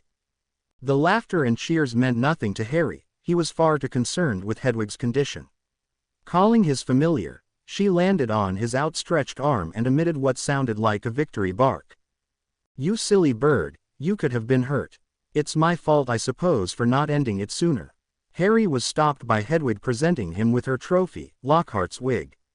While he didn't want to touch the thing, he couldn't refuse Hedwig. "Thank you, girl, that was so brave of you." Harry quickly dropped the wig onto the grass, but Hedwig didn't mind. She understood her wizard needed that hand to pet her. After discovering Hedwig had nothing more than a few ruffled feathers, Harry began to relax and notice his surroundings. A smiling Dumbledore was approaching. "Lord Potter, I assume that wasn't planned." "No, sir." Hedwig saw someone firing curses at me and reacted. A familiar protecting her wizard, perfectly natural and understandable. Something we should perhaps have considered while holding the duel outside. There is nothing in the rules about that, therefore I declare Lord Potter the winner. It was only then Harry realized what they were saying was being broadcast to the stands, with Dumbledore's announcement resulting in a mighty cheer. Harry also noticed Hermione sprinting towards them, or should that be Hedwig? She had actually cared for the owl a few years longer than the single one that Harry had memories of. This was proven to be true when Harry received a quick key before all Hermione's attention and concern switched to the preening owl. "Oh Hedwig, what a brave and clever owl you are. While Lord Potter here was messing about, you showed him how to deal with a pest." Lockhart had been revived by the headmaster. Looking over at the bird receiving all the attention almost had him in tears. "That vicious raptor attacked me when I wasn't looking, Potter cheated." There was a gasp around the stands before Dumbledore spoke. "Surely a man of your documented talents could cope with an angry post-owl reacting to you firing curses at her wizard. Publicly calling the lord of an ancient and noble family a cheat is also not a course I would recommend." At that, Harry responded, "It's okay, Professor. No one actually believes a word Lockhart says or writes anyway, he's nothing but a fake." As if to emphasize that point, Harry's wand set Lockhart's wig on fire before he, Hermione and Hedwig left the pitch. Waiting until they had cleared the area covered by the broadcasting spell, Harry then had a word with his owl. "I hope you don't intend to make a habit of this. Do I need to lock you in your cage next time I play Quidditch?" I don't think Dumbledore will let you away with attacking the opposition beaters every time they fire a bludger at me." Hedwig moved up Harry's arm and onto his shoulder before affectionately butting heads with him. Hermione then slipped by Harry's side as they walked back to their family and friends. Hedwig stayed for the ride, and all the congratulations that she felt sure were going to come her way. Sirius and Dan had been laughing so hard, they both had tears in their eyes. Neville soon set them off again, along with almost everyone else. "Lockhart wants us to believe he spent a year with the Yeti yet he couldn't handle a snowy owl." After being kicked out of the infirmary, the stupid healer saying his wounds were nothing more than scratches she'd casually waved her wand over, Gilderoy was at a loss about what to do next. His first instinct was to quit Hogwarts and put this nightmare behind him. Initially he thought this would be easy, since McGonagall seemed most agreeable to the idea, until she introduced a proviso. He could leave Hogwarts, directly after reimbursing every student who was forced to buy the books he'd specified for his defense course. Since he'd already spent over half of that money on new outfits to impress the students, Gilderoy Lockhart had an image to maintain. There was no way he was willing or able to do this. Walking back to his quarters, Gilderoy was left pondering the question of what to do next. He was forced to admit, only to himself, that he'd just been publicly humiliated by a 12-year-old and his owl. His reputation was in ruins. It was then Gilderoy had his epiphany: these children didn't know his reputation. Since it was looking like he was going to be forced to teach here for at least a year, he would teach the students about one of the wizarding world's greatest heroes, Gilderoy Lockhart. He could start their first lesson with a quiz, just to see how much they actually knew about him. After establishing that, it would then be time to enact some of the more heroic scenes from his written works. A few weeks of learning about their new defense professor should see today's debacle soon relegated to nothing more than a bad memory. Now with a sense of purpose, Gilderoy hurried to his apartment. He needed to get another wig before anyone else saw him. He intended to totally ignore the fact that all of Hogwarts had witnessed Hedwig making off with his last hairpiece. The group of friends accompanied Dan, Emma, Petunia, Augusta, Sirius and Amelia to the edge of the Hogwarts wards to say goodbye.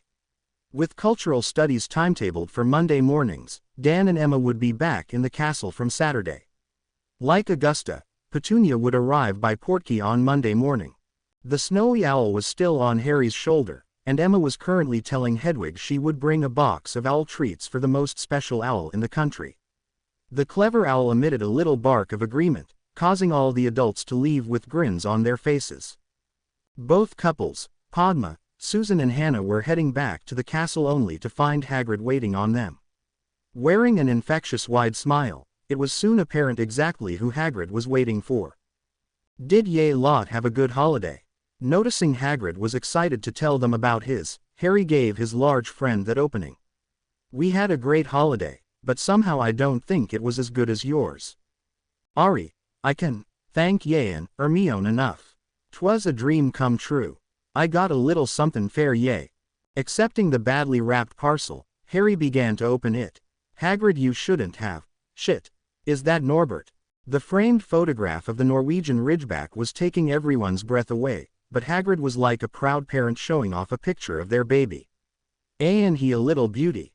A horrified Neville couldn't take his eyes off the moving picture. "Hagrid, there's nothing little about Norbert. How the hell were you going to raise that in your cottage?" It was only after seeing everyone staring at him that Neville realized he'd said something he shouldn't. It was Hermione who then took command of the situation. "Okay everyone, that's not something we want spread around the castle, or anywhere else for that matter. My parents would go ape if they found out I was involved in this, with Harry's aunt and Neville's gran probably worse." The rumors had flooded Hogwarts at the time, but here was confirmation. "Neville Longbottom, what possessed you to get involved smuggling a dragon out of the castle?" While Parvati was shocked, her twin came at it from a different angle. "Never mind that. Which one of you stripped Malfoy?" "Yuck, we had nothing to do with that. There are plenty of people in Hogwarts who don't like that little shit." Hermione's expression of disgust convinced all of them they had nothing to do with divesting Draco, before dangling him from the ceiling. Susan spoke for all of them when claiming their lips were sealed. Both her and Hannah were delighted they'd asked to be part of the second-year group not taking their defense lessons from Lockhart. It would seem Hermione and Harry were well qualified to teach it, certainly more than Lockhart. With Lavender, Seamus and Dean also asking to join them for defense, there were now 10 students partaking in the newly founded second-year defense self-study program. Since Hermione had written up the course objectives that McGonagall had agreed to, she was also the person writing the lesson plans. As she had already received an outstanding at Newt level for defense, and most of the other subjects she was currently having to retake as a second year, this was something Hermione actually enjoyed. Thanks to all their extra training, Harry was already way beyond second-year level, so was also a great help. The result of this was their 8 friends leaving the first defense lesson while happily proclaiming it was the best ever, only to find a beleaguered reception committee of fellow second-year students waiting for them in the corridor. As Hermione and Harry pushed their way to the front, all of these students tried to speak at once. "You have to help us. Man's a menace," released Cornish pixies into the class. "He ran away when they took his wand. Please help us. We don't want to go back in there." Noticing a few Slytherins amongst the Ravenclaws and Hufflepuffs, Harry was inclined to say yes. He turned to Hermione for her thoughts on the matter. As usual, his intended had immediately focused on the practicalities involved in dramatically increasing their numbers. "We're going to need a bigger classroom." The 3 new professors stood nervously as their first class entered the classroom. Even the trio knowing some of the students didn't help those nerves, neither did seeing the headmaster make an appearance and sit at the back of the class. They all knew why he was there, however, to ensure none of the more disruptive students made an attempt to sabotage their inaugural lesson. The headmaster was also aware that, should the likes of Draco Malfoy try to pull anything like that in this classroom, Hermione and Harry would instantly retaliate. Minerva would only smile when he asked exactly what would be taught here, so Albus was also looking forward to the lesson. Dan was one of those people who liked to tackle things straight on, and did so here. "Good morning everyone, and welcome to your first ever class of Cultural Studies. Your professors of this new subject have all spent the last few months studying the differences between our cultures, so we could perhaps understand what best to teach you." Wherever and whatever we looked at the problem, the answer was obvious, and also the same: magic. This led us to the question, what is magic? With Hermione, Harry and Neville deliberately keeping their hands down, it was left to a few others to try and answer that. They didn't get far. Every one of those explanations were examples of what magic can do, not what it actually is. Our scientists believe that everything in the universe is made up of energy, that would therefore have to include magic too. There is also a law of nature that says energy can neither be created nor destroyed, just converted into one form from another. It was here Emma took over. Magic would then become an energy possessed by witches and wizards, an energy they attend Hogwarts to learn how to control and use. This energy resource grows within each of you, settling down as you mature. Looking to Dumbledore, Emma decided to ask his opinion on their theory.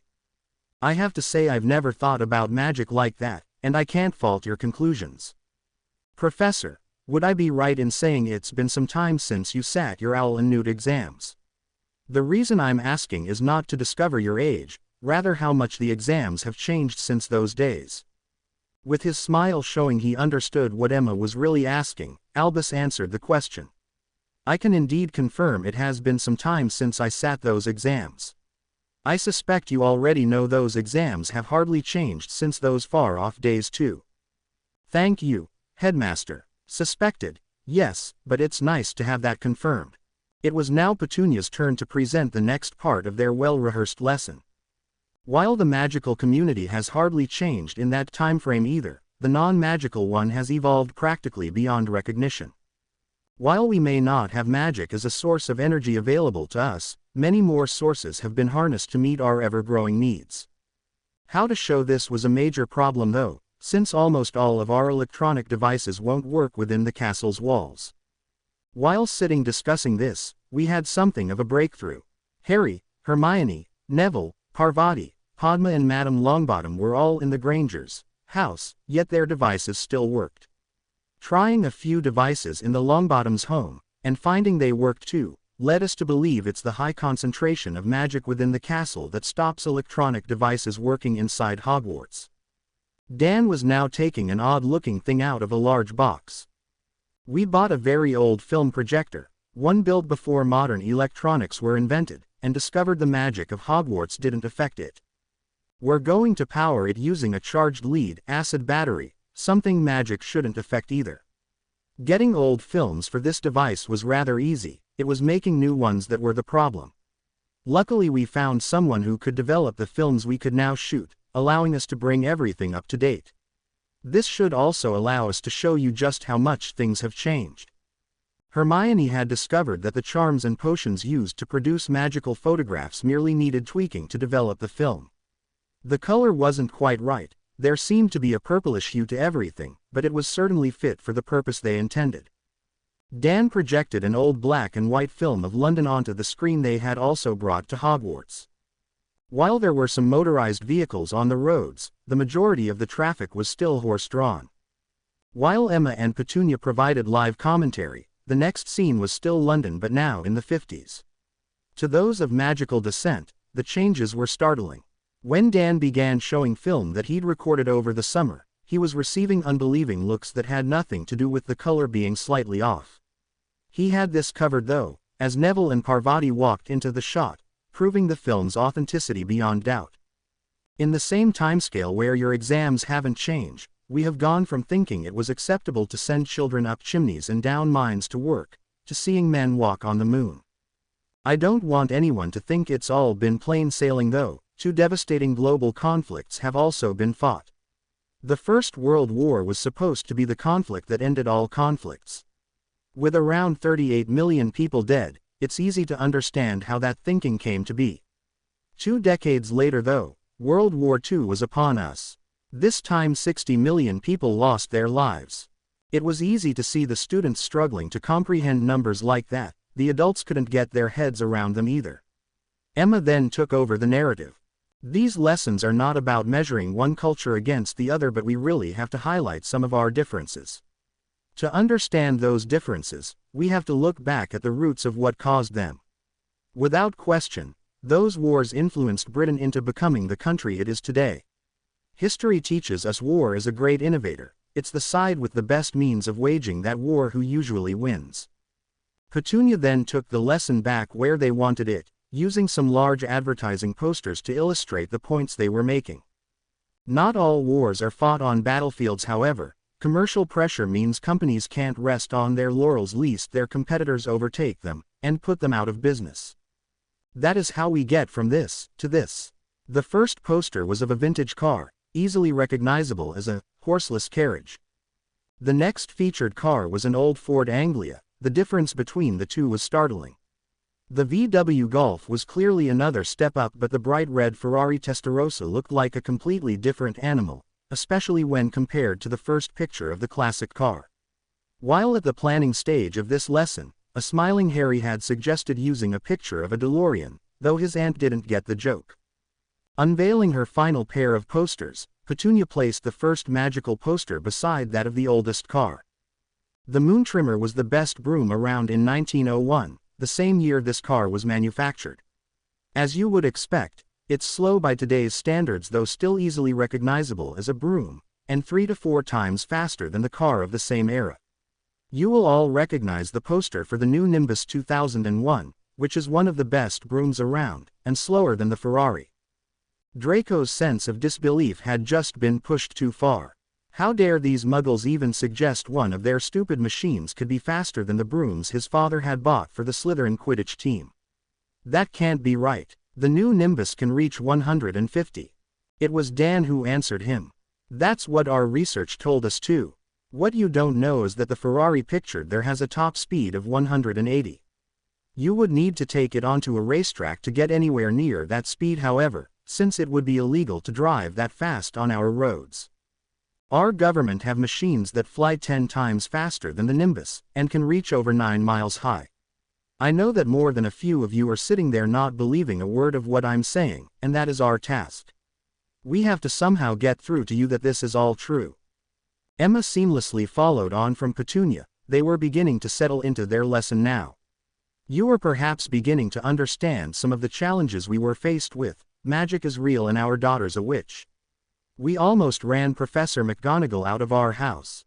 The very thought of that happening caused some laughter in the classroom, and also had Emma smiling. Magic, unicorns and dragons are as big a shock to us as all this is to you, let's not even mention trolls. This drew more laughter as Dan again took the bull by the horns, knowing from Augusta what fears some of the more radical purebloods would have about their muggle lessons. We actually support the statute of secrecy. Our world is certainly not ready to learn there are witches and wizards living amongst us. This doesn't mean, however, that, for those in the know, these two worlds have to be kept separate. We just spent a very enjoyable summer becoming immersed in wizarding culture while introducing witches and wizards to ours. While somewhat appeased at hearing that, those same purebloods weren't sure what to think about Dan's next proposal. To make this work, we really need to take you out of Hogwarts, and into our world. As the course progresses, and you learn more about us, plans will be made on the best way to go about that. We're really not into handing out homework, but what we have here is some teen fiction, stories written about people your age in our world. What we would like you to do is to have at least read some of it by the time we meet next, that's in 2 weeks. Then we will try and explain anything you didn't understand in the books. These are all different books, so, if you finish yours, please feel free to swap with someone who has read theirs too. Now, we would like to hear from you what you thought about this introductory lesson today, and anything you would like us to include in future lessons. That was like lighting the blue touch paper. The questions and suggestions just exploded out of the inquisitive students. Lavender's suggestion of learning about fashion was somewhat derided by a few of her fellow classmates until Emma stepped in. The British fashion industry keeps almost 1 million people in jobs, and generates billions of pounds in revenues. Like cars, those fashions are ever-changing. We are also led to believe that this is the one area witches and wizards get really wrong when interacting with our world, putting the statute of secrecy at unnecessary risk. Headmaster, sorry to keep picking on you, but how have Hogwarts robes changed in the same sort of timeframe? Were my second-year robes still available, they wouldn't really differ from the ones our Gryffindors wear here today. Including the Hogwarts badge on our robes is the first change to our school robes in living memory. Just from sitting here this morning, I can see there is a lot we've gotten wrong about a subject that should be close to all our hearts. I know Hogwarts students will really benefit from these lessons. After all, it's important that you learn all you can about your neighbors. The bell ringing for the end of the lesson was a disappointment for most of the students, pleasing the 3 teachers no end. With quick exchanges between the family that they would see each other next weekend, the students all shot off to their next class. Albus shook all 3 of their hands, and promised to help them any way he could, just as a smiling Augusta entered.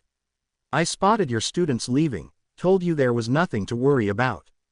Neville, Parvati, Padma, Susan and Hannah have all been talking non-stop about what they've seen this summer, the rest will be no different.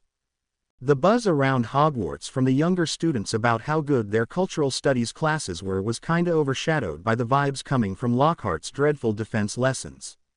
Hermione and Harry found themselves continually being approached by older students, looking for information on how to go about setting up their own self-study classes. They explained the criteria that needed to be met before McGonagall would allow them to skip Liar Lockhart's lessons. This was why, at their next self-study class, there were older students sitting at the back and taking notes. As the period ended, Harry and Hermione found themselves faced with some disconsolate students, though none of them were second years. That's not self-study. You're basically teaching that class. And doing a far better job than any professor we've had for defense. Hermione was blushing at the praise, though only Harry knew she could teach all 7 years of the course if she wanted to. That's basically what Hermione was doing with him as they trained. We don't have anyone like you two in our year, in any other year actually. I don't see how this could work for us. They were then offered a solution from the young witch whom the tab, genius, was beginning to be applied to by more and more students. What if you split the course up between everyone in the study group? Everyone could then be responsible for researching and teaching a specific part of the course to the rest of you. You will also need to ensure there's someone over 17 in each class. I know it's not a perfect solution, but it must be better than Lockhart." The difference in their demeanor as they left, profusely thanking both the younger students for their help, had Harry chuckling as he wrapped his arms around Hermione. "I am so glad I conned you into agreeing to be my girlfriend. Apart from the part where my bits were nearly frozen off, best decision I ever made." Some of them seemed ready to get down on one knee and propose to my beautiful intended. A grinning Hermione keyed his cheek as she kept the banter going. This from the boy who just has to enter a room and girls drool. Feeling the shudder of dread that ran through Harry set Hermione chuckling. "So not funny. I know that the girl who will become a teenager next weekend is years older than that, and really loves me. Having an 11-year-old girl lusting after me is very disturbing. I don't even want to think about Colin following me everywhere." Hermione couldn't contain her laughter anymore. "Harry, Ginny probably doesn't know what lust is. She just has a bad case of hero worship, alongside a massive crush. She should grow out of it, as will Colin. Luna looks to you as an example. That doesn't mean her elbow ends up in the butter dish at breakfast, nor does she take pictures and ask you to sign them." Snuggling into Harry's embrace, Hermione took the conversation back to a more serious level. "Luna could do all of that and I would smile before agreeing. Her being placed in Gryffindor shows how much we had already changed Luna, and that was before we met. Like us, she struggled to make friends. I didn't really know her from before but can't remember anyone ever filling that role. That won't happen this time, not if I have anything to do with it. When you get passionate about something, there's a fire in those gorgeous brown eyes that I find oh so cutie. I really can't wait until these bodies grow a bit older." Harry followed that with a key that had them late for lunch. Draco had been looking forward to this moment since before boarding the train to Hogwarts. He, along with the other Slytherin hopefuls, were being led by Professor Vector to the Quidditch pitch. There, they would compete for all 7 positions on the Slytherin Quidditch team. To make things fair, Professor Vector was going to conduct the trials using the new brooms Slytherin had been gifted. Since Draco had flown on one of those brooms every day of the summer holidays, he thought this was really a fair solution. The idea that he would have an advantage had his inner Slytherin smirking. That disappeared the instant he spotted the Gryffindor team on the pitch. "What are you lot doing here? Slytherin has the pitch booked." He was silenced by his head of house, though Septima was about to ask the same questions when she spotted Minerva approaching, with visitors. "Sorry Professor Vector, I know you have the pitch booked today and I had hoped to have this done before your house appeared. We just need to take some publicity pictures and then the pitch is of course all yours." A tall wizard who was wearing a bright blue fedora hat and strangely cut burgundy robes sat a long case on the grass, indicating to the 3 people with him that they should do the same with the 2 cases each was carrying, before his gaze fell upon the Slytherin brooms. "Nimbus 2001s, not bad. Should provide some competition for our brooms, though I'm still expecting to win. Especially since our brooms are better, and will be flown by the current Hogwarts champions." With a flourish of the tall wizard's wand, all 7 of the cases opened and the brooms they contained floated over to the Gryffindor team. A silver lightning bolt was the only decoration on the jet-black sleek broomsticks. With everyone staring at them in awe, this seemed all the excuse the tall man needed to continue talking. "We've been looking for an opportunity to break into the British broom market for some time. Nimbus, Clean Sweep and Comet had pretty much carved up the country between them. It would have cost us a fortune in advertising even to gain a toehold, and then young Harry's letter landed on my desk. Sponsoring the Gryffindor Quidditch team was just too good an offer to pass up, and our new bolts should suit them." An angry Draco couldn't contain himself. "You mean Potter's getting those brooms for free?" "No Sonny, that's not how these things work in business. The Gryffindor team will be posing with their new brooms for the press, and hopefully retaining this year's Quidditch Cup flying them." Draco apparently only thought he was angry before. Potter and the Gryffindors were not only getting new brooms for free, they would be plastered all over the press saying so. Hagrid leading a bunch of photographers and reporters to the pitch just emphasized that point. Their head of house laughing was not what Draco expected to hear. "Mr. Potter, are you sure you shouldn't have been a Slytherin? That was very well played." "Thank you, Professor. If someone was really cunning though, wouldn't they use that guile to get sorted anywhere but Slytherin? Still laughing, Septima turned to her own house and began organizing her hopefuls into the positions they wished to try out for, while the press were all over the Gryffindor team. She would wait until she'd seen her hopefuls fly before choosing a captain. The Gryffindors flew a few quick laps around the pitch for the photographers before calling it a day. Each walking past with the case that held their new broom as Minerva approached the Slytherins. "Sorry for holding up your trials, Professor Vector. Good luck with putting a team together." Minerva didn't exactly say, "You're going to need it." The sparkle in the head of Gryffindor's eyes said it for her. Draco was now the one facing glares from his fellow hopefuls. With Slytherin having to rebuild a complete new team, they had been offered the same deal Gryffindor received last year, namely delaying their first match. Draco's voice had been the loudest against this, claiming their new brooms would give them a massive advantage over the other three teams. Draco wanted the first time that advantage was put to good use to be against Gryffindor. Defeating the current champions was something the entire house longed for, and they didn't take much convincing. That wasn't what they were choosing to remember now, however. The game had been brought forward slightly to allow visitors to attend, and their supposed broom advantage had at best been negated for that match.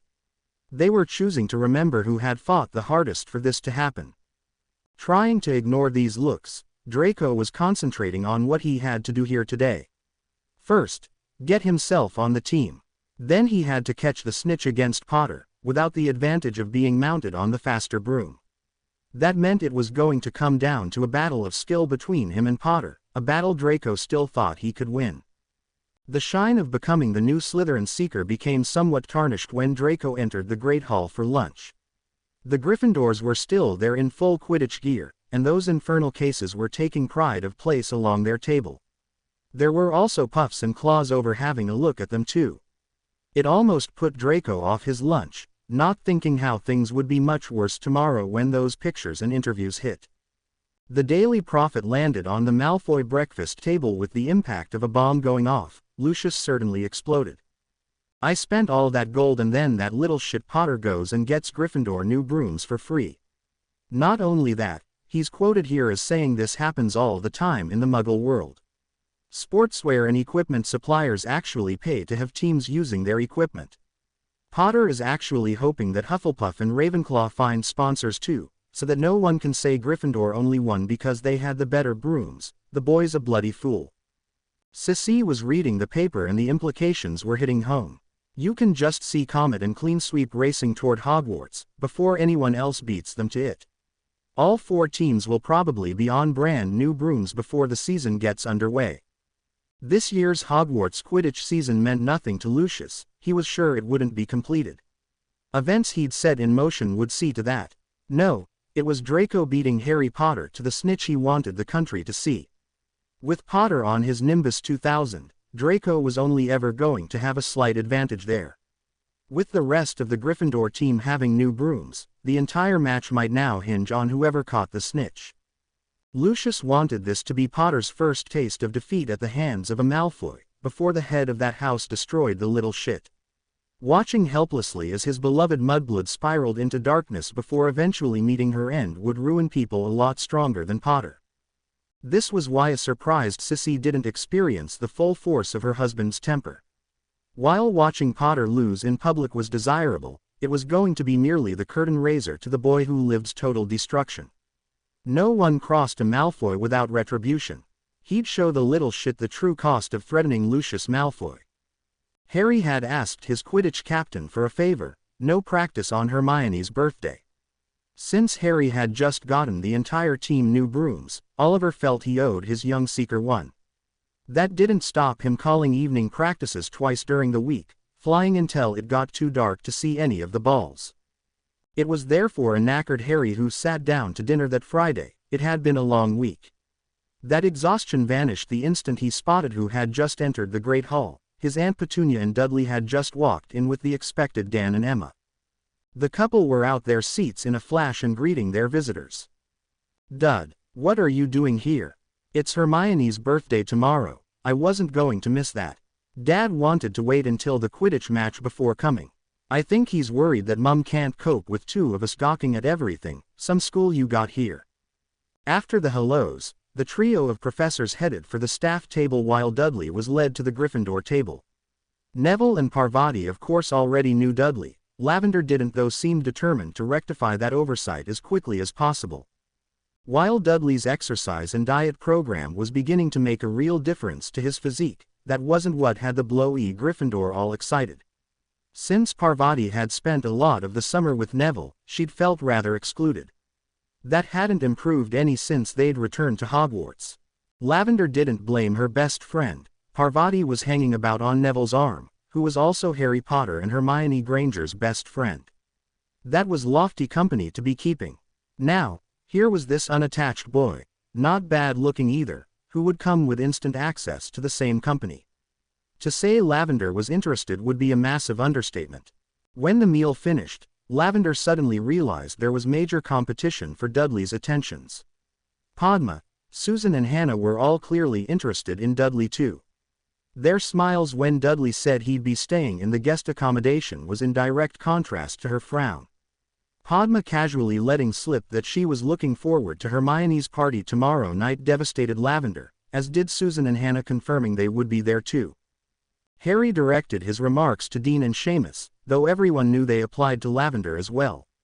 "Sorry guys. The party will be a small one, held in the guest quarters Hermione's parents use. With my aunt and Dudley here too, there simply isn't room to invite everyone." Waking in her Harry's arms meant this was already Hermione's best birthday. Considering this was actually the 20th she'd celebrate, and the last one was spent in the south of France, that was saying something. Even having to relive all those teenage years again couldn't put a dent in the delight she felt, knowing Harry would be with her for every one of those years, and many, many more. Leaning over, she keyed her still sleeping intended. And here was me thinking it was your birthday." "It is, and I've got exactly what I always wanted. Funnily enough, I was 12 or 13 when I first worked out just what that was.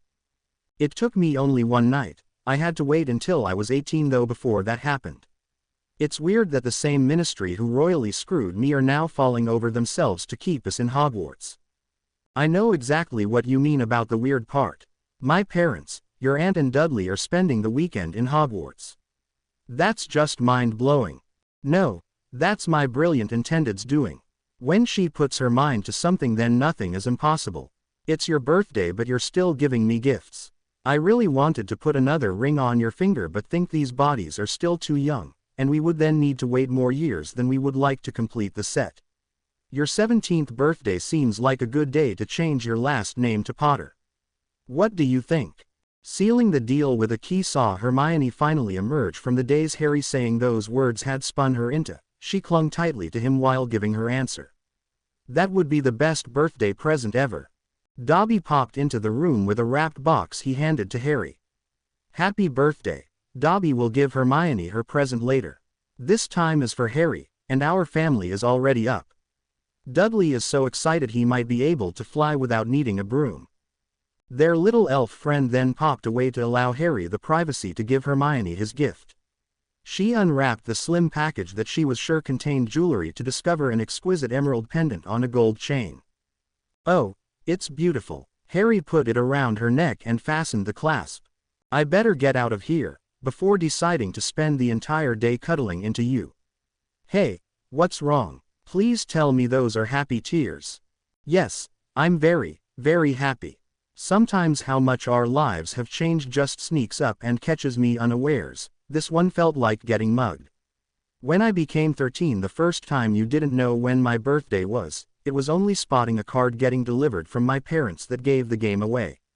You felt terrible at not getting me a present, though you did make me a card I still have, or had." She was lovingly fingering her new pendant as Harry keyed her tears away. "This Harry knows when your birthday is. We'll celebrate 3 more of those birthdays together before the following one will see us officially joined together for life. While looking forward to that day, we can also enjoy the journey to that day. Today we can forget about the darkness, let's just enjoy spending your birthday with our family." Hermione agreed with those sentiments so much, showing her approval had them late for breakfast. There were a few outbreaks of happy tears throughout the day. It was the ones forming in the corners of Petunia's eyes at Hermione's birthday party that evening which saw Emma having a quiet word. Her friend's concern produced a genuine smile on Petunia's lips. "You told me a mother always does what's best for her family. I don't think it's a secret we both had different views of just what that was, and I was so wrong. What it all boils down to is our children's happiness, and our children are currently very happy." Dudley could hardly wait to come here, and the magic was only about half the reason for his enthusiasm. He really missed Harry and Hermione, and their friends. As he gets used to the magic, I'm sure he'll still want to come here. Dudley won't want to lose contact with his friends and family. While still smiling, Petunia dabbed at her eyes with her hanky. "I sat behind Harry on his broom today and the feeling was indescribable, there simply isn't words." This had Emma chuckling. "When we were on holiday, I spent so much time sitting on Harry's broom that Hermione began joking I was making a move on her intended. Harry really does love her, you know. Oh, Dan and I are well aware of that. Since Christmas, I knew we would one day be family, that's why I invited you to afternoon tea." Watching as her son happily danced with a witch of Indian descent, Petunia really only had one thing to say about this turn of events. "Thank you so much." Draco knew he was a good flyer, and all that practice over the summer his father had insisted upon only improved those skills. This was not merely idle boasting, since he had easily won his place as seeker on the Slytherin Quidditch team. While all of that was true, Draco was also becoming aware of another truth. On a broom, Harry Potter was insane. The rest of Gryffindor were riding bolts, but only their seeker flew like a madman. Draco's original intention was to shadow Potter, showing the entire stadium he was just as good a flyer. That plan evaporated into the low-lying clouds within the first few minutes of the game. More precisely, the instant Potter, at full speed, performed a barrel roll right through the Slytherin chaser formation. He passed over one chaser and under another, breaking up their attack and even knocking the quaffle to Katie Bell. While trying to work out what he was going to do next against Potter, Draco had to pull an evasive maneuver to dodge a bludger. He then had to do so again as the other bludger came bearing down on him. The Slytherin seeker then made a frightening discovery. It wasn't the other bludger but the same one, the same bludger that was rapidly bearing down on him for the third time. Shooting off in the direction of his nearest beater, a satisfied smirk at the sound of the bat striking the bludger was soon wiped away. "That's not right." Sharing his teammates' views, Draco was forced to fly off again and perform more evasive maneuvers as his own personal bludger was once more bearing down on him. As that's supposed to happen. Dudley was sitting in the stand between Hermione and Neville, the rest of their friends were there too. The adults, including both Dudley's parents, were all sitting directly behind them. Neville was the one left to confirm this was not normal, since Hermione appeared to be attempting to chew through her fist. She was the only person in the stadium who knew exactly what was happening, and only stuffing her knuckles into her mouth stopped her bursting into gales of loud laughter. Dobby would be getting hugged later. Since both the elf and her knew exactly what Draco grew up to be, Hermione had no trouble justifying Dobby's actions here today. She had no idea just what else Dobby had planned for today. When the Slytherin captain was forced to call a timeout, he found no one disputing their claims that the bludger had been tampered with. Madame Hooch, however, was left to explain the rules, to both teams as well as a newly arrived and very concerned head of Slytherin. While we all agree the bludger is acting irregularly, stopping the match to investigate that bludger hands Gryffindor the victory. Had Slytherin not been so adamantly opposed to changing any rules of Hogwarts Quidditch, we might have been able to resolve this matter sensibly. While understanding the rules, Septima wasn't about to settle for that outcome. Casting a sonorous on herself, she addressed the one person in the watching crowd who could help. "Headmaster, we have a situation here where protecting one of my players will cost Slytherin the match. With a rogue bludger in the game, however, exclusively targeting our seeker, I don't see how I can allow the game to continue." Taking a moment to think, Albus stood to offer his interpretation of what his head of Slytherin faced. "While I sympathize with your dilemma, calling a halt to the match in these circumstances automatically grants Gryffindor victory. A possible solution, however, might be to ask young Mr. Malfoy's parents what they think of this matter, since both are sitting in the audience. Lucius was sitting in the stand thinking the appearance of the rogue bludger would make a good excuse for Slytherin losing the match. He was already composing a rant along the lines of sabotaging the superior Slytherins, when an idea struck him. Dumbledore thought he was passing the responsibility of Slytherin losing the match onto Lucius, but there was another side to that coin.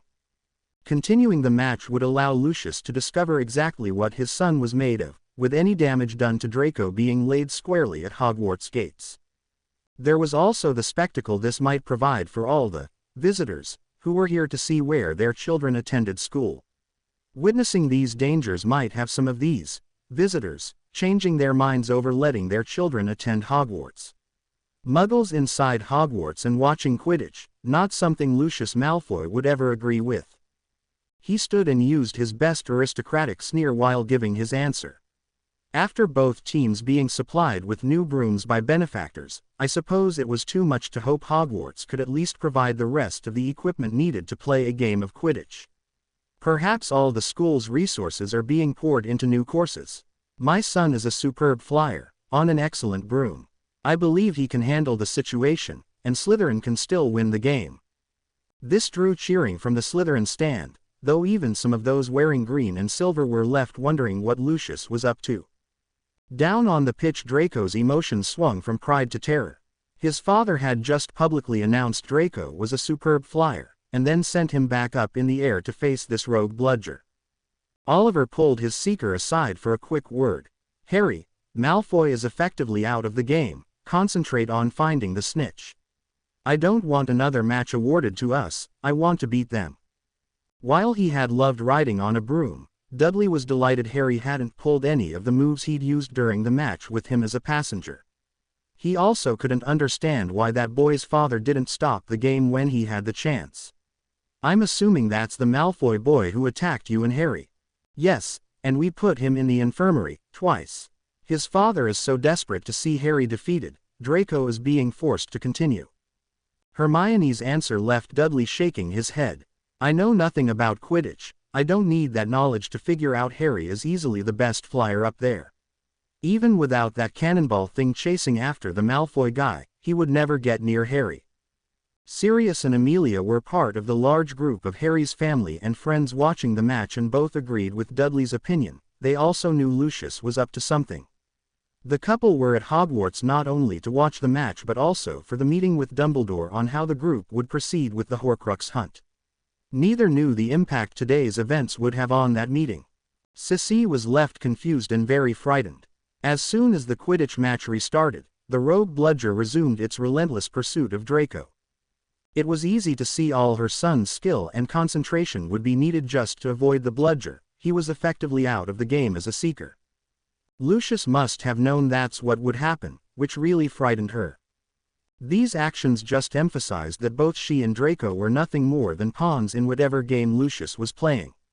The terrifying thing was that pawns were usually the pieces sacrificed to further the player's aims. She could do no more than hope that wasn't what she was watching here. While her expression remained stoic, Sissy's manicured fingernails were digging into the palms of her hands as the bludger pushed Draco's skills to the limit. Harry had once called Quidditch a bipolar mess, yet this particular game was even worse. While the chasers and keepers continued playing their match, a match Gryffindor was winning. The two seekers had different aims. He was trying to spot the snitch while Malfoy was just trying to stay alive. One glance at Hermione told Harry she not only knew what was happening but approved. Since Draco couldn't evade the bludger forever, he was following his captain's orders. Dumbledore would take action before Draco got seriously hurt, and Gryffindor wanted the win. The merest glint of gold, spotted from the corner of his eye, had Harry rocketing after the snitch. After a chase that had the entire stadium on their feet, his fingers finally closed around the elusive golden ball. Funnily enough, the announcer screaming, "Potter has the snitch," was a cause for celebration amongst a pair of Malfoys, though neither Draco or his mother's stoic expressions betrayed their thoughts. Draco though had just made a dangerous assumption, that the bludger would stop its pursuit when the game finished. It didn't, and caught him unawares. As he'd slowed down and flew lower, the bludger struck with enough force to break Draco's leg, and also damage his broom. He crashed painfully into the ground, thankfully from a height that was reduced to about 10 feet. Lying on his back, Draco then realized his troubles weren't over. The bludger was coming back for more, and seemed to be aiming for his groin. Watching helplessly as this rogue appeared ready to end any future Malfoys, at least from him, Draco thought his whole life flashed before him. His relief discovering it was an actual curse, fired by Dumbledore from the stands, that flashed past was more than matched by that same curse destroying the bludger. Any sane person would now be thinking their ordeal was over, but today Draco just couldn't catch a break, other than the obvious one. Leading the people running toward him was Lockhart. It was talking all Sissy's resolve to walk calmly beside her husband as they leisurely made their way onto the pitch. To hurry would mean they weren't in control, and that would never do. That resolve shattered as she heard her son shouting, "You bloody fool, you haven't mended my bones, you vanished them." Now pushing people out of her way as she raced to her son's side, Sissy found that fop Lockhart standing over her son. His wand was in his hand, but the only thing coming out of his mouth were excuses. Sissy was in no mood to listen to any excuses. With a cry of, "Lockhart, defend yourself," very accurately aimed curses were soon spewing from her wand. Against an angry Sissy, Gilderoy's wandwork was about as effective as his excuses. He didn't last 30 seconds before joining Draco lying on the grass. While only 2 of Lockhart's limbs now appeared to be human, they had also taken positions that would be impossible if those limbs still contained the bones they were supposed to. The now unconscious and defeated defense professor was then ignored while Sissy knelt by her son. Lucius' temper climbed a little higher every time he had to nudge someone out of his path. Didn't these people know who he was? They should be standing aside to let him pass. This was why he reached his wife and son at the same moment as Dumbledore, Lucius' temper not improved by the gathered crowd parting to let the headmaster through. "I take it this matter will be investigated." An unflustered Albus had his answer ready. "Of course, Lucius. Unfortunately, I was forced to destroy the only piece of evidence there was. Had you not allowed the game to continue, I'm sure the culprit would have been discovered and dealt with most severely. Without any evidence though." While Lucius was looking around for someone to vent his anger on, he found that search being interrupted. "Excuse me, Mr. Malfoy, I believe this belongs to you." The sneer on Lucius' face disintegrated as his eyes fell on what was being handed to him, and who was doing the handing. Harry Potter was standing there with his master's diary, the very thing that was supposed to be wreaking vengeance on Potter's mudblood. "I have no idea what you're talking about." His trembling voice betrayed Malfoy's denial, and then things worsened for the blonde former Slytherin. Harry was relentless, pressing Malfoy further. "I believe you do. You slipped this into my intended's pocket while we were in Diagon Alley. We also know what this is, or rather was. It's been dealt with, and now it's your turn." With Dumbledore and Bones standing watching this, and knowing the minister and ministry would fall over themselves racing to do the boy who lived's bidding, Lucius panicked. He grabbed the offered diary from Harry and handed it to the tiny creature standing behind him. "Elf, destroy this at once." A confident Lucius then returned his attention to Harry. "Now, without any evidence." The high-pitched voice that interrupted Lucius was such a shock that everything seemed to stop for a moment. "Darla will not. Master has given Darla clothes. Darla is free." "I did no such thing." Turning around, Lucius found the little elf standing with the diary open, a diary that had a sock concealed within its pages. Darla then popped away, taking the diary and sock with her, leaving her former master standing there looking a fool. As the red mist of anger descended, Lucius made to draw his wand on Harry. "You cost me my servant, boy. You'll pay for that." Dumbledore may not have raised his voice, but the power in his words was there for all to hear. Drawing your wand on a Hogwarts student would be an extremely poor decision, and one I would simply have to prevent. Those words may have frozen Lucius' muscles, but they appeared to kickstart his brain. Anyone can make allegations, but proving them is a whole different matter. "Where are your witnesses that supposedly saw me do this?" A voice well known to Lucius had his blood turning to ice, or rather what that voice said. "I saw him slip that book into the pocket of Lord Potter's intended." Kneeling beside her injured son, Sissy watched intently as Madame Pomfrey cast diagnostic charms on Draco. She was studying the Hogwarts healer's features and body language for any sign of bad news when Sissy then heard the absolute worst prognosis possible. That this terminal diagnosis didn't originate from Madame Pomfrey was immaterial. Both she and Draco were as good as dead. That stupid pig she called a husband had just done the unthinkable. He had attempted to harm Potter's mudblood. A lot of things began to fall into place for Sissy, including why Draco was almost murdered by a bludger today. Potter had specifically warned them against this course of action, and Lucius had chosen to ignore that warning, and been caught doing so. Not only that, the stupid bastard had gone after the one person guaranteed to ensure Potter carried out the full extent of his dire threat. The cold hand of fear gripped Sissy's heart, squeezing so tight it almost stopped beating. That Potter could get Draco murdered in full view of all of Hogwarts, with no blame attaching to the Gryffindor, took Sissy right back to the night she saw her son's severed head lying in her bed. Vowing that would never happen, she stood tall and proud. I saw him slip that book into the pocket of Lord Potter's intended. This stopped all conversation, so Sissy continued. I'm prepared to swear an oath on what I saw, and also that I had no idea what the book was. If it was something intending to harm Miss Granger, I played no part nor had any knowledge of that. You traitorous bitch, I'll cast you and your whelp out of my family. In any battle between his parents, Draco knew which side he would come down on. That his father had forced him to play on against that rogue bludger, and then threatened to disown him left Draco with nothing to lose. He slipped a book into Granger's pocket while Potter was fighting with Weasley inside Flourish and Blots. I saw him too. With the quality and quantity of the people surrounding him, Lucius understood he couldn't start firing off curses, as much as he'd like to. Slowly and carefully placing his hand on his wand, at least thankful he didn't need draw it to disinherit these two. Then Bones cut in, preempting his actions. Lucius Malfoy, what I've heard here today is more than enough evidence to arrest you. I also know what that book is, or was, and witnessed its evil taint being removed. Amelia hadn't actually witnessed that happening to the book. Seeing the locket Horcrux blasting Dumbledore across the room was more than enough for her though.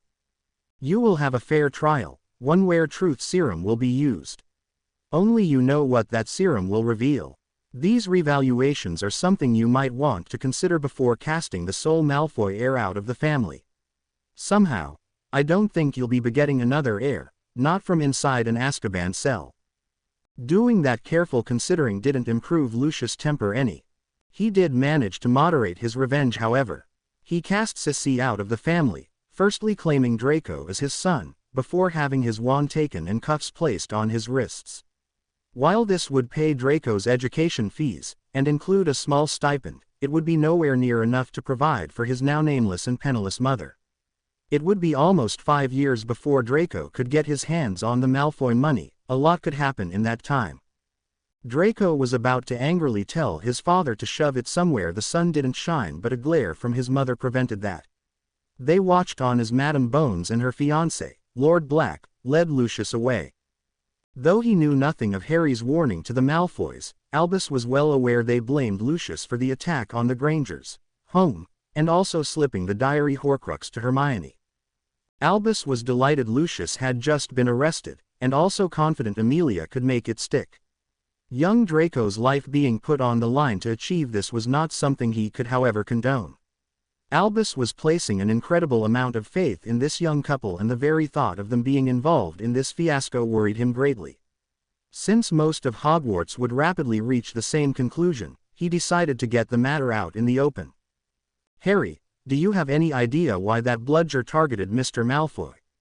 No, sir. Like Mrs. Malfoy, I would be prepared to give my oath on the matter, specifically that I wasn't involved in any way. It's not so long ago I was lying there injured. I would never be part of something causing that to a fellow player. Ollie had me concentrating on catching the snitch, knowing you or Professor Vector would stop the game if it looked like the Slytherin Seeker was in real danger. We wanted to win, but I honestly don't think we needed a rogue bludger to achieve that result. Albus had spent his entire life learning to read people. He was as sure as he could be that Harry was telling the truth here. The relief Harry's words brought to Draco's mother was also unmistakable, and gave the headmaster an idea. "Ma'am, since my defense professor just performed a spell on a student he was neither qualified nor proficient in, I will be sacking Gilderoy Lockhart when he recovers. I now find myself without a defense professor, and wondered if you might be interested in applying for the job. We can take the ease of your defeating the position's former holder as proof of your abilities in this subject. As a full-time post though, I feel I must warn you that residing within Hogwarts is a requirement of the position." Sissy's emotions had matched her son's maneuvers on his broom as he tried to stay one step ahead of that bludger. They'd been up, down and all over the place. Hearing Potter say he didn't set that bludger on Draco lifted her spirits from the pit of despair they'd plummeted into. Like Dumbledore, she believed the boy. Turning on Lucius was always going to see her expelled from the Malfoy family. Thankfully Draco was spared that fate. She was going to have enough trouble trying to support herself without having to put her son through Hogwarts too. Now Dumbledore had just thrown her an unbelievable lifeline, paid work, free lodgings, and she would get to see Draco every day. "Thank you, Headmaster. I won't play any games in this matter. We both know I now desperately need this job. Since I am no longer a Malfoy, nor a Black, I'll revert to my mother's maiden name. If you don't mind, I would like to be known as Professor Rosier." Since this appointment would be mutually beneficial on so many levels, Albus wasn't too bothered what his new defense professor called herself. Harry however had more to say on the Quidditch situation. "Sir, could you and the 4 heads of house review the Quidditch rules?" Leaving that job to the captains saw no changes being made. Without those rules preventing action, Madame Hooch would have instantly taken that rogue bludger out of the game. "I think I can speak for all 4 teams in saying we trust her to be impartial, and also look out for our safety. There are all these rules from professional Quidditch preventing her doing that very thing in a school game." "You make some very good points, Mr. Potter, points I can't find argument with. I will also include Madame Hooch in that meeting, with the results posted in time for the next match." Nodding in thanks, Harry turned to find Hermione and their friends waiting on him. Handing a flabbergasted Dudley the snitch he'd caught, the group then filed off the pitch. He waved up to their family still in the stands. Emma, Dan and Petunia were left trying to explain what had happened here today to visiting parents who were getting their first look at Hogwarts. That those on the pitch and all the spectators still in the stands erupted in cheering as Draco was being floated off the park would help with that explanation, as would stating truthfully that he would be fit for classes on Monday. Harry was certain none of the trio of Muggle professors would be explaining that the cheering wasn't sportsmanship for the injured player, rather a spontaneous and universal show of appreciation for his mother. Not only did the former Mrs. Malfoy destroy the despised Gilderoy Lockhart, she managed to get him booted out of Hogwarts too. Now that certainly deserved a round of applause. The atmosphere inside Hogwarts was usually heightened after a Quidditch match, one of the reasons the Muggle parents had been invited to attend this weekend. That Hogwarts now had a new defense professor took that heightened atmosphere straight into the party bracket, with even the losing Slytherin house celebrating Lockhart's leaving. The speed and skill that Draco's mother had shown in taking Lockhart apart gave the students hope that this time they might actually have a professor who could teach them how to defend themselves. Since Amelia and Sirius dragged Lucius off to a ministry cell, the meeting with Dumbledore to discuss the Horcrux hunt was postponed until the following weekend, Halloween. With Dudley and Petunia in the castle, it took until bedtime before Harry and Hermione got a chance to talk privately with their elf friend. Dobby popped into Hermione's bedroom as soon as the couple were alone. A smiling Hermione greeted him. "I almost choked trying to hold my laughter back today. A little prior warning might have helped. Dobby is sorry, but Darla being at Hogwarts was unexpected. Dobby had to act." Dobby also knew Harry remembered how he fooled Malfoy before. Harry was also grinning at their friend. "When you shoved that diary in my hand I didn't know what was happening, until I spotted the female elf behind Malfoy. I thought Dumbledore had the diary hidden somewhere safe. Headmaster did, and Dobby has already returned it to the safe place." Cutting right to the heart of the matter, Hermione asked the all-important question. "How's Darla?" "Darla is glad to be away from Malfoy's, but worried she now doesn't have a family." "Of course she has a family. You're her family now, and you're certainly part of our family. Call Darla. Harry didn't get to say any more before the little female elf appeared, standing right beside Dobby. Both he and Hermione noticed the elves automatically reach for each other's hand. Harry knelt to be on the same level as the pair of house elves, trying to reassure a worried-looking female elf. Darla, my Hermione considers Dobby as her brother, and he's certainly one of my very best friends. Dobby is family to us, and our family would be delighted if you wished to join it too. I understand today has been traumatic for you, so take all the time you need to make your mind up about this. The offer will always be there for you. The shocked look on the female elf's face was only matched by the ear-to-ear grin Dobby was sporting. Darla has heard from Dobby about his wonderful family, and now Darla sees it for herself. Dara's mind is already made up. Darla wants to be a Potter, like Dobby. Hermione was now kneeling beside Harry and hugged both elves, getting a squeal from Darla. You'll need to get used to that, Darla. My Hermione likes her hugs. Dobby, was Draco in any danger today? Hermione sprang to the elf's defense. Dobby would never kill the little shit, unless he was about to murder one of us. Draco getting banged about and scared witless worked for me. Dobby would not kill old master's son. If that son was injured, and could not produce any more Malfoys, Dobby could live with that. Thinking to what a future Draco had attempted to do to Hermione, and what he had done to girls they now considered friends, Harry could have lived with that result too. You freed Darla, got Lucius Malfoy arrested and Lockhart kicked out of the castle. That's a stellar day right there, Dobby. The hero worship coming from Darla in Dobby's direction was so reminiscent of the way Dobby used to treat Harry that Hermione just had to giggle. A blushing Dobby was struggling to cope with the praise from Harry, and the adulation of the female elf who still held his hand. Dobby was just trying to free his friend, nothing more. To be continued. I hope you enjoyed this story. Also remember to subscribe and like this video. See you in the next video.